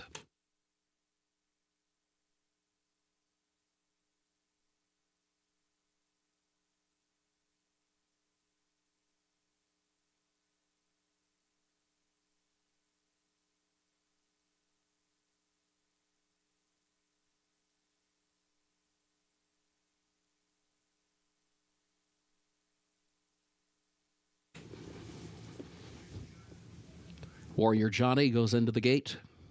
Britain's Kitten moves into line. 2 more to load. Forever Super comes forward. And now Search Engine, the last one. First wire, they are at the post.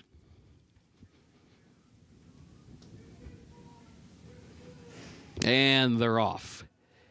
There goes Brigadier General. Xavier Dave is there, and Minnesota Ready in between that pair as they head down into the first turn. Xavier Dave to the inside, Brigadier General up on the outside. That's the early battle for the lead. Brigadier General moves forward now and has the lead by a length as they move midway on the first turn. Warrior Johnny will be up close, moves up into second, just off the leader's flank. And Search Engine will go with that one third up on the outside. Xavier Dave shuffled back into fourth. Minnesota Ready fifth between horses. Forever Super was 3 wide around the first turn in sixth. The break of 8 more lengths to War Campaign at seventh. Britain's Kitten is last of the 8th. Up the backstretch they go in the feature. Brigadier General the leader.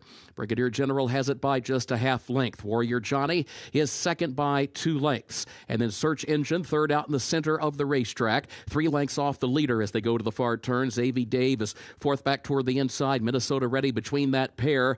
War Campaign still has a lot of running to do. Forever Super is moving up from 5th, 3 wide on the turn. Wide once again, still 6 from the lead. War Campaign has 10 lengths to make up on the leader as they come toward the quarter pole, and then Britain's Kitten is at the back, and Brigadier General opening up here around the far turn on a 5-length lead. Minnesota Ready is giving chase. Now Minnesota Ready is being asked to run. Gotta go now. Top of the short stretch, they turn for home. Brigadier General has the lead. Minnesota Ready is coming on. And War Campaign. War Campaign is third. War Campaign is second. War Campaign is still a length and a half away, though. The wire's coming. Brigadier General has the lead. War Campaign is there to the inside in close quarters. Brigadier General, War Campaign, Brigadier General hangs on by a half length for Tyler Gaffaleone. War Campaign came up the inside for second. Minnesota Ready third. Britain's Kitten was fourth.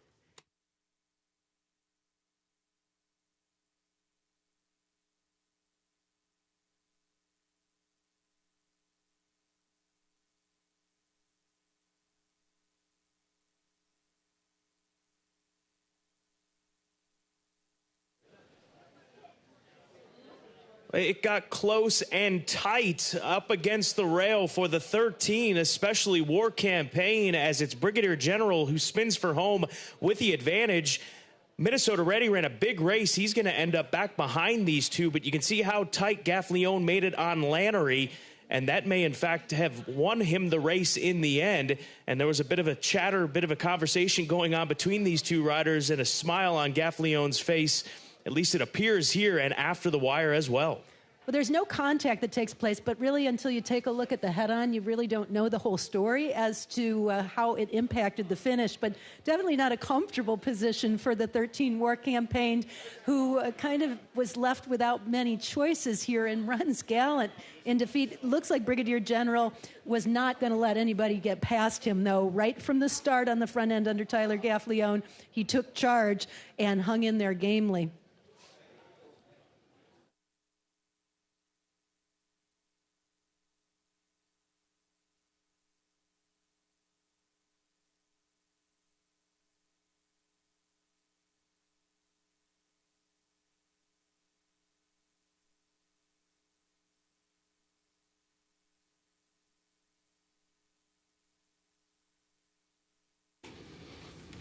The unofficial results of Keeneland's featured ninth race: number 14, Brigadier General, finished first. Number 13, War Campaign, was second. Number 5, Minnesota Ready, was third. And number 9, Britain's Kitten, was fourth. 14, 13, 5, 9, the unofficial results.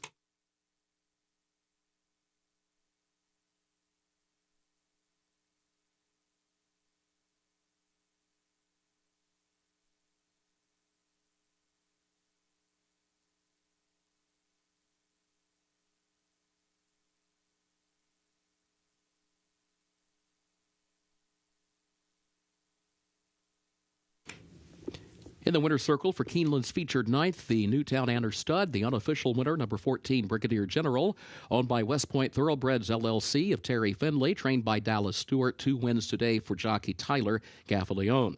Brigadier General, 4-year-old gelded son of Street Sense out of Mia and Molly by Giants Causeway. Winner bred in Kentucky by Rose Hill Farm and T-Nep LLC. Second win is Breeders' 4, that combination today. 1 mile over the sloppy main track, 1 minute 36.82 seconds.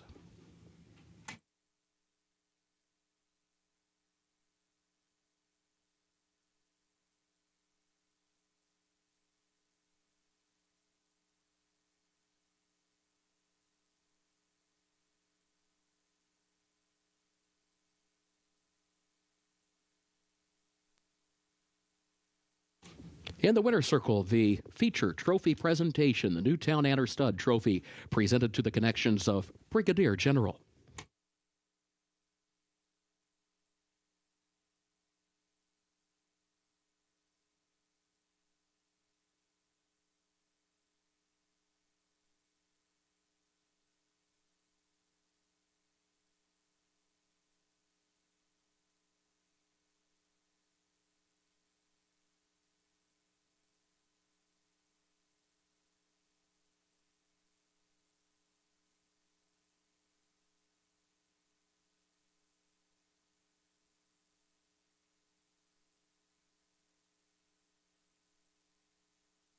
Results of Keeneland's ninth race official. 14, 13, 5, 9, the official results.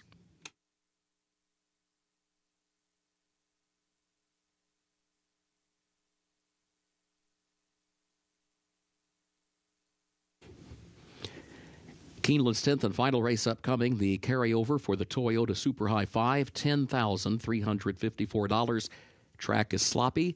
Scratch the 7, Libertango. Scratch the 7, Libertango.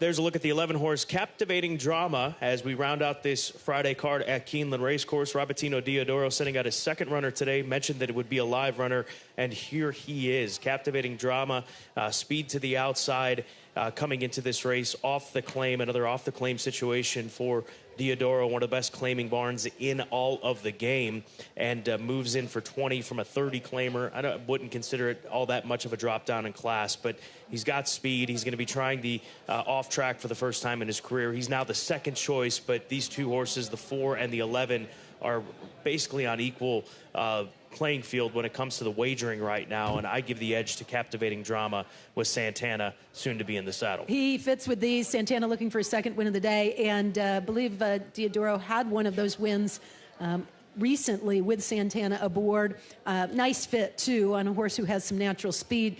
Certainly one of the top contenders. I went to the 9 as maybe the horse that could upset the apple cart a little bit. Right now, 3-1 on Mahoney Road for Donnie Habib. Second start off the layoff and training very well over at Ellis Park prior to that layoff time. Ran a good second for 16,000, was claimed out of that race. And though this is a little step up in class, I didn't think it was without possibilities. He's a nice looking horse.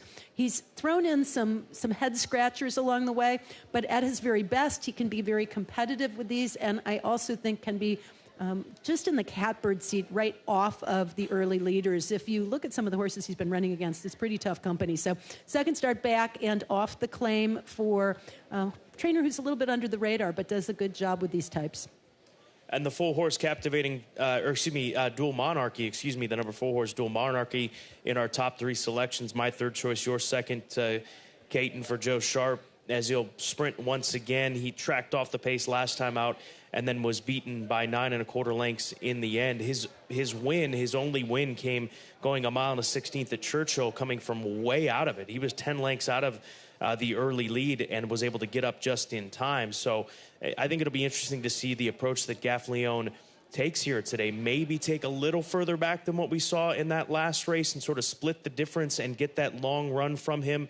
But I think that the sprint brings into question for me if he's able to pull this off against the likes of some of these other more proven sprinters in the end at 6.5 furlongs. He's probably going to have to work harder to get the trip, but he's got the right rider for it. Tyler Gaffleone going for his third win of the afternoon, and Joe Sharp going for his second win. So can't count him out by any stretch. That last second place finish kind of sets him up nicely. And what I like about Dual Monarchy is the fact that if you go back to this spring at the fairgrounds in Maiden Special Weight Company, he managed to finish second, a distant second, but still second to Bo Cruz, who's a pretty solid competitor. So he battled on the front end at maybe a longer than ideal distance. 6.5 furlongs could suit him perfectly. But I agree about him kind of having to work to get a trip here with some other really nice horses in play. And with this being the final race of the afternoon, race number 10, it does offer the $1 Toyota Super High Five. Don't forget there's a carryover from yesterday's card, so get involved in the Toyota Super High Five. The 10th and final comes up in less than 14 minutes at Keeneland.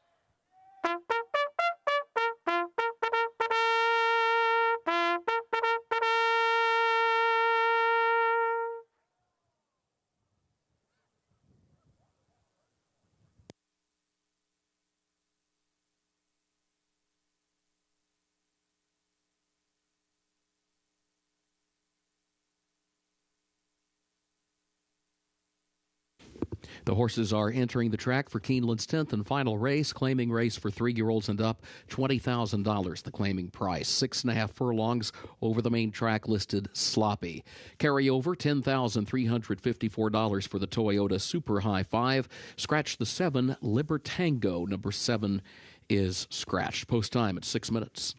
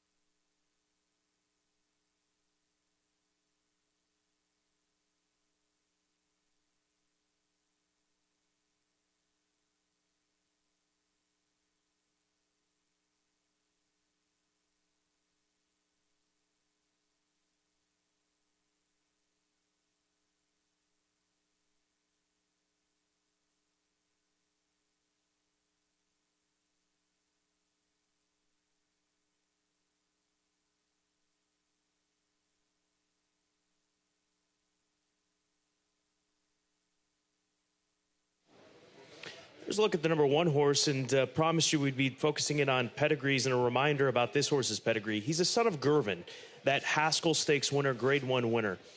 30% success rate with his progeny on and off track. And this is from a bigger sample size from the first few crops of Gervin. That's 53 races that sons or daughters of Gervin have run on and off track, and 30% of the time they are winning.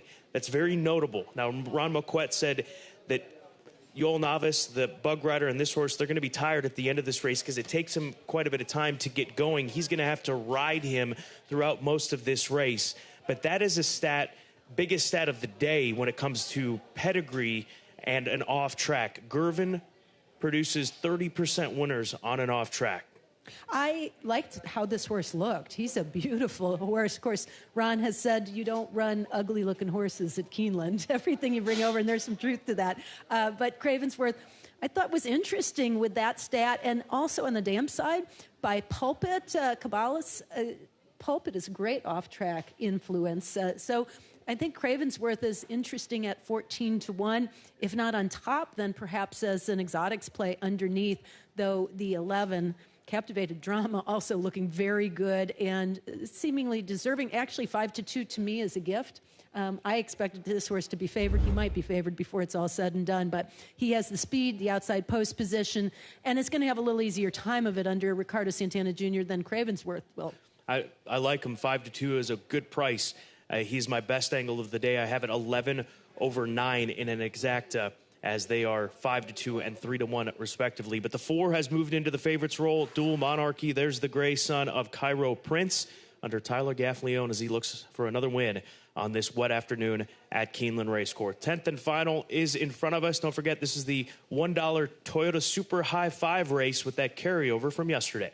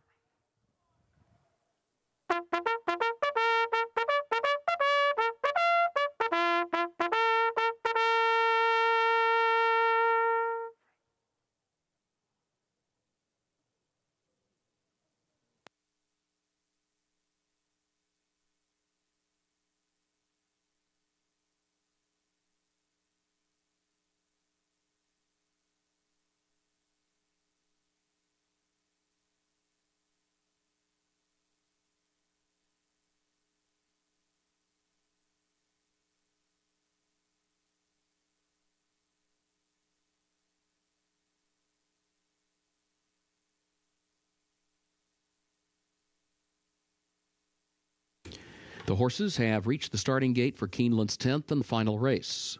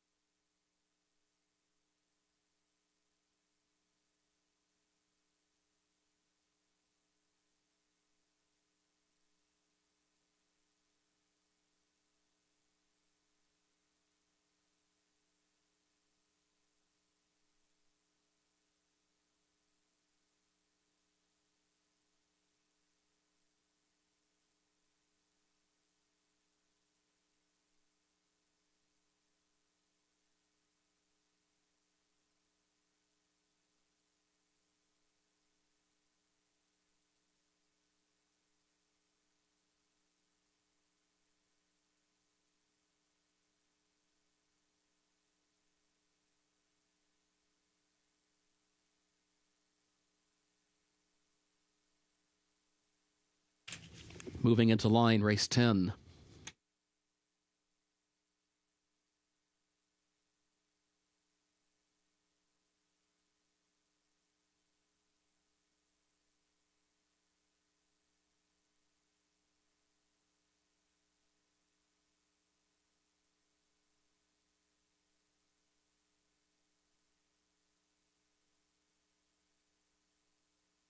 Insignis comes forward.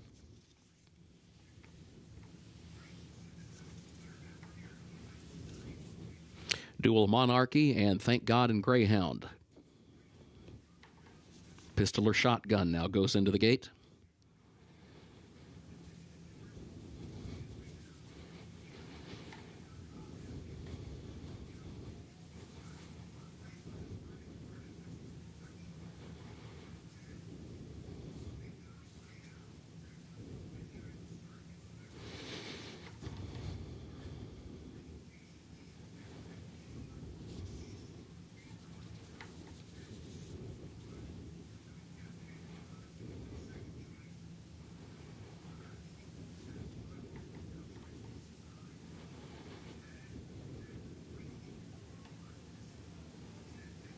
Captivated Drama, the last one, comes forward.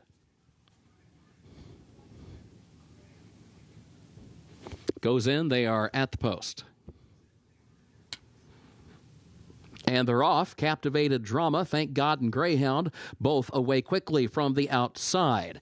And there goes Mahoney Road. He's away running in the third position. Dual Monarchy is in fourth. Haya moves up in fifth. Now into the third position as they head up the backstretch. Very awkward move there for David's Tuition, who had to check in some heavy traffic, lost several lengths against the rail. Pistol or Shotgun moves by from sixth now into fifth as they go to the far turn. Further back, Enjoyment is racing in seventh. Insignis is buried in traffic toward the back of the pack right now in eighth, about a dozen lengths off the lead. David's Tuition next to last, and Cravensworth is trailing. The opening quarter was 21.79 seconds. Captivated Drama, Thank God and Greyhound, that's the battle for the lead. Haya seeks to join them, moves up to the outside in third. Now second, still 2 lengths from the front as they turn for home. Captivated Drama, the leader. Haya is second toward the outside, 3 lengths between the top two. Thank God and Greyhound has lost ground, drops back along the rail as they move into the final furlong. Dual Monarchy, and then Cravensworth, who's moving toward the inside from fourth, but a dozen lengths from the front, where Captivated Drama is kicking on with a widening 8-length lead. Captivated Drama for Ricardo Santana Jr.'s second win on the card. Cravensworth up the rail for second. Haya was across the wire third, and Cygnus came from far back to be fourth, and then Dual Monarchy.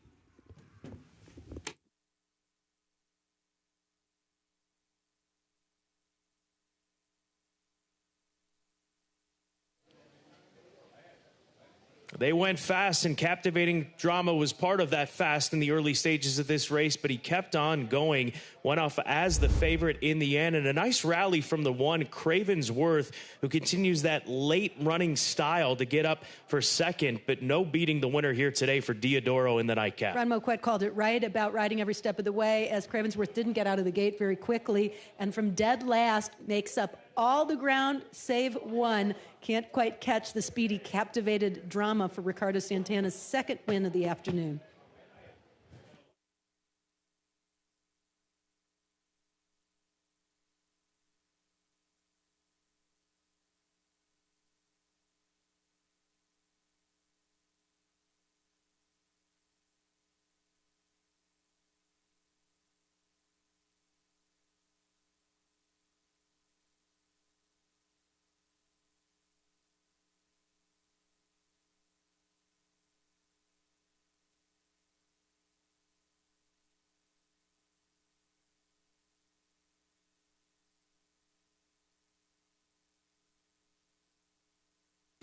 The unofficial results of Keeneland's 10th and final race, the 11 Captivated Drama, finished first. Number 1, Cravensworth, was second. Number 8, Haya, was third. Number 3, Insignis, was fourth. And number 4, Dual Monarchy, was fifth. 11-1-8-3-4 unofficial.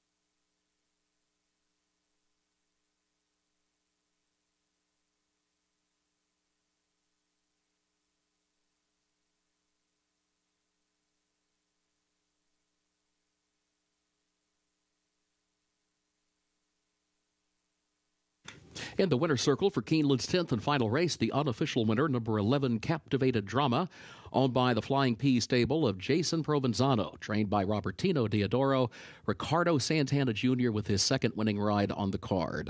Captivated Drama, 3-year-old gelded son of Stanford, out of Wicked Factor by the Factor, bred in California by Tommytown Thoroughbreds LLC. 6.5 furlongs over the sloppy main track, 1 minute 18.51 seconds.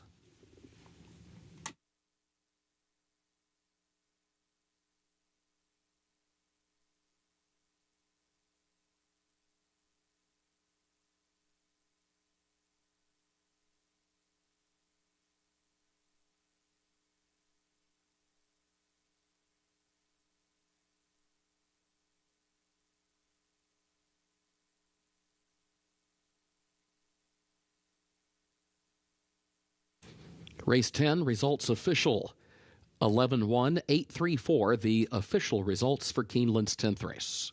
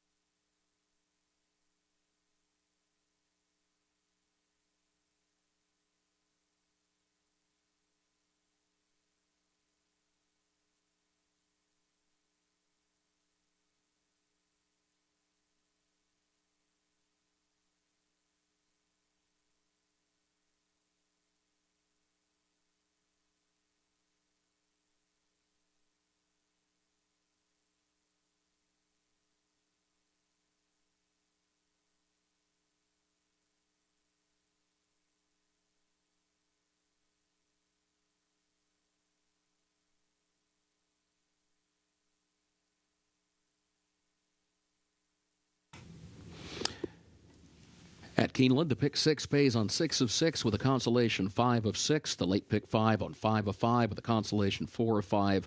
No carryover for the Toyota Super High 5 for tomorrow's card. Post time 1 p.m. Eastern.